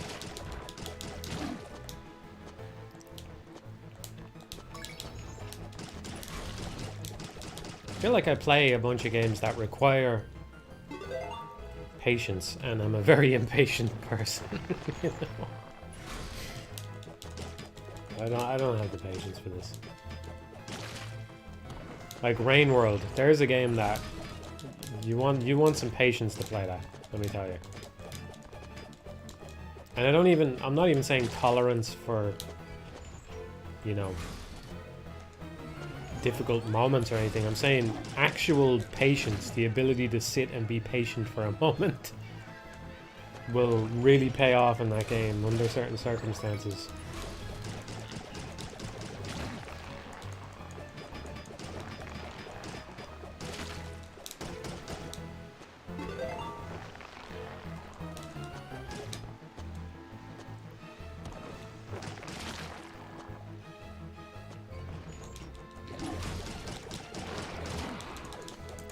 Talk about Rain World. What is there to say? And you know,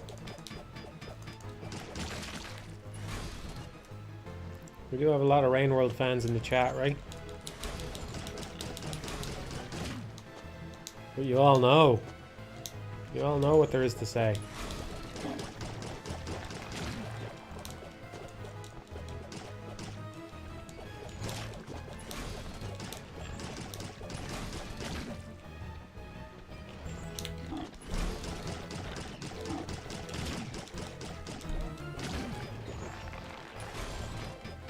Rainheads, let yourselves be known.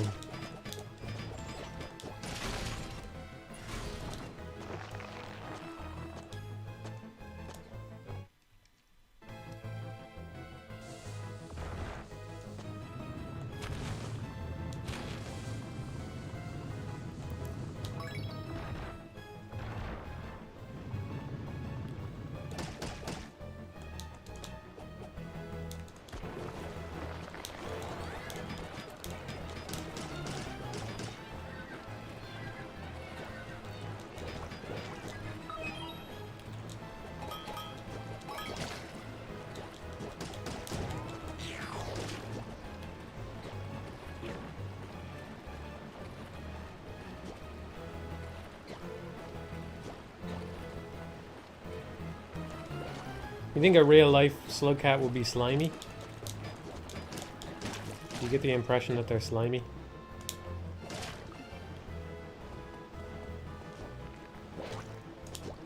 Are they slimy or furry? Because it's hard to see the slug part if it's furry, right?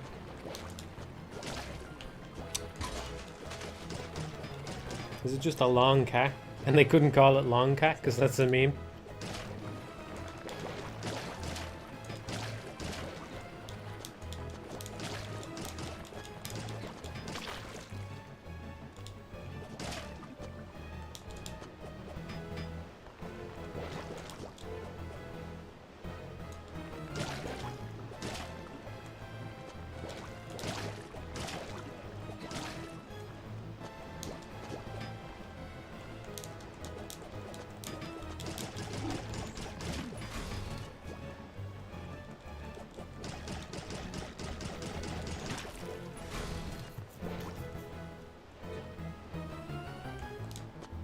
That's the reason everyone asks about Rain World, is because you're the only YouTuber who's ever played it.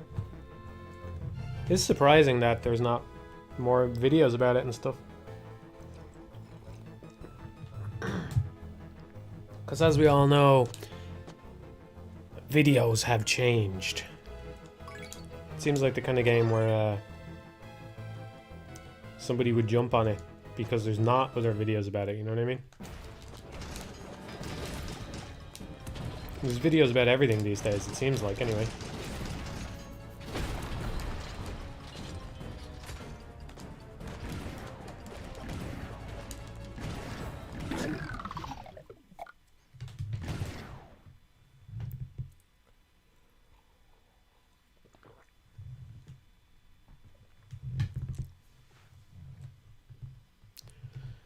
I hope so. Sim mechanical.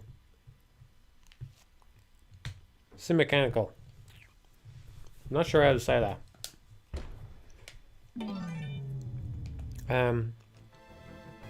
Where would that go? There we go. Give it time. I think way more people will start realizing how insanely good it is. I hope so, but I don't know. The game came out at the start of 2017. It's now 2021. So it's been it's been 4 years or something like that? 3 or 4 years anyway. Terrible at arithmetic. You would think that it would have more traction by now.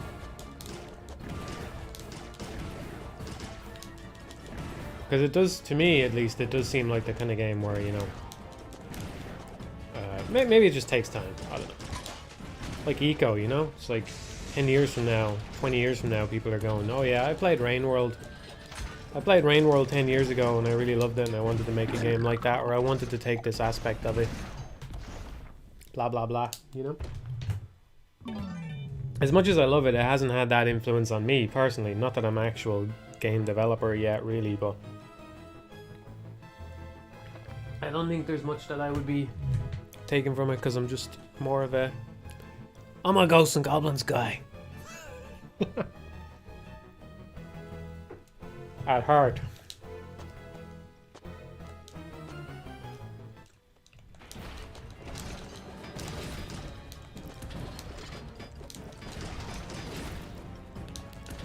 Yeah, that's what I'm getting at. Eco is a gobhead.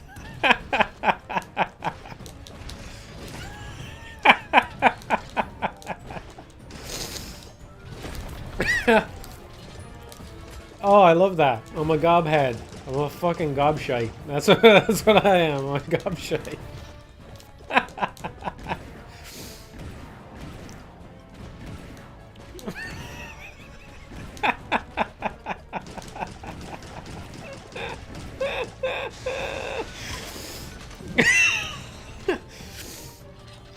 That's me. I'm a gobshite, so as much as I love Rain World, I don't think it's the kind of thing I want to make. You know what I mean? But I could see it being something influential like that for a lot of people. I think it deserves to be. Gobheads.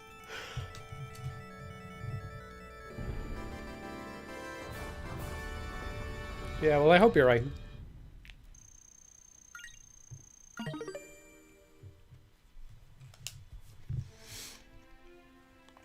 Eco is one of those games that a lot of people outside of game circles have surprisingly prized. Yeah, that's true, but I don't see that happening for Rain World because it's too hard. You know, it's just way too fucking difficult for that.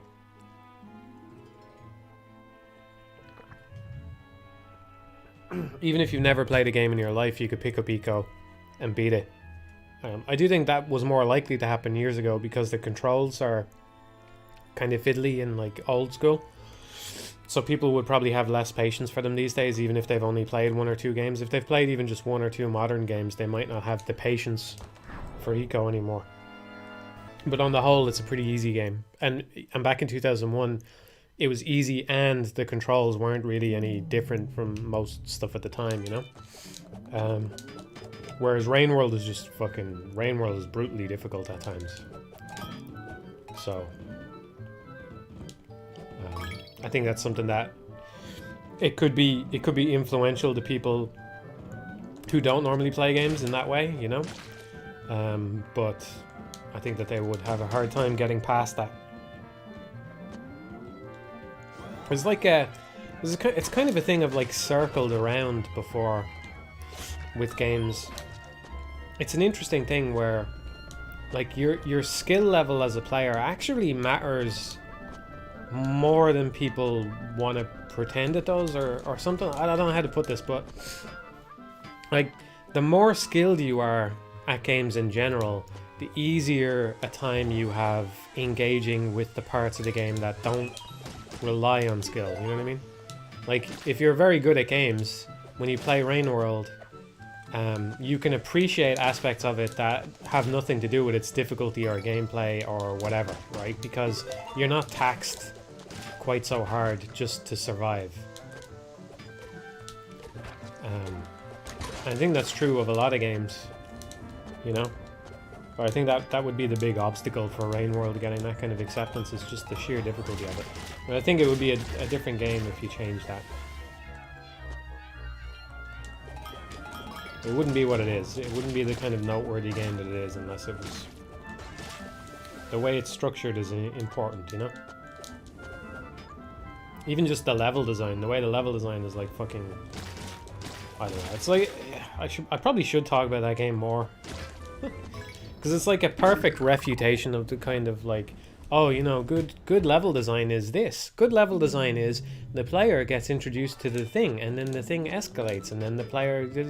And like, yeah, fine, if you're playing Mario or whatever, that's probably a good thing, you know?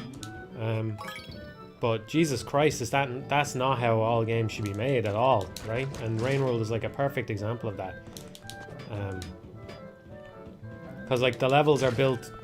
The levels in Rain World are just places, right? And sometimes it's like... There's a... What is it? There's like a commentary thing that I've watched a bit of from some of the guys that made Ratchet and Clank, right? I forget what the name of the channel is. And I can't remember much about it. I remember two of the things that stick out in my memory is one of the guys was really proud about the way that enemies in his levels were like visible before they like they didn't just spawn in out of nowhere, they were visible beforehand, and he liked that because it felt like it grounded the game a little bit more and like made it more engaging and more, I don't know, whatever. And cool, yeah, that was a cool thing. Like the enemies will be hanging from the ceiling and they'll drop down from the ceiling, you know. Useless podcasts, that's it. But another thing that really stuck out to me, and it's good advice, right? It is good advice a lot of the time, or like it's something that you should be aware of, right? They said that in Ratchet and Clank you can jump, right? And there's like regular jumps that you jump across. But there's other jumps that you need to have Clank, you know, to make it, because you have to hover or you have to do a long jump or whatever, right? And if you're a level designer, you need to be aware that when you're making those two jumps, the long jump has to be like at least twice the size of the short jump or something. Like it has to be really distinct, because you don't want the player to think that they can make the jump with the regular jump and for it to turn out to be a long jump, because they'll get really frustrated, right? They'll get frustrated, and they'll blame the game, blah blah blah, right? Now, for a game like Ratchet and Clank, yeah, probably a good thing. It's probably a good thing, like if they, you know, circled that idea internally and had all the level designers on the same page about this and went and checked it when they were playing the game and playtests and stuff like that. Great, right? But part of what makes Rain World is that the levels are just fucking places. And like, you're a slug cat. There's nothing special about you. You are not the center of the universe. You know, nothing is built specifically for you. And like, it's one of those things where, like, I don't even know if this is something they were thinking as developers, or if the game just worked out this way because they're amateurs, you know what I mean? But it doesn't matter to me. It's one of the things that I like about the game, is that you'll come across jumps and it's like, you don't even know if you can make it. Like, Slugcat has a pounce thing, and it looks like it's just about barely fucking possible to pounce and grab onto a pole if you do it just right. And the game isn't trying to signal to you, yes, you can make this jump or you can't make this jump. It's just, there's a gap, right? Are you going to try and cross the gap or not? That's your choice. Like it, and it's, the gap has no relation to Slugcat. It doesn't, its size doesn't change. You know, its size, I'm sure my point has been made now. I don't know how else to rephrase it, right? You get what I'm saying. The size isn't built to relate to how a Slugcat moves around. It's just that this structure decayed in such a way that the gap is here, and that's it, you know?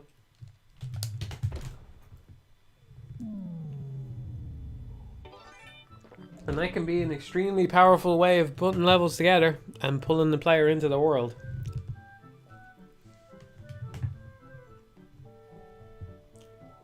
Well, you're probably not going to find it in a GDC talk.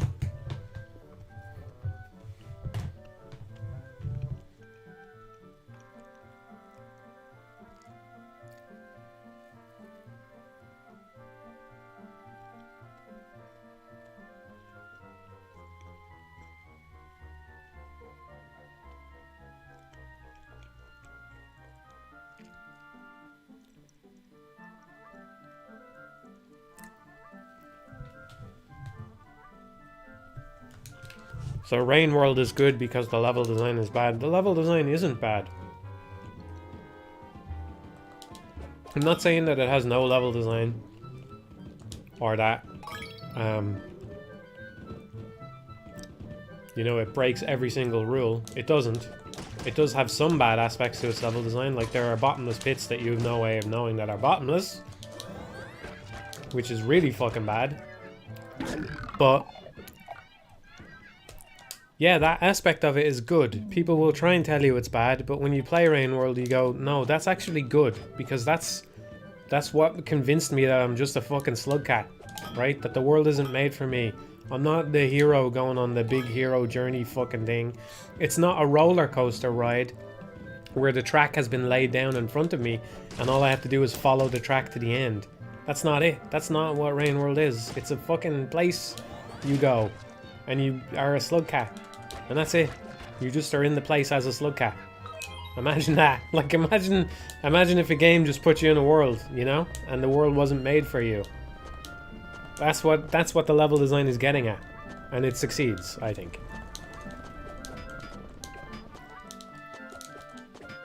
There's definitely places that are more, like, shall we say, scripted, more, you know, climactic or interesting or kind of story-driven or whatever.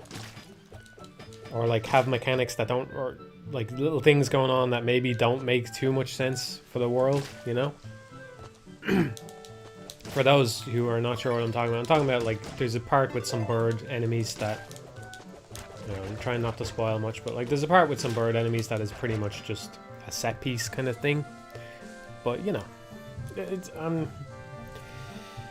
yeah. Yeah.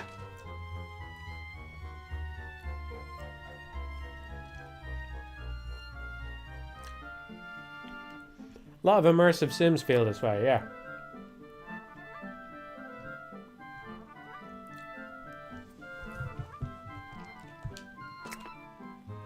Yeah, I agree. I think that some of the old immersive sims suffer from the limited technology at the time and the fact that they were early takes on the genre. Like, for example, granted, I only played it many years after it came out, but System Shock 1, I think nowadays I would put that more in like a fucking... It has more in common with something like Shin Megami Tensei to me than it does with... Or Legend of Grimrock, I suppose, is probably the better example, you know? It has more in common with something like Legend of Grimrock than it does an actual immersive sim. System Shock 2 is much more of an immersive sim because the places actually are a lot more like real places. But even then it suffers a little bit because of the technology, you know? I always wanted to do a review of the new Prey 2017. Never got around to it. It's hard to imagine getting around to that now. But that's one of the things I really like about that game, is one of the first major areas you go into is just this, like, lobby. It's just a reception area, you know? And it's just a bunch of fucking rooms in a reception area. And yeah, the level designers have, like, blocked some off with debris. You know, they've done some usual little tricks here and there with it and all that. But for the most part, the first level of Prey is just you walk into a lobby. And that's it. It's just a bunch of rooms that you would expect to see in a lobby of this thing, this space station, you know? I think that was a cool aspect of that game. That the places felt like they were kind of... It was almost like... I'm sure if you actually go and examine every inch of the ship and think about it, it doesn't hold up to scrutiny. But when you actually just, like, play through and just let it soak into you on the kind of level that the game is expecting, it feels like it's built as a ship. Like, it feels almost like they went, what's the layout of the ship? And then they built the game around that, you know? And not the right choice for every game, right? You don't want the new Metroid to be built that way, because Metroid isn't really about... Like, Metroid might have a nice atmosphere and all that, but it's not really about, you know, convincing you that the world is real or whatever. So it wouldn't be the right choice for something like Metroid. But, yeah, nice choice, you know?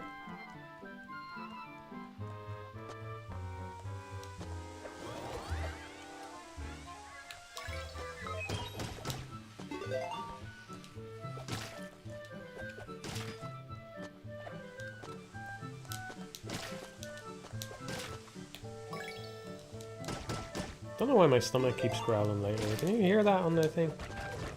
It's like every time I stream, it just starts complaining. It's crazy. weird.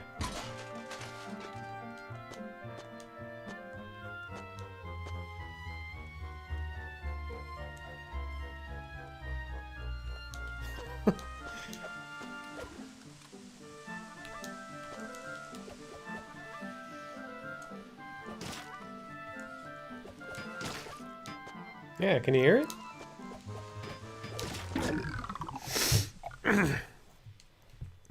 I don't know, man. I feel fine, but still grumbling over here. Like I haven't just eaten my man-child sandwich.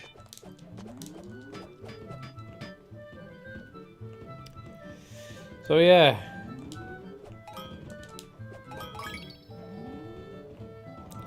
Yeah, I've watched one or two of his documentaries. I don't know.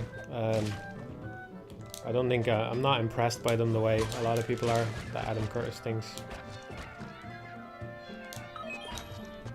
I think it's nice to see a documentary maker like doing something a bit different, and I don't know, at least trying to probe into sinister happenings that may or may not be going on and all that. Like I think that he's probably a good guy and all that, but the actual documentaries seem very samey to me. Like it all gets lost in the shuffle of, you know, a bunch of bankers were doing this, but little did they know that people over here were doing this, and the whole system was built on another one. The whole system was built on an assumption, but little did they know. And another one, but this was a fantasy. This was a fantasy. Because the financial system doesn't work this way. It works this other way. And in this other country, people were doing this thing. I was like, what's the actual takeaway? I'm interested, if he has something to say, I'm interested to hear it. You know, I imagine there's all sorts of shady shit going on that people should know along these lines. But I don't actually know what the takeaway is. What's the takeaway? You know? The takeaway is that what they want me to spend 100% of my time fixing my smart TV, right?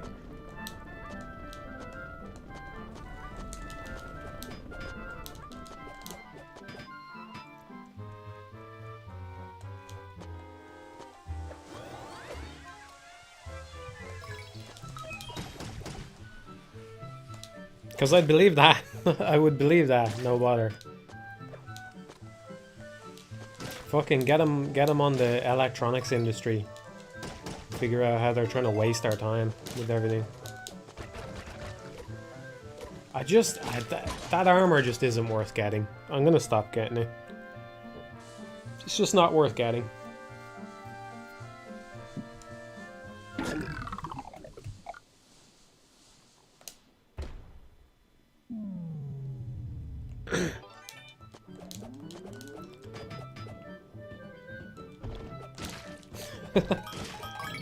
I'd love to talk to naive Matt before he purchased his smart TV, yeah.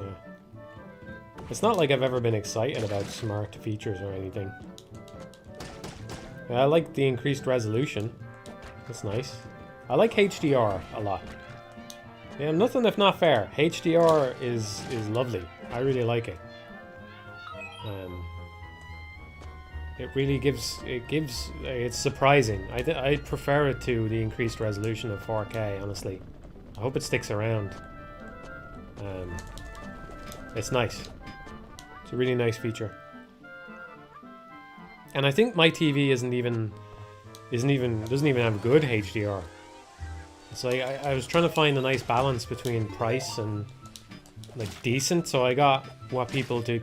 At least if I understand this right, there's like different luminance levels of HDR or something like that, where some of them are just shit and barely HDR at all, and some of them are really good. And mine is kind of like, if there's a scale, it's probably like a quarter of the way up the scale or something like that. It's apparently not that good, but it's like good enough that you get the idea of what HDR is.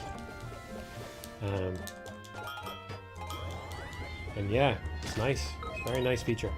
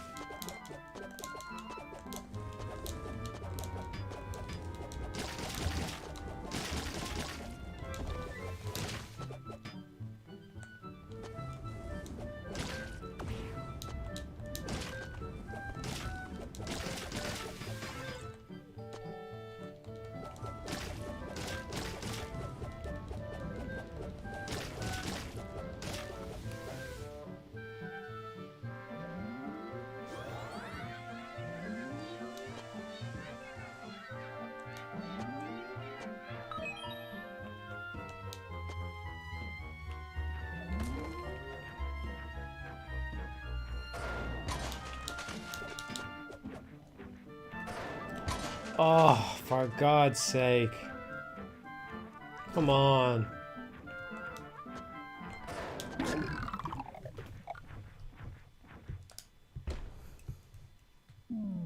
The ultimate fucking troll. Fucking gobshite. What can I say? I'm a gobshite.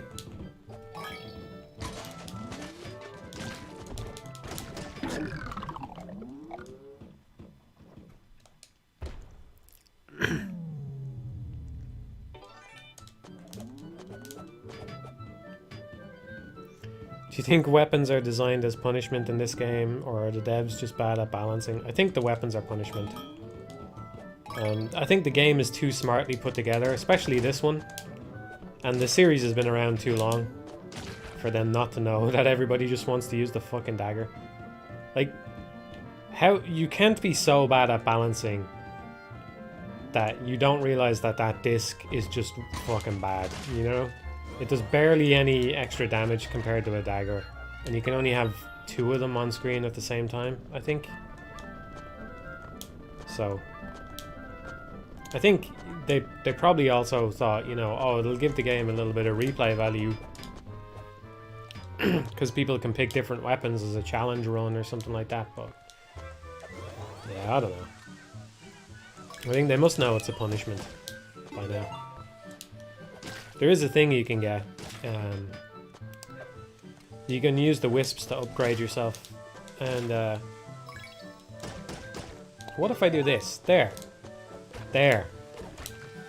That's workable. Just about. That's a workable strategy there. Problem was going left. I waste time with a jump. Going left.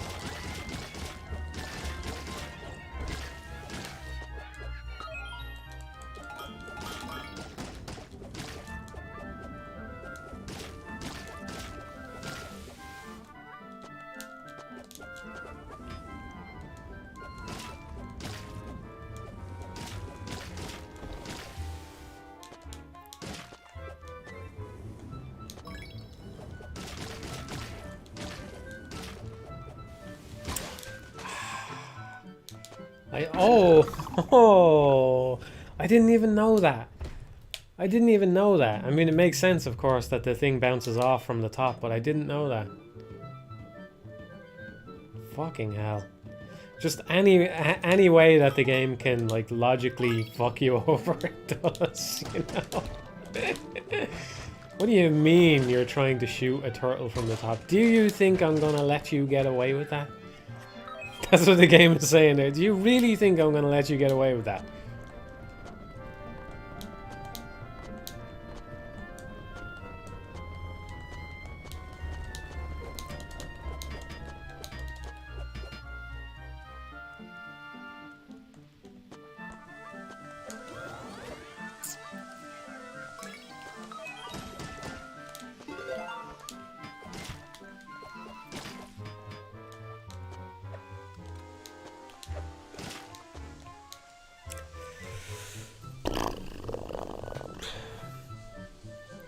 Yeah, it's 3 o'clock.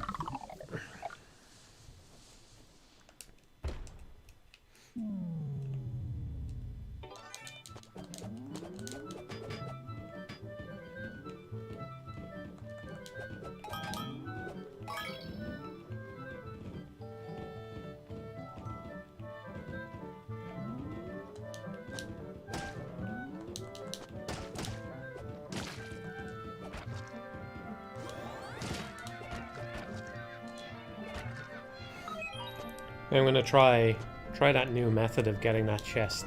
See how consistent it is.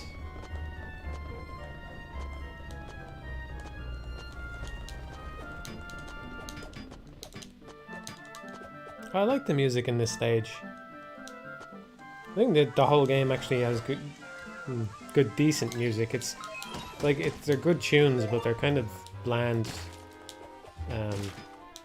renditions of it.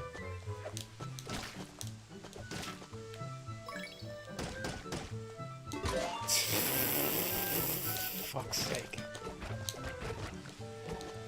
Oh! Right, into the folder it goes. Cue that one up. Thank you.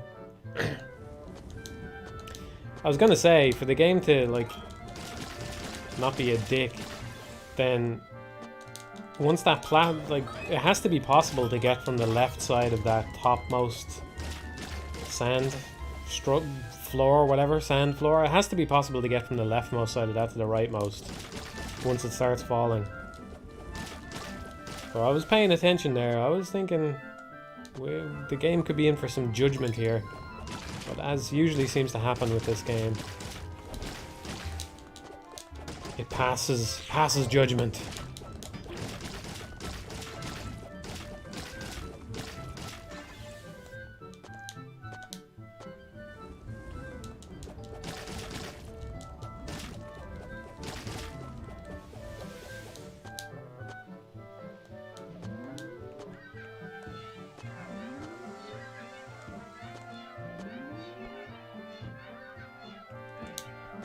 This is the worst armor in the game. By a pretty wide margin. I think it's because the platform is too thin. He doesn't really like landing on it. Like, 3 swoops. I'm not doing anything. Land. 4 swoops. 4 swoops. I gotta try and throw daggers at him next time he swoops and just see if it's possible to kill him that way or what. It's gotta be a different thing. When he's in the air, there's gotta be another way of handling. I can't just be counting on him to land.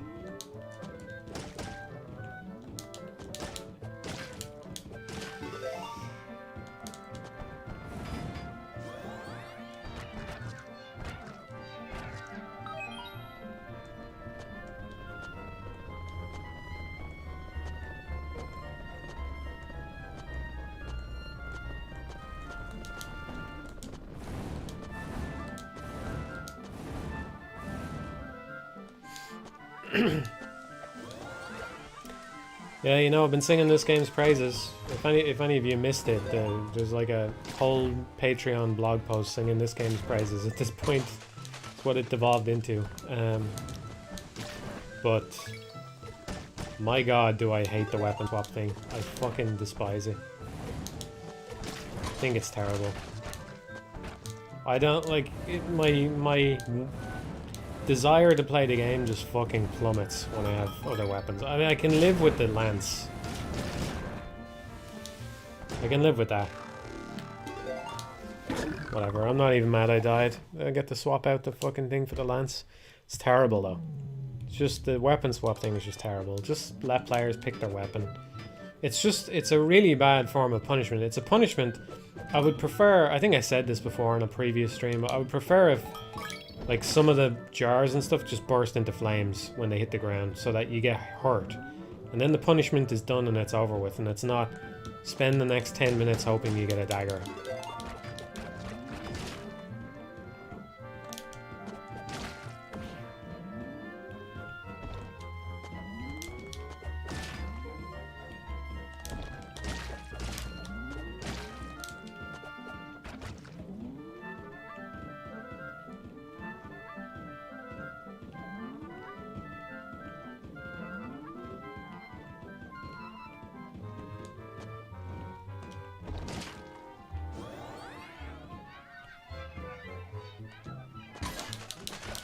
By the windmill after all that. Oh.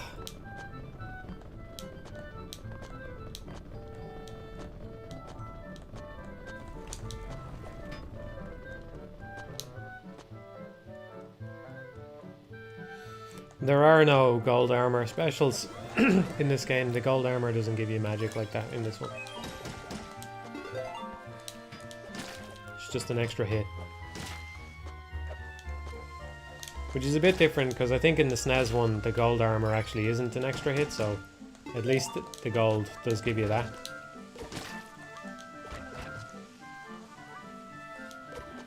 Yeah, it looks a bit scary having that guy coming underneath like that, but I think he's pretty easy to avoid.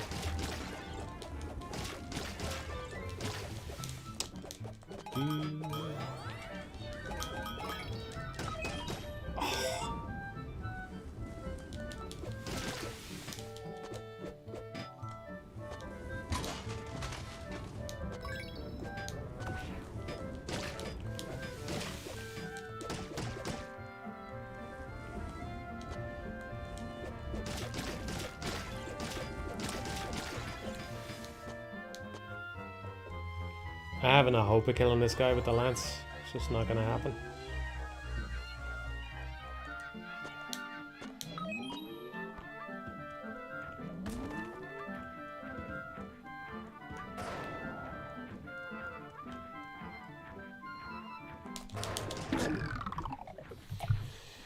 Can hit him, but he doesn't stall when you do it that way.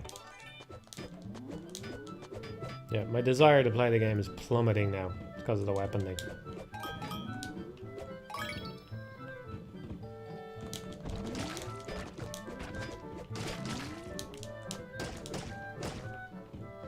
Being kind, at least.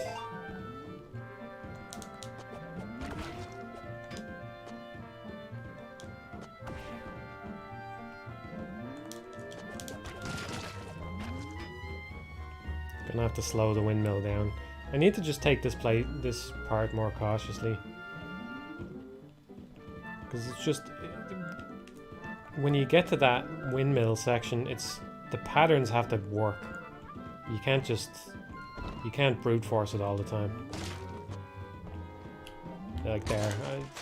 Fucking hell.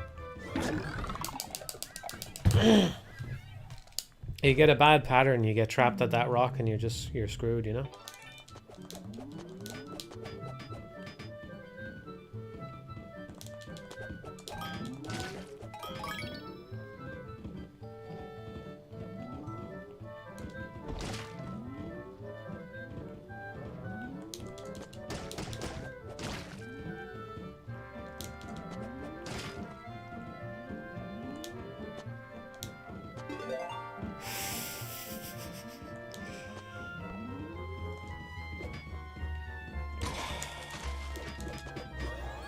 I'm gonna do a different level. I don't know how to do this one.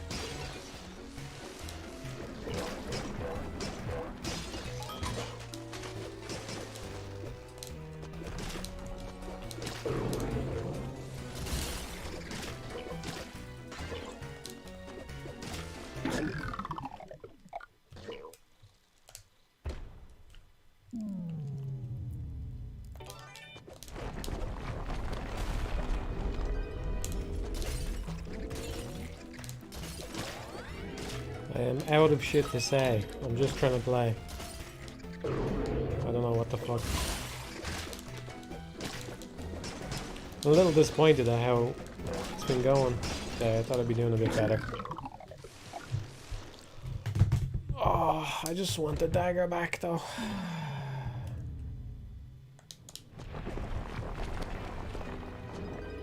I'd like to get a level in one shot. I don't know if I've gotten any in one shot today. I don't think so. Maybe the first level? I can't remember.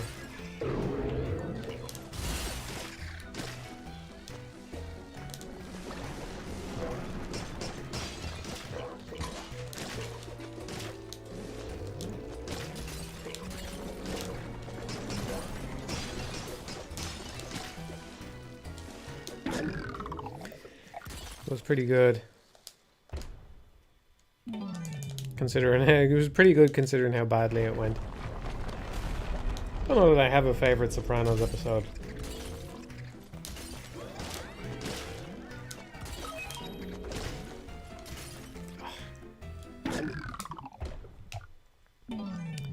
Thoughts on Sony still not releasing Bloodborne for PC? Yeah, I would like that if they did that. Presumably it's not, it wouldn't be a simple thing though, because the logic is tied to the frame rate, and PC players will riot if the game releases at 30 FPS, so at a bare minimum that would take some amount of work to do. Maybe it might not be that bad considering that Dark Souls 3 run and Sekiro run at 60, so I doubt that they're on a brand new engine, so they clearly had some kind of way of getting that to happen. Now maybe it's just the case that those games were built like that from the ground up, but presumably they're like Dark Souls 3 is probably locked to 30 FPS on the PS4, right? So presumably there's some way to change what it gets locked to. But yeah, it could be a lot of work to get that into Bloodborne. So I'd say that's at least one reason why it hasn't been done. But maybe it'll get done.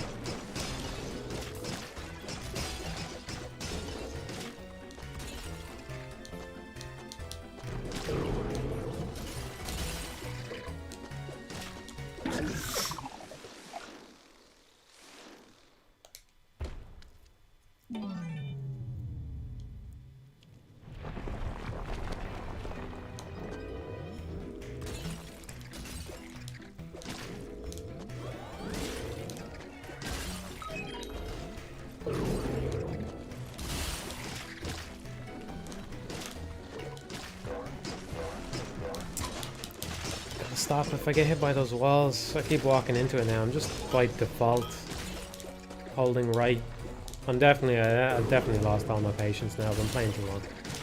I need to stop soon because it's just not going well now. It's not going to go well again. It's not. I'm not going to hit some point where I'm.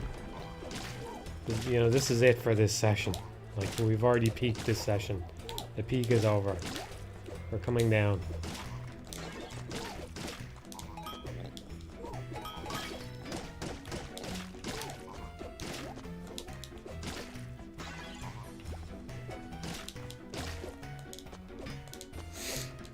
I know there's a chest along here on a pretty straightforward route. Like, if I just go along here like this, is this it? This is it. I was hoping for that to be armor, obviously.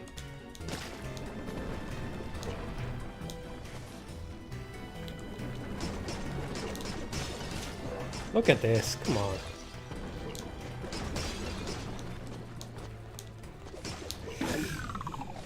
Yeah, my fault there, obviously.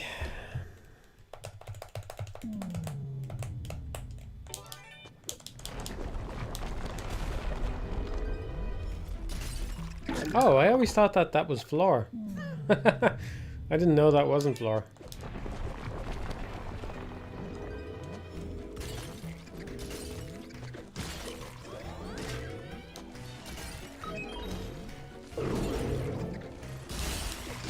I did talk about the PlayStation Showcase a little bit, but I didn't really have anything to say other than just the kind of usual thing. It feels like I'm repeating myself now when I talk about these things, that it's just not for me, the stuff that they were showing.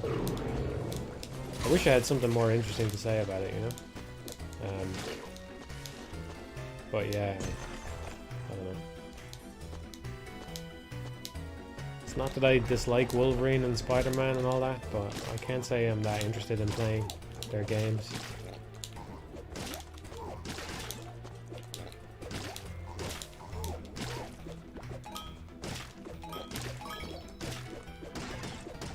I think maybe the thing I was talking about earlier with narrative maybe kind of cuts to the heart of it for me, is that like a lot of the time the narrative in these things is just it takes too much time for what it is, maybe, you know what I mean? Like it's not like, you can't say Ghosts and Goblins has a bad story, because the story is so simple, yeah, but the story doesn't take much time either. It takes all of about 2 minutes. So even if you're great at the game, it's probably still going to take like an hour just to beat it. And of that hour, if you watch the intro, maybe watch the intro and the ending, maybe 2-3 minutes of it are story, and the rest of it is game.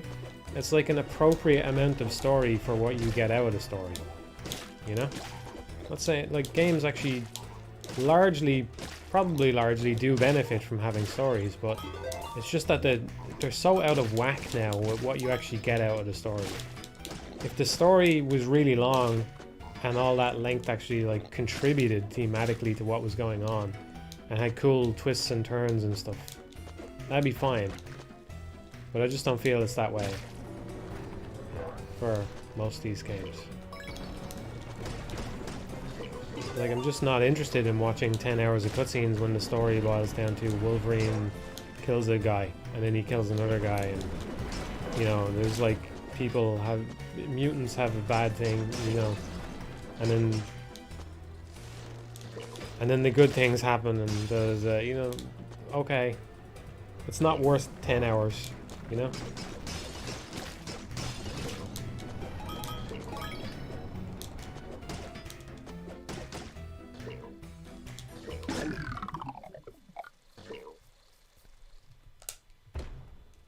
I'll agree. Maybe you're not expecting me to agree, Kinslayer, but I'll agree that, like, I don't think it's worth disliking Bayonetta for that fact, because it's very easy to skip cutscenes. There's a cutscene skip shortcut that you can do if you don't know. But yeah, I think Bayonetta has too many cutscenes. It has too many cutscenes.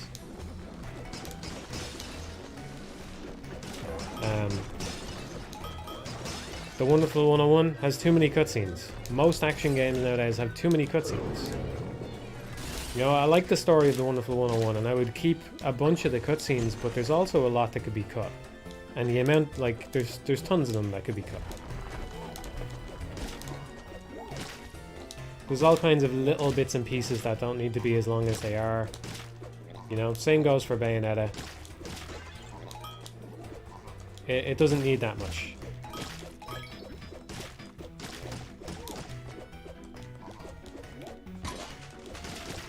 I think maybe the difference though is that, or at least one of the differences is that while I do think Bayonetta has too many cutscenes, I wouldn't say DMC1 has too many cutscenes, no. I would say DMC1 has a roughly appropriate amount of cutscenes. Maybe you could cut a couple of them. But, you know, like, I actually went through it. When I did the commentary, the most words Dante ever speaks consecutively in DMC1 is like 60. That's it. 60. Or I think, like, at least one of the things that separates it for games like Bayonetta is that in Bayonetta, the story is very obviously the spice or whatever. It's the thing that gets added on to the game, right? It's the thing that is there that they want to do it to make the stakes higher or whatever, right? It's not like they went, oh, I don't want to spoil the game, I suppose. It's not like it was, oh, here's what the story is, and every beat of the story, and it's important that the player experiences this story. Da-da-da-da-da.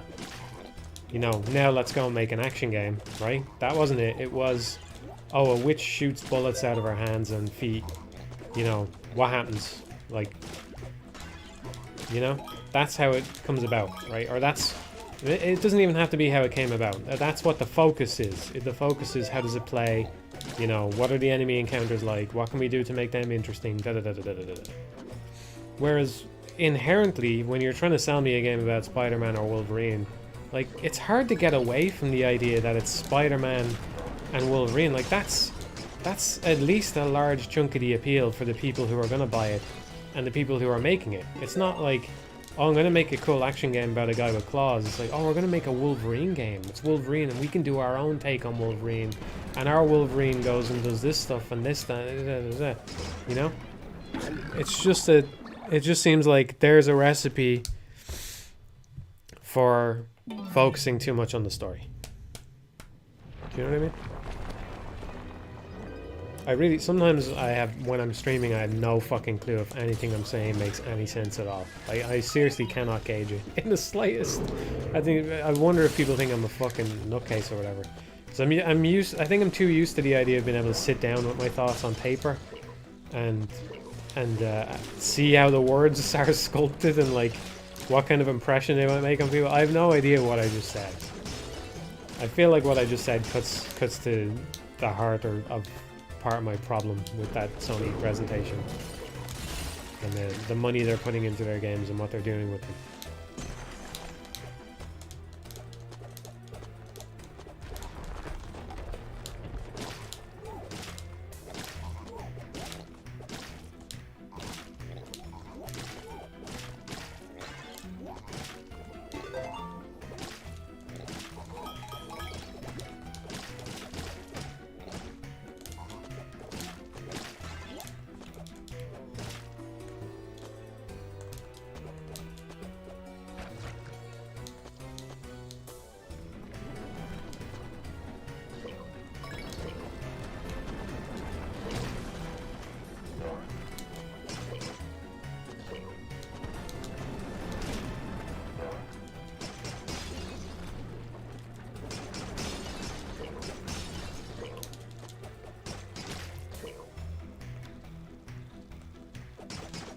Silent Hill 2 could be smoother, someone says.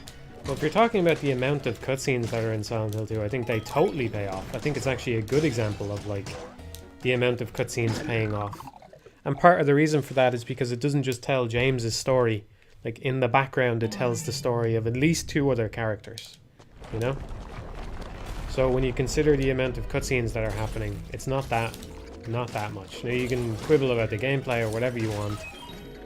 But I think if you look at the number of FMVs and stuff like that, the actual amount you get out of them, it's pretty good in that regard.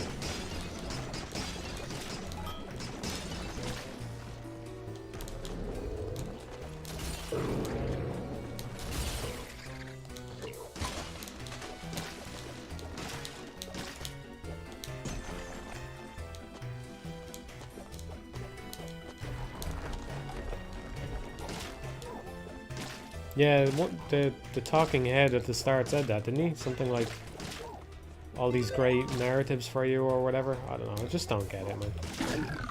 I just don't get it.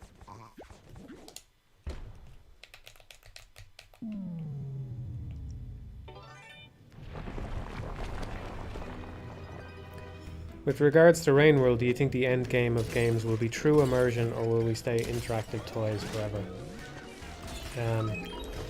There is no one end game for games because if like I love Rain World, right? Lots of positives about that. I think people don't take it seriously enough. think it represents a good, like, a counterexample to a lot of trends and shit that happen in games, right? Because it's just an outstanding game that happens to not follow a bunch of, like, quote-unquote good game design or whatever. But there's not just one end game, because if you say, okay, all the games now are going to be like Rain World, and that's it, like, that's the last Ghost and Goblins ever, right? No more Bayonetta, no more Wonderful 101, no more Ghosts and Goblins, and oh, you'll never get another, you know, Resident Evil 4 or... No, I don't need everything to be immersive. There's no one end game for games. If you want to call Ghosts and Goblins a toy, whatever, I'm a fucking man-child, I like my toy. It's a great toy. You know? It's a fantastic toy. And it kind of is a toy. You know, you can think of it like a box that you pick up, and or like where you roll the ball, right? And like an obstacle is in the way of the ball. Where, you know, how do I get the ball into the hole by tilting the thing? Fine, you can look at it that way if you want. But it's a good fucking toy. You know? It's got all these little devil guys that make my brain constantly kick into overdrive. What's he gonna do next? How do I jump and throw the dagger here? What do I do? It's a good toy, right? But I don't want the toys to go away. I don't want narrative to go away either, you know? There's a bunch of narratives I like. Like, I like games like Planescape Torment or Silent Hill 2 or whatever. I like those too. Although, actually, I think one of Silent Hill 2's strengths is that it doesn't over-rely on its narrative and is happy with just tone and metaphor and stuff for a lot of its I don't know, appeal, or a lot of its aesthetic appeal, whatever you want to call it. I don't know, I'm fucking tired, dude. You know what I'm saying, you get it. You get it. I'm not picking up the bow. I refuse. Fucking wizard, really? Yeah, I like a toy. I'm a man-child. I'm a man-child.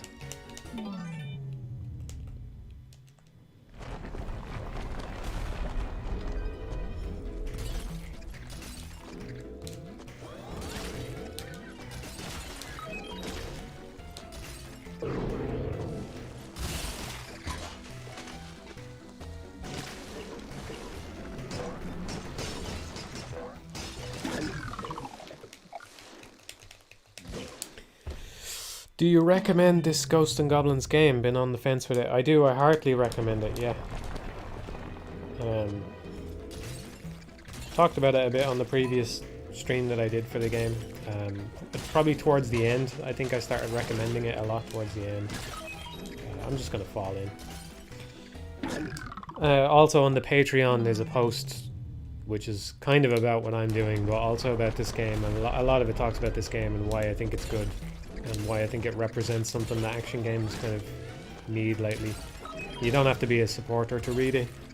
Just for anybody who doesn't know, you can just go on the Patreon and read that. There's a pretty long blog post talking about it. The long and short of it, yes, this is my favourite game of the year so far. Haven't played that many new games though. So, this is my game of the year right now. And honestly, like, again, this is something I said on the Patreon. My game of the year, quote, you know, like, I don't really like thinking about it in these terms, but of last year, if I had to give one, if you forced me to give a trophy, it would be Streets of Rage 4. I could definitely see Streets of Rage 4 being dethroned by something. Actually, I thought of something I haven't played, something from 20... I know there's something from 2020 I haven't played that I think I'm going to like, and I just haven't got around to it yet. I can't remember what it is. But I could definitely see that game being dethroned by something else. This one, I like this one even more. I think this, if something is going to come along and dethrone this, it's going to have to be a really fucking good game. This is a really, really good game. Now, this might be my favorite action platformer going. Like this... If you count Alien Soldier would be competition, you know. Rondo of Blood might be competition, but I think I would probably put this over Rondo and similar things like the Shinobi games or whatever. Yeah. But it could be recency bias, which I think is a real thing, so you got to keep that in mind.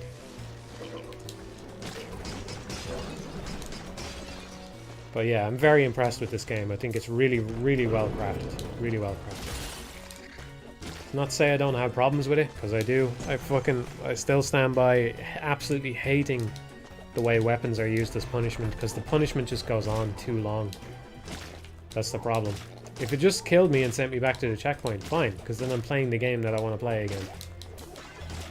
But instead it's like, just hope you pick up a dagger sometime soon, you know? That's terrible. There's things I don't like about it. I actually, thanks for asking, because there is something I wanted to elaborate on that I forgot about.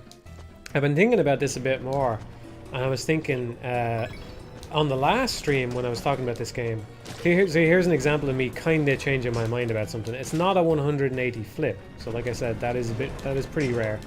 But I do think I have to walk back something I said on the previous stream about this game, which was I was talking about how Maximo had a much better upgrade system, right? Now I do really like Maximo's upgrade system. I think it's cool. I would like to see another game use it. I think it has a lot of potential and could be even better. If you don't know what that is, I suppose I'll explain it briefly. But basically, enemies kind of randomly drop little upgrades that you can pick up, and you lose them when you die, but you can lock in a couple of them to keep. So it's a choice then of which ones you get to keep and which ones drop, and it's kind of like a little bit of a procedural, almost roguelite. If it came out today, people would go, it's kind of a roguelite sort of element to the game, right? That's how people would describe it. That's cool, and I like it. But I will say, this system does have a pro that Maximo doesn't have, which is that in this one you can ignore the upgrades completely. You can do a run without them, which is what I'm doing. Anytime you see me playing this game, there's a whole upgrade tree you can use that I'm not using. It gives you magic spells, and it lets you carry 2 weapons, it lets you do some other stuff. And I do like the 2 weapon one, because I hate having my weapon swapped out. Anyway, there's a whole bunch of magic spells you can get that I'm not using.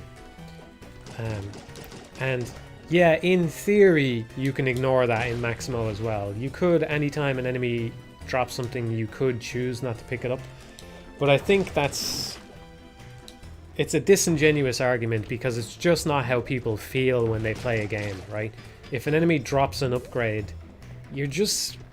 like, if it's dropped directly like that, you're just gonna pick it up. You know what I mean? Like, it's very hard to go, I'm going to leave this thing on the floor. That could help me. I'm just gonna leave it there, you know? It's really hard to convince yourself to do a challenge run under those circumstances. Whereas the mere fact that when you pick up the Wisp, you have to go into an upgrade menu and put the thing into the upgrade menu and unlock it yourself that way.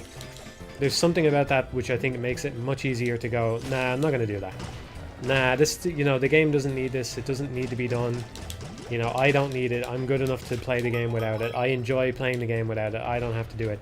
There's something about that that's a lot easier to swallow as a player, So in that way, I think it is kind of better than Maximo's thing, or at least it has an advantage over Maximo's upgrade system. In that way. Do you get me? Yeah, Maximo is 3D, yeah. And yes, I know it's 3D, you can walk around and pick up more easily and all that, blah, blah, blah, blah. I just think it's, psychologically, there's something different about it. Like, just don't pretend that they're the same thing, because they're not. There's something different psychologically about having an upgrade just sitting on the floor waiting for you to pick it up for, for free, absolutely free, here it is, versus picking up the Wisp and then choosing to spend the Wisp on a certain upgrade. That's not free, right? There's something about that signals to you, not free, you're choosing to do this is your thing, and you don't have to do that if you don't want to, So, though it's something that has over Maximo, and maybe that's an important thing to have. It's only a small feature, but I'm utilizing it right now by not getting upgrades, so something to consider. What the fuck? I jumped into the blast. Oh my god. It's okay, we'll get him. Finally, a chance at a one-shot. Probably not gonna get it.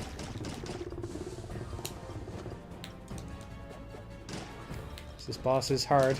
And that's it. That's it. It's over. GG.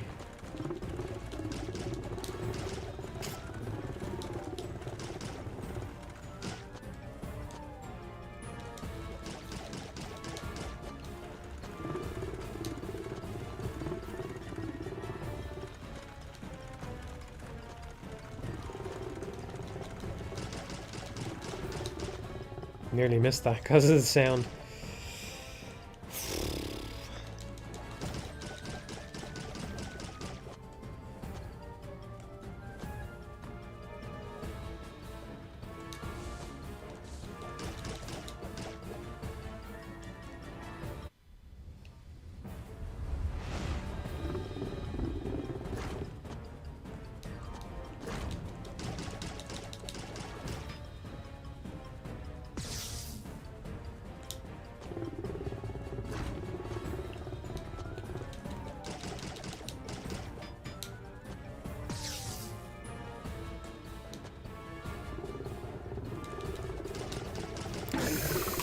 So close. So fucking close.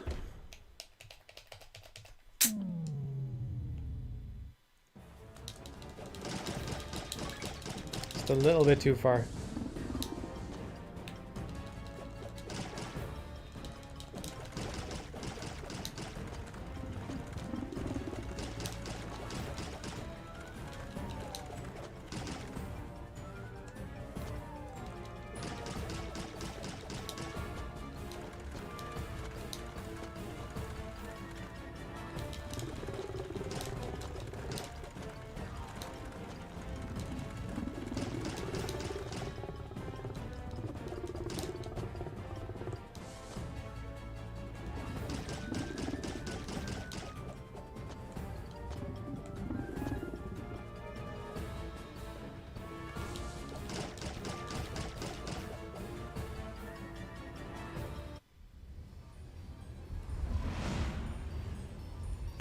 I think of 1cc if the whole game is actually on the card someday. I do, yeah. I think I could do it.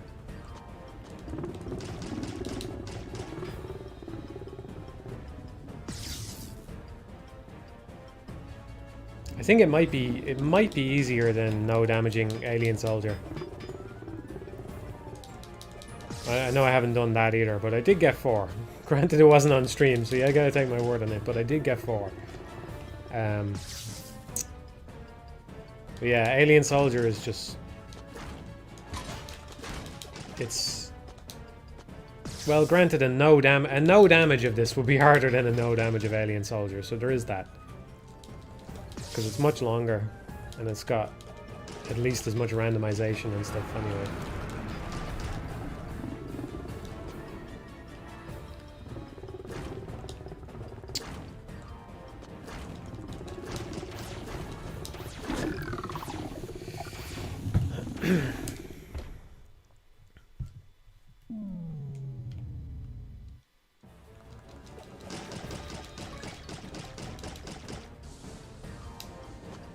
Yeah, I would have got it if not for the thing, yeah.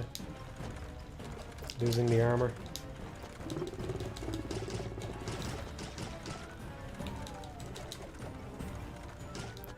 On that run, both of the armor losses were pretty stupid. I jumped into like an explosion or something. It was really bad.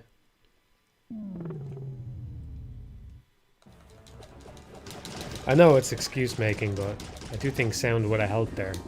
There's a difference, you know, blowing a barrel up and then blowing a barrel up and hearing the explosion sound. When you hear the explosion, you're like, okay, avoid that area. Think I'm running out of juice here, everyone?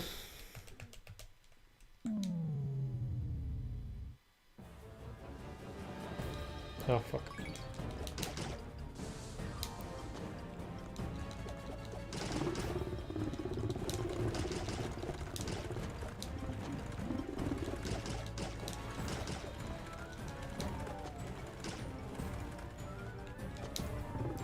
Way overcorrected there. No, I will continue to blame the smart TV until the end of time. It's absolutely fucking ridiculous that if I want sound in this game while I'm streaming, I have to plug in a powered device that converts from one input to another. That is absolutely fucking ridiculous, and I refuse to pretend otherwise. It's a joke. It's an absolute fucking joke, man. It's disgraceful. It's like an example of everything fucking wrong with modernity, you know? Like, that thing, that's extra power, first of all. That, like, costs money to plug that fucking thing in. Probably a very tiny amount of power. It's not nothing. It's another fucking cable. It's another fucking power cord. It's a fucking joke, man. It's an absolute joke. Because what? You can't put a fucking headphone jack onto the TV? Are you for real? Are you for real? Get the fuck out of here. It's a fucking joke, man. It's unreal.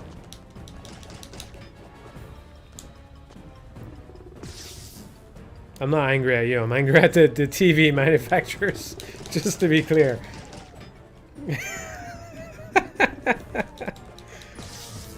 Yeah, I'm telling you, I am... The next time I go to buy a TV, the first thing I will check is whether it has a headphone jack or not.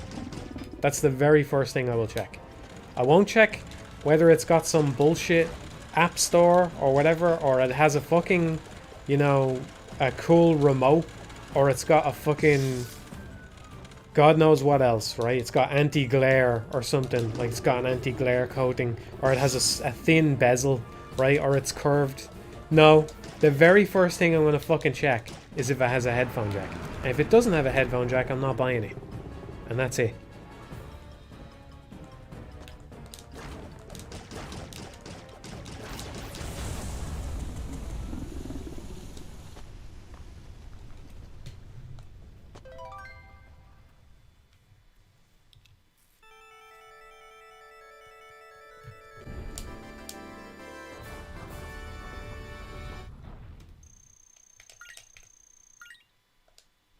$26 deaths. Horrible.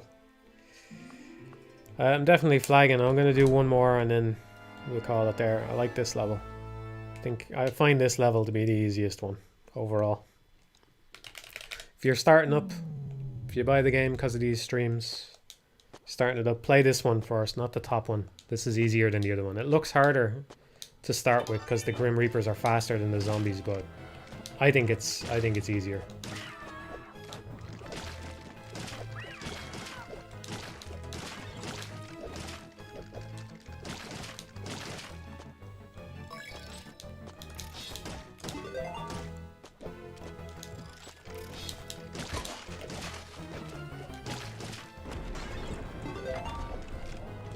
Never make that jump though. It is possible to make that, that's why I jump. Just don't have the timing down or whatever. Oh yeah, I feel like I got sidetracked when somebody asked me about No More Heroes 3 last time. I said that I kind of regret getting Travis Strikes Again on the Switch because of the performance and all that. It's a physical copy, so it's kind of nice to have a physical copy of it. That is kind of tempting about the Switch version of No More Heroes 3, but from what I've seen, it looks like it runs and looks pretty bad performance-wise, so I don't know. I think I'll just wait for the PC release or something. The more time goes by, the more tempting the Steam Deck is looking to me. I'm starting to think I might get one.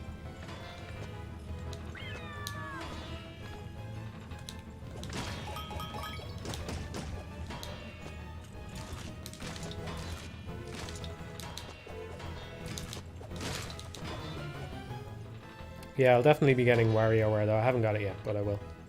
I think the gimmick looks fun. I didn't try the demo, but I think me and WarioWare are kind of like inexorably linked now. You know what I mean? Like I just gotta play the new WarioWare, you know?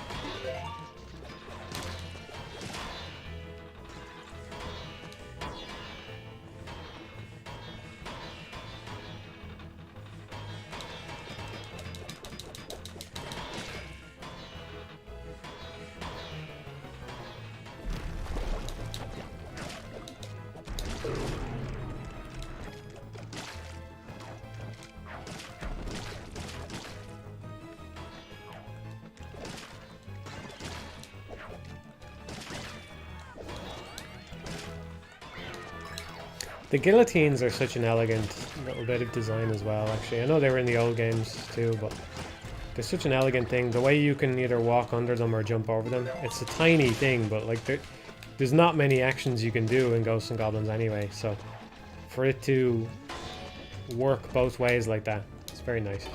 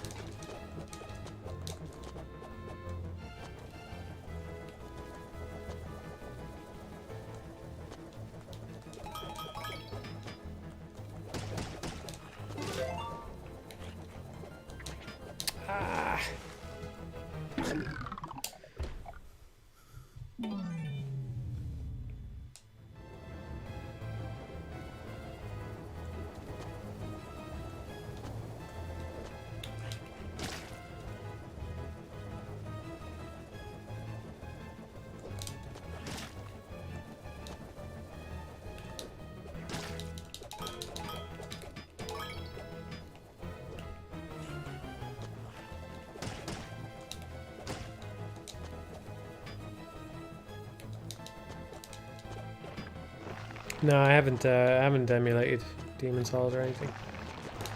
How's my day been? It's okay. Okay. I mostly focus on my productivity. If you're asking how I'm doing, you're basically asking how productive have I been lately. Or at least that's generally the case. I haven't been very productive lately, unfortunately. It's not to say I've done nothing, but... Yeah. I stopped programming for a day or two and I started quote-unquote design, which at this point is just like writing shit down into a book and pretending that it matters, you know? So I've been doing that to take a little break from programming. So the programming does get like... It's at a weird phase where like I can't actually really make anything yet, you know what I mean? Like I'm making systems that I'll need. Like the video with Victor, you know, the character. It's like, it's cool. I like how the slide and the vault and all that turned out, that's cool. But it's not an actual thing that's going to go into the game, you know? So it's in that weird place where it's nice to have it done, but it's not all that satisfying yet because it's not actually something anybody's going to play.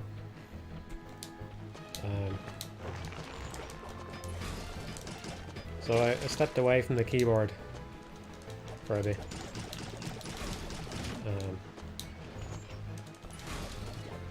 Hasn't been that productive, but I think overall the project's been going well enough that I don't really mind.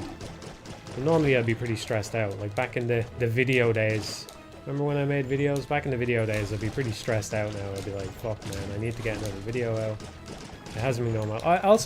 I think another thing that's helped my mood is that I'm really happy with the latest blog post. I think it was good. I don't know how many people are still reading them, but I think that was the best one so far. I have no idea what I'm going to write about this month, but I do think that was the best one so far. So there's that too. So I'm feeling alright.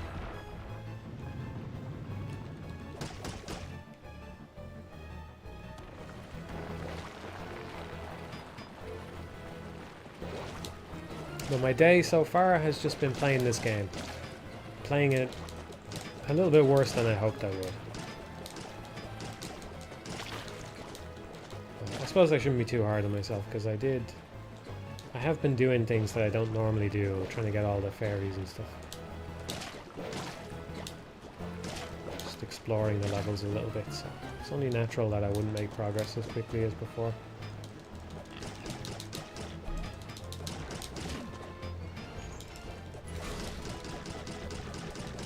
Yeah, it's on the Patreon, the blog, yeah.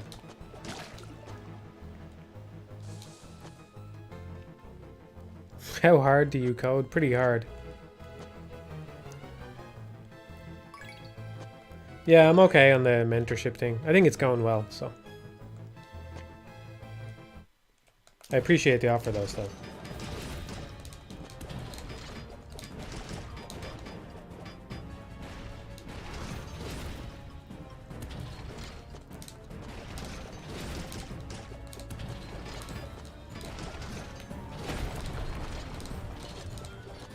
Dev life is better than YouTuber life to an extent so far. I do still feel like I feel this less right now because I think, like I said, the last post I put up was good. I think like the best one so far, and I'm very happy with it. I think it's worth reading, and people can really get something out of reading it. But I do miss, like, I know I never had a great upload schedule or anything, but I do miss giving people stuff regularly like that.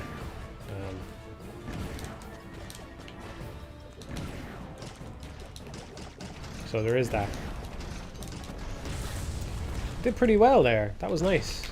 I was watching his foot and jumping to make sure I didn't get stunned the way you're supposed to. It's kind of hard to process both sides of the screen at once like that. Yeah, a bit of practice, we got it. 1 death. Can we do no deaths? Let's try again. This is going to go even worse this time, but I'll give it a go. Thoughts about enemy projectiles going through walls where yours don't? It just depends on the game and the projectile and stuff like that. I think it can be fine.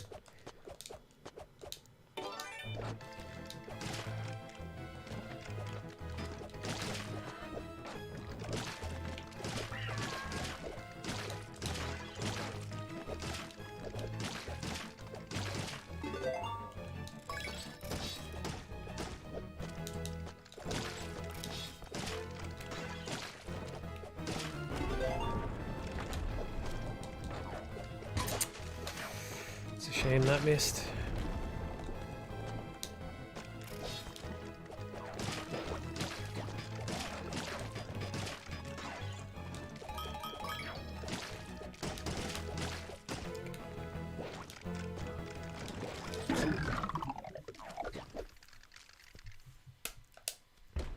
I will finish up stream. I will finish up soon. You give us streams and that's nice. Yeah. I don't know how I feel about it. Like, I'm trying to stream more as part of, you know, giving people stuff, because I don't want to just coast on the money for no reason. Like, yeah, I'm working, but you're not getting anything out of that, you know? Like, the work that I do every day, you don't get anything out of that. So I like to give people something. But at the same time, like, the way I stream, I don't know. I know some of you like it this way, but I don't treat it like it's a job. You know what I mean? And maybe I should. If I'm streaming, the reason I'm streaming more often is because I don't do videos right now, and so I'm like, well, I should do something else to make up for it. You know, I should try and fire on as many cylinders as I can to make up for that, right? But these streams, it's just like, yeah, watch me play the first level of Ghosts and Goblins over and over again. I don't know, but yeah, I don't know. I don't know what I should be doing. It's funny as well, like, I know I'm still, even now, I'm still streaming way more often than usual, but what was it? In between the last 2 streams, it was like a month. You know, last time I streamed Metroid, before that it was like a fucking month before that or something.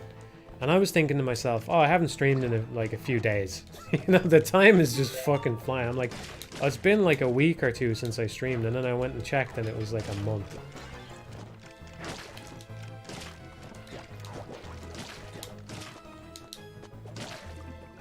So I could be doing it more often. I wouldn't mind streaming this one repetitively. If people are up for watching it, I suppose I'll just do it and see what happens. It's a good game for me to be playing right now. I'm not sure how much more value I can actually extract from it, but maybe I'll just play other similar stuff. But it's not even about like, oh, I'm gonna make something similar to this, so I'll just play it. I'm just enjoying playing it, you know? Just like to see how I can do. Do you know what I mean?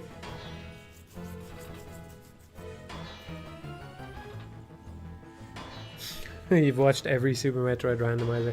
There's been some nice ups and downs in them. I think they started to run out of steam, but I do think the early ones were actually pretty entertaining as far as streams go, because the game always seemed to throw some new fucking thing at me that I had to learn for a while. And I think it's probably the most fun I've had streaming as well, because it's just been gratifying to learn, to be able to stream but also learn and gain a deeper appreciation for a game that I already really liked while I was doing it. That's been great. That's been really great. And it's not the case that I feel like I've had to sacrifice something to do that, you know what I mean? Like, it's not like, oh, I had to stream my first playthrough, so I ruined the atmosphere for myself or something like that. It was just like, here's a game I've already played, but it turned out there was more to get out of it than I got initially, and now I get to enjoy that aspect of it and stream while I'm doing it, entertain people. So that's been cool. I don't know if I'll do a Halloween stream. I might, but I'm not gonna force it. I think I've been streaming enough that I don't feel pressure to do it. It might be nice to just relax on Halloween. I know it's a tradition, but you know, it would be kind of nice to sit back and watch a horror film, you know, or something like that.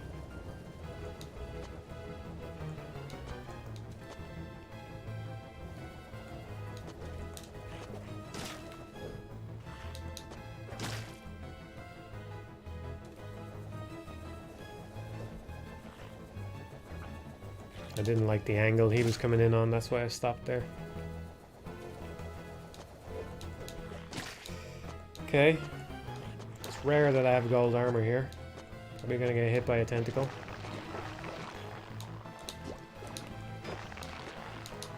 Nearly. There we go. Fuck's sake, man. That sucks. That was... I know it's tempting to think that when something bad happens that it was a bad thing, but that felt like the worst pattern I'd gotten there in a very long time. Oh, look at that. Still, I'm not taking back that complaint. That felt like the worst pattern I'd gotten there in ages. Just the way the plants were spitting and the things coming up. It was an extra tentacle or something like that. Evil game. It's an evil, evil game.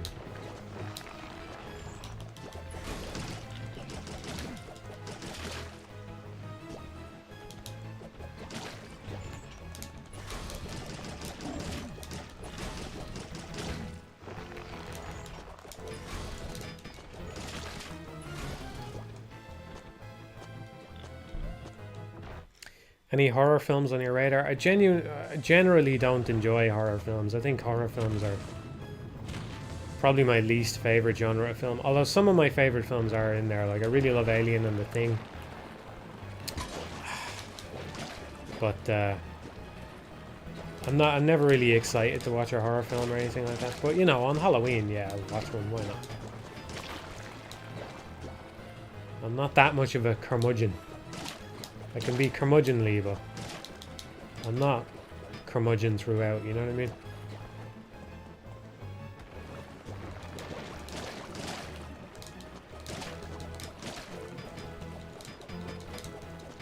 I'm a bit of a curmudgeon sometimes.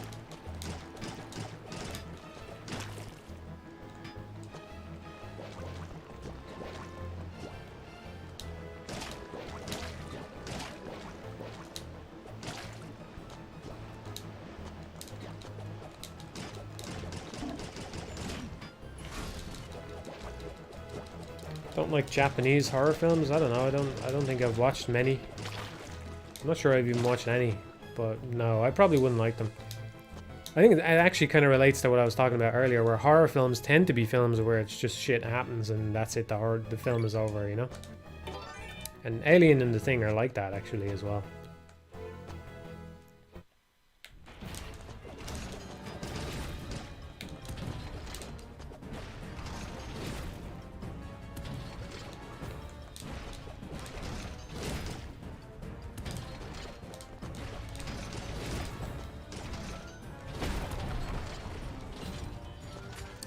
Why did I go? I shouldn't have taken this guy off screen. I've blown a good shot at this boss now by letting him go off screen there. That was bad.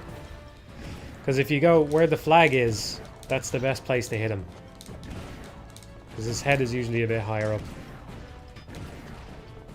So, just wasted a good shot at this boss.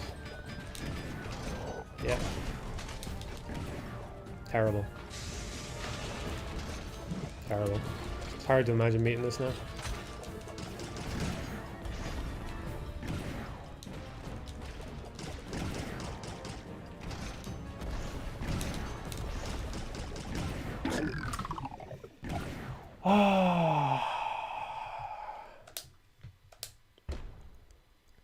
Yeah, I haven't seen The Lighthouse.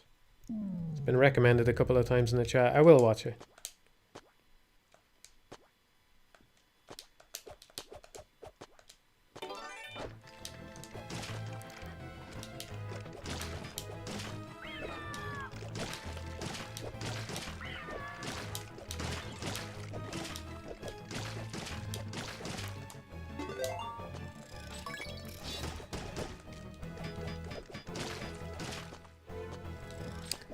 Okay, stopping soon, very, very soon.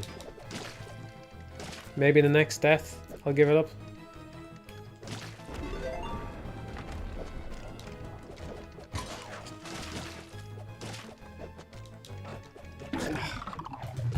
I can't leave it there. I'll be back in a sec though.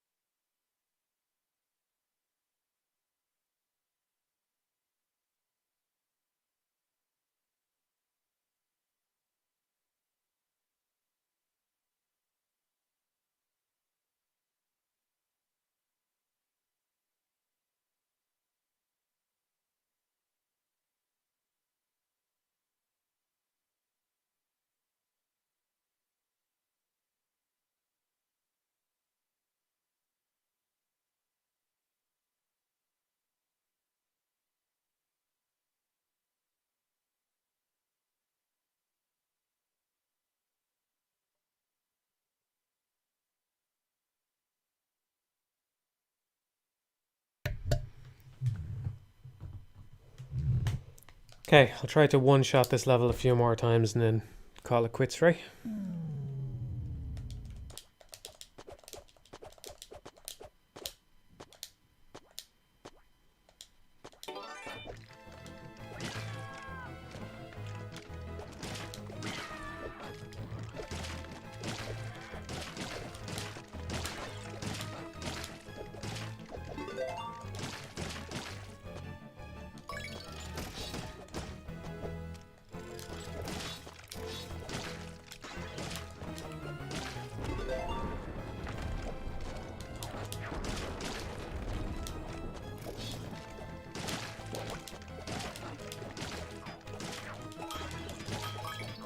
I'm not the right person to ask about learning Japanese.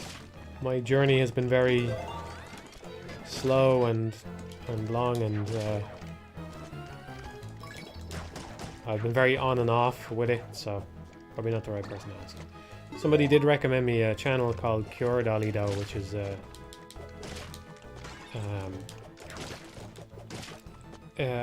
interesting way of learning the grammar. It's like it explains it in a way that makes more sense to me than the way most people try to explain it. It's Cure Dolly, Curedolly. It's a very strange channel. It's kind of like a VTuber kind of thing, almost.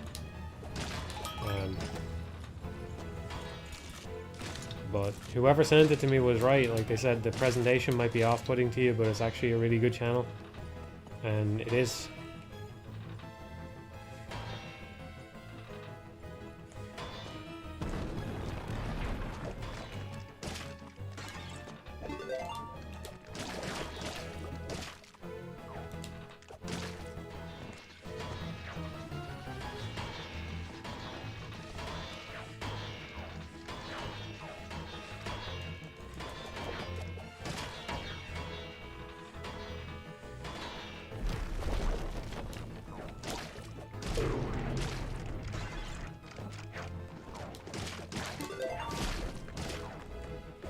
Well, I did a pretty good job of trying to avoid that spear, I thought.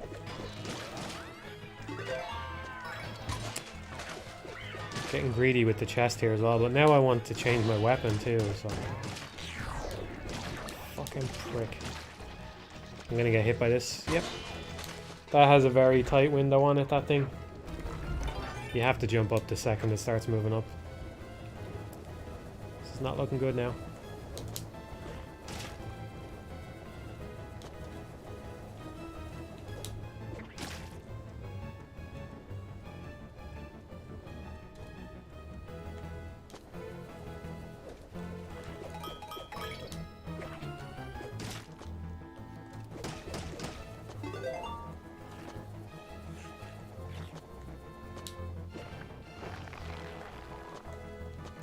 Lucky I didn't get hit by that vine because I delayed a little bit there to try and hit the fox thing. Whatever it is.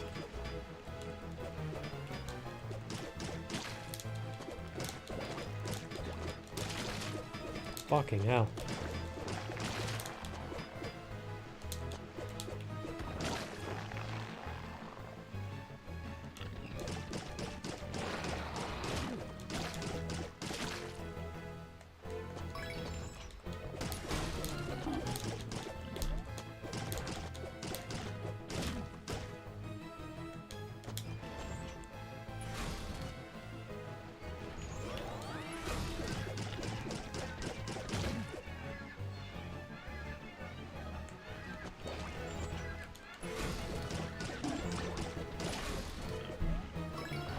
Oh, come on, he falls off the ledge.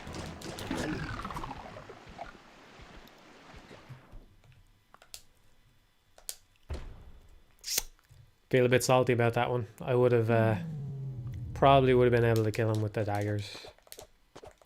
Wait, what the fuck? Oh, right, when you restart stage, your weapon gets reset. That's nice, at least.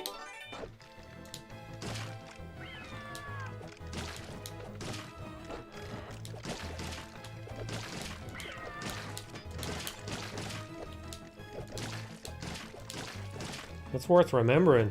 Fuck, man, I should definitely remember that.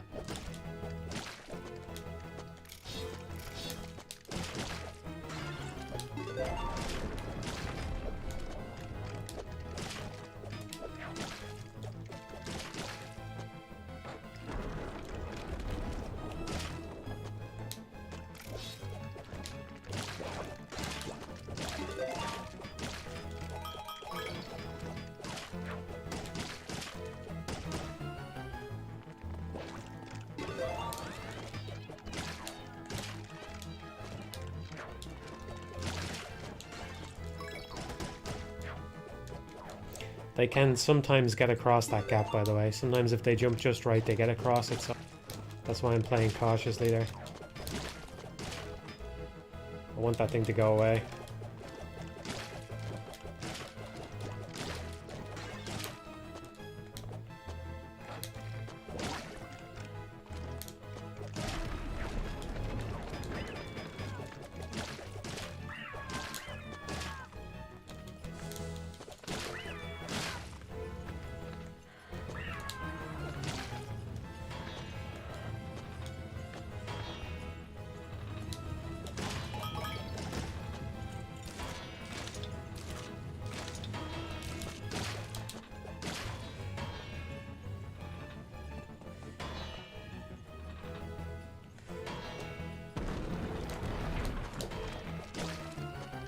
It's worth trying to make that jump just to kill that plant on the other side of the guillotine. It makes this bit a lot easier.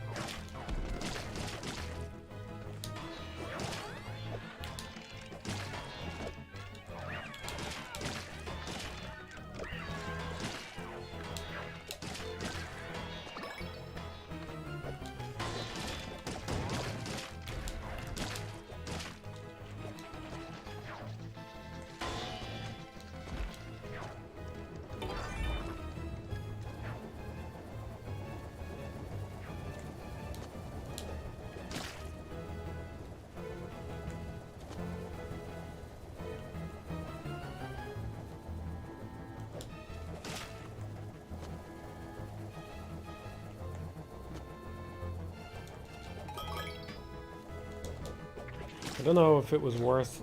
Oh, I don't know if it was worth spawning that chest or not. I don't know if that was a good idea. Probably not, because these other chests are easier to get. There's at least one freebie chest here. I'm just thinking, like, do I want the thing to increase or not? I don't know how it should... What the actual strategy should be when you finally get the gold armor and you want to keep it, you know? Or you want to have, like, a backup spawn in the next chest. I don't know how to make that happen. What happens if I break this? There. Points. Maybe the next chest will be gold armor? I don't know. I don't fucking know.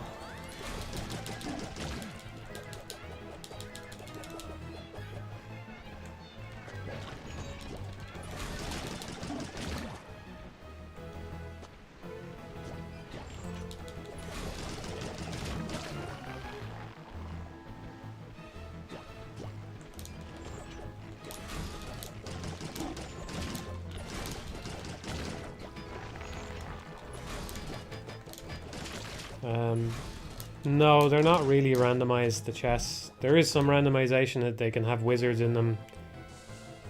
But no, there's like a pattern. But the pattern changes depending on what you have, you know? If you have armor or don't have armor, the pattern is a bit different.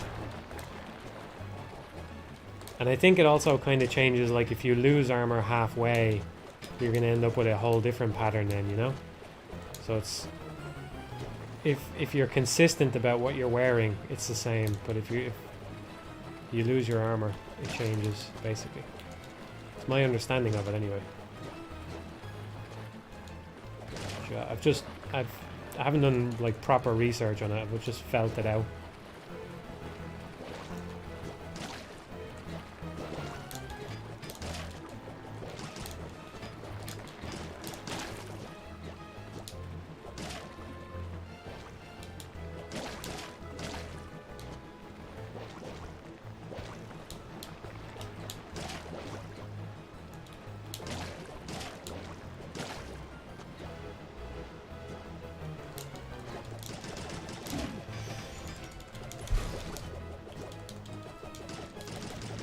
This should be easy, in theory.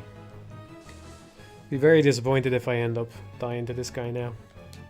I'll say another thing I don't like about this game is the fact that it's not arcade-like enough, because you don't keep your gold armor between stages, which is kind of shitty. Like personally, I would have it both ways, where if you're in your underwear, you're in your underwear when you start the next level, but also if you're in your gold, you get to keep the gold, you know? Just pure arcade style continuity. But it doesn't work like that, which I think is unfortunate, because it's otherwise very arcade-like. It's kind of like the one not arcadey thing about it. And the skill tree is not arcadey as well, but you don't have to use that, you know?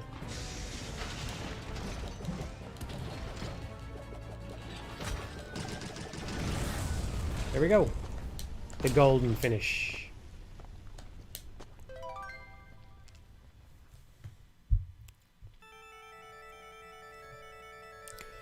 Do you think being able to throw weapons diagonally would change this game's difficulty detrimentally or keep it about the same? It would drastically reduce the difficulty, I think. Drastically.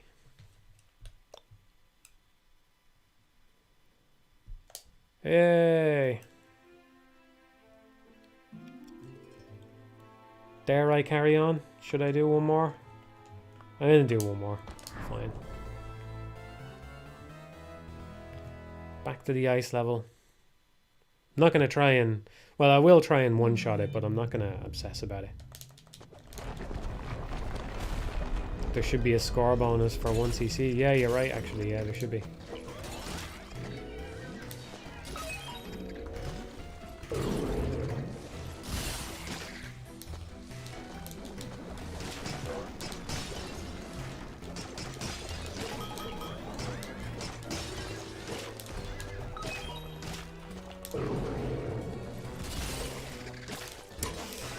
That guy coming back to bite me.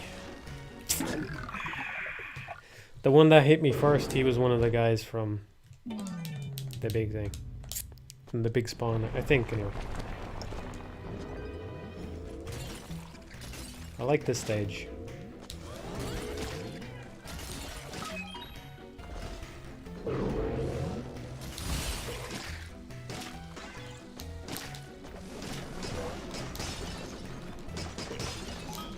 I mostly like this stage for the prison part later, but this part is pretty good as well.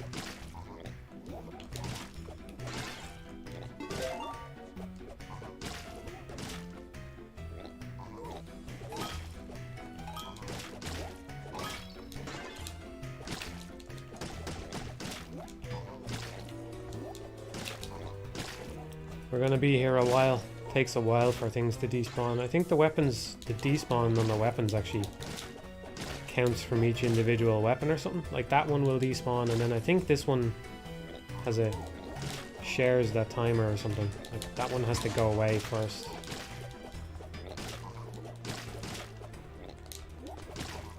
I'm not picking up a different weapon though. I would rather restart the whole fucking stage.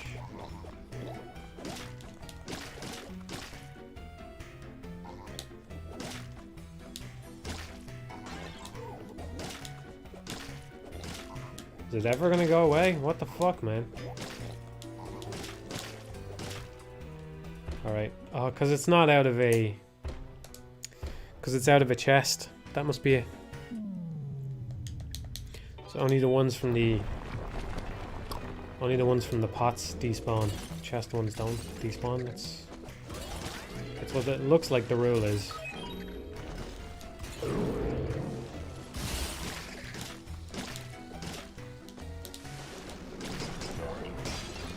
That worked out pretty nicely because the guys ended up swooping really far away from me.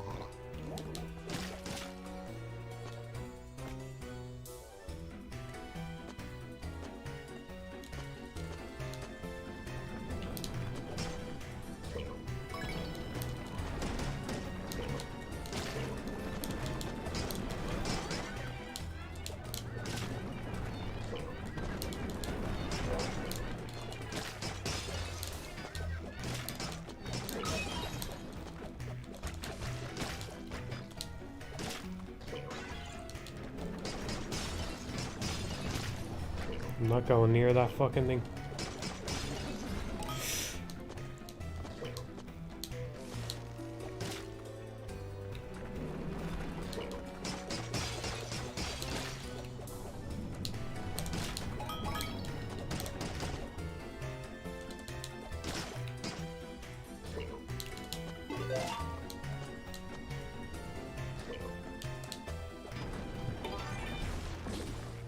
Oh, look at that cheeky little bastard coming out of the fucking ground. That was pretty cheap. That was pretty cheap. I don't think they expected that to ever happen, but pretty cheap. I think he just he was alive for a while and took a weird path, kind of swooping onto me. And that's why that happened. If he had come out from underneath me though, I don't see any way I could have avoided that. Let's try not to waste this time.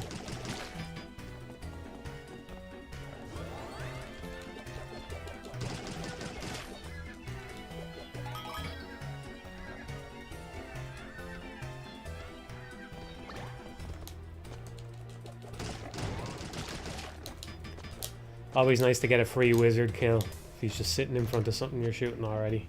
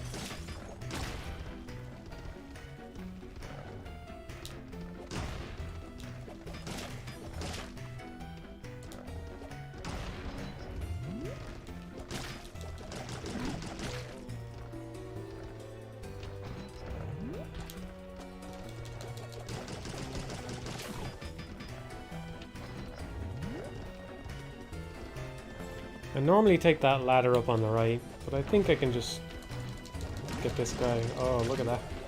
One on each side. Nice, alright.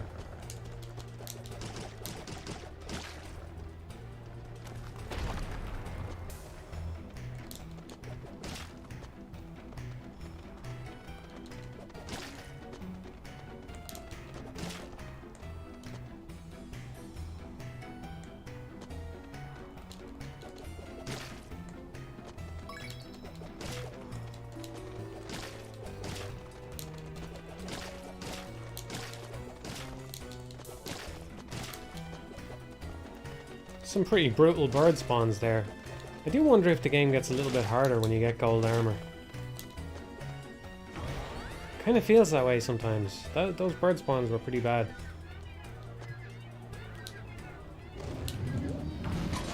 Oh, I did it again!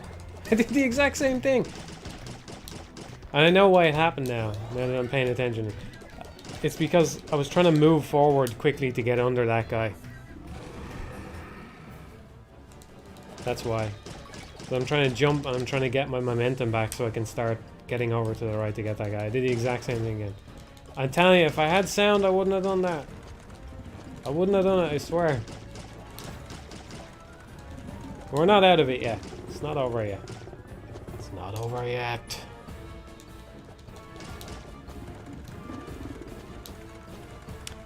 We can do it.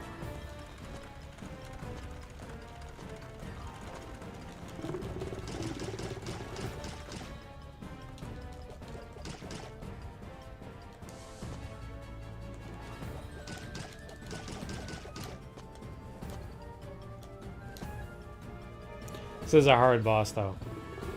The deck is stacked against me now in a way that it wasn't before. Okay, let's see what you got. What you got for me? It's an okay start.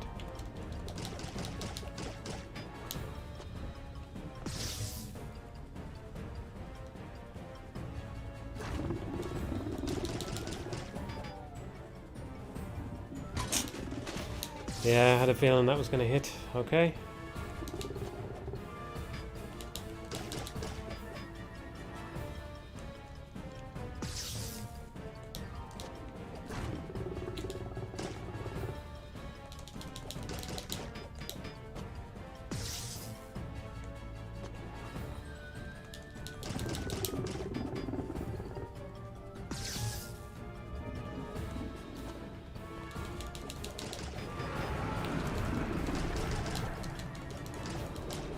Ho ho ho! Come on. Ho ho ho! Nice.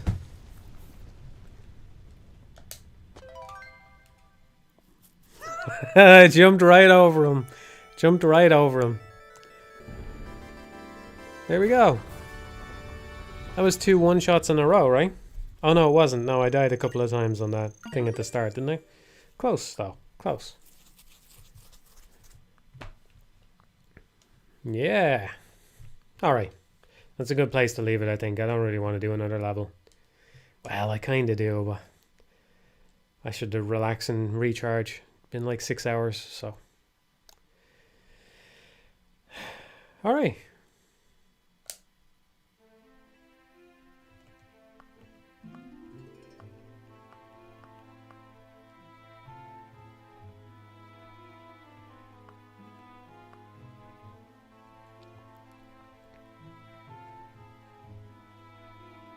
Think I'll ever fix my sound? I do technically have a solution for it. I just hate the solution. Just annoys me, you know, having to do something like that. All right, everybody, I'm gonna go.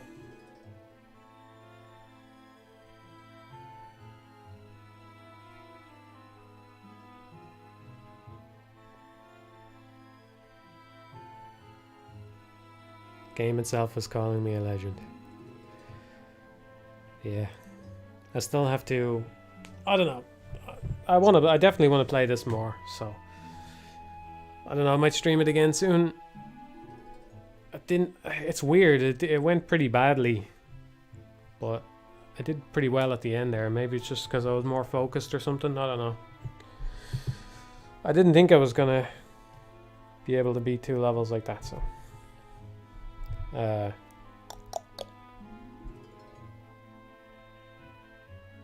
yeah. I don't know, you know me, I never know how to end the stream, so I'm just gonna go. Thanks for tuning in, everybody. Hope you had a good time. Might stream this one again soon. Might not, you know me. I'm an erratic streamer, that's who I am. But, yeah. I want to play more of this. I kind of don't want to stop, but I know I should. So, I'm gonna go. I'll see you later, everybody. Bye bye. I'm really going now. So bye bye, everybody. Bye bye.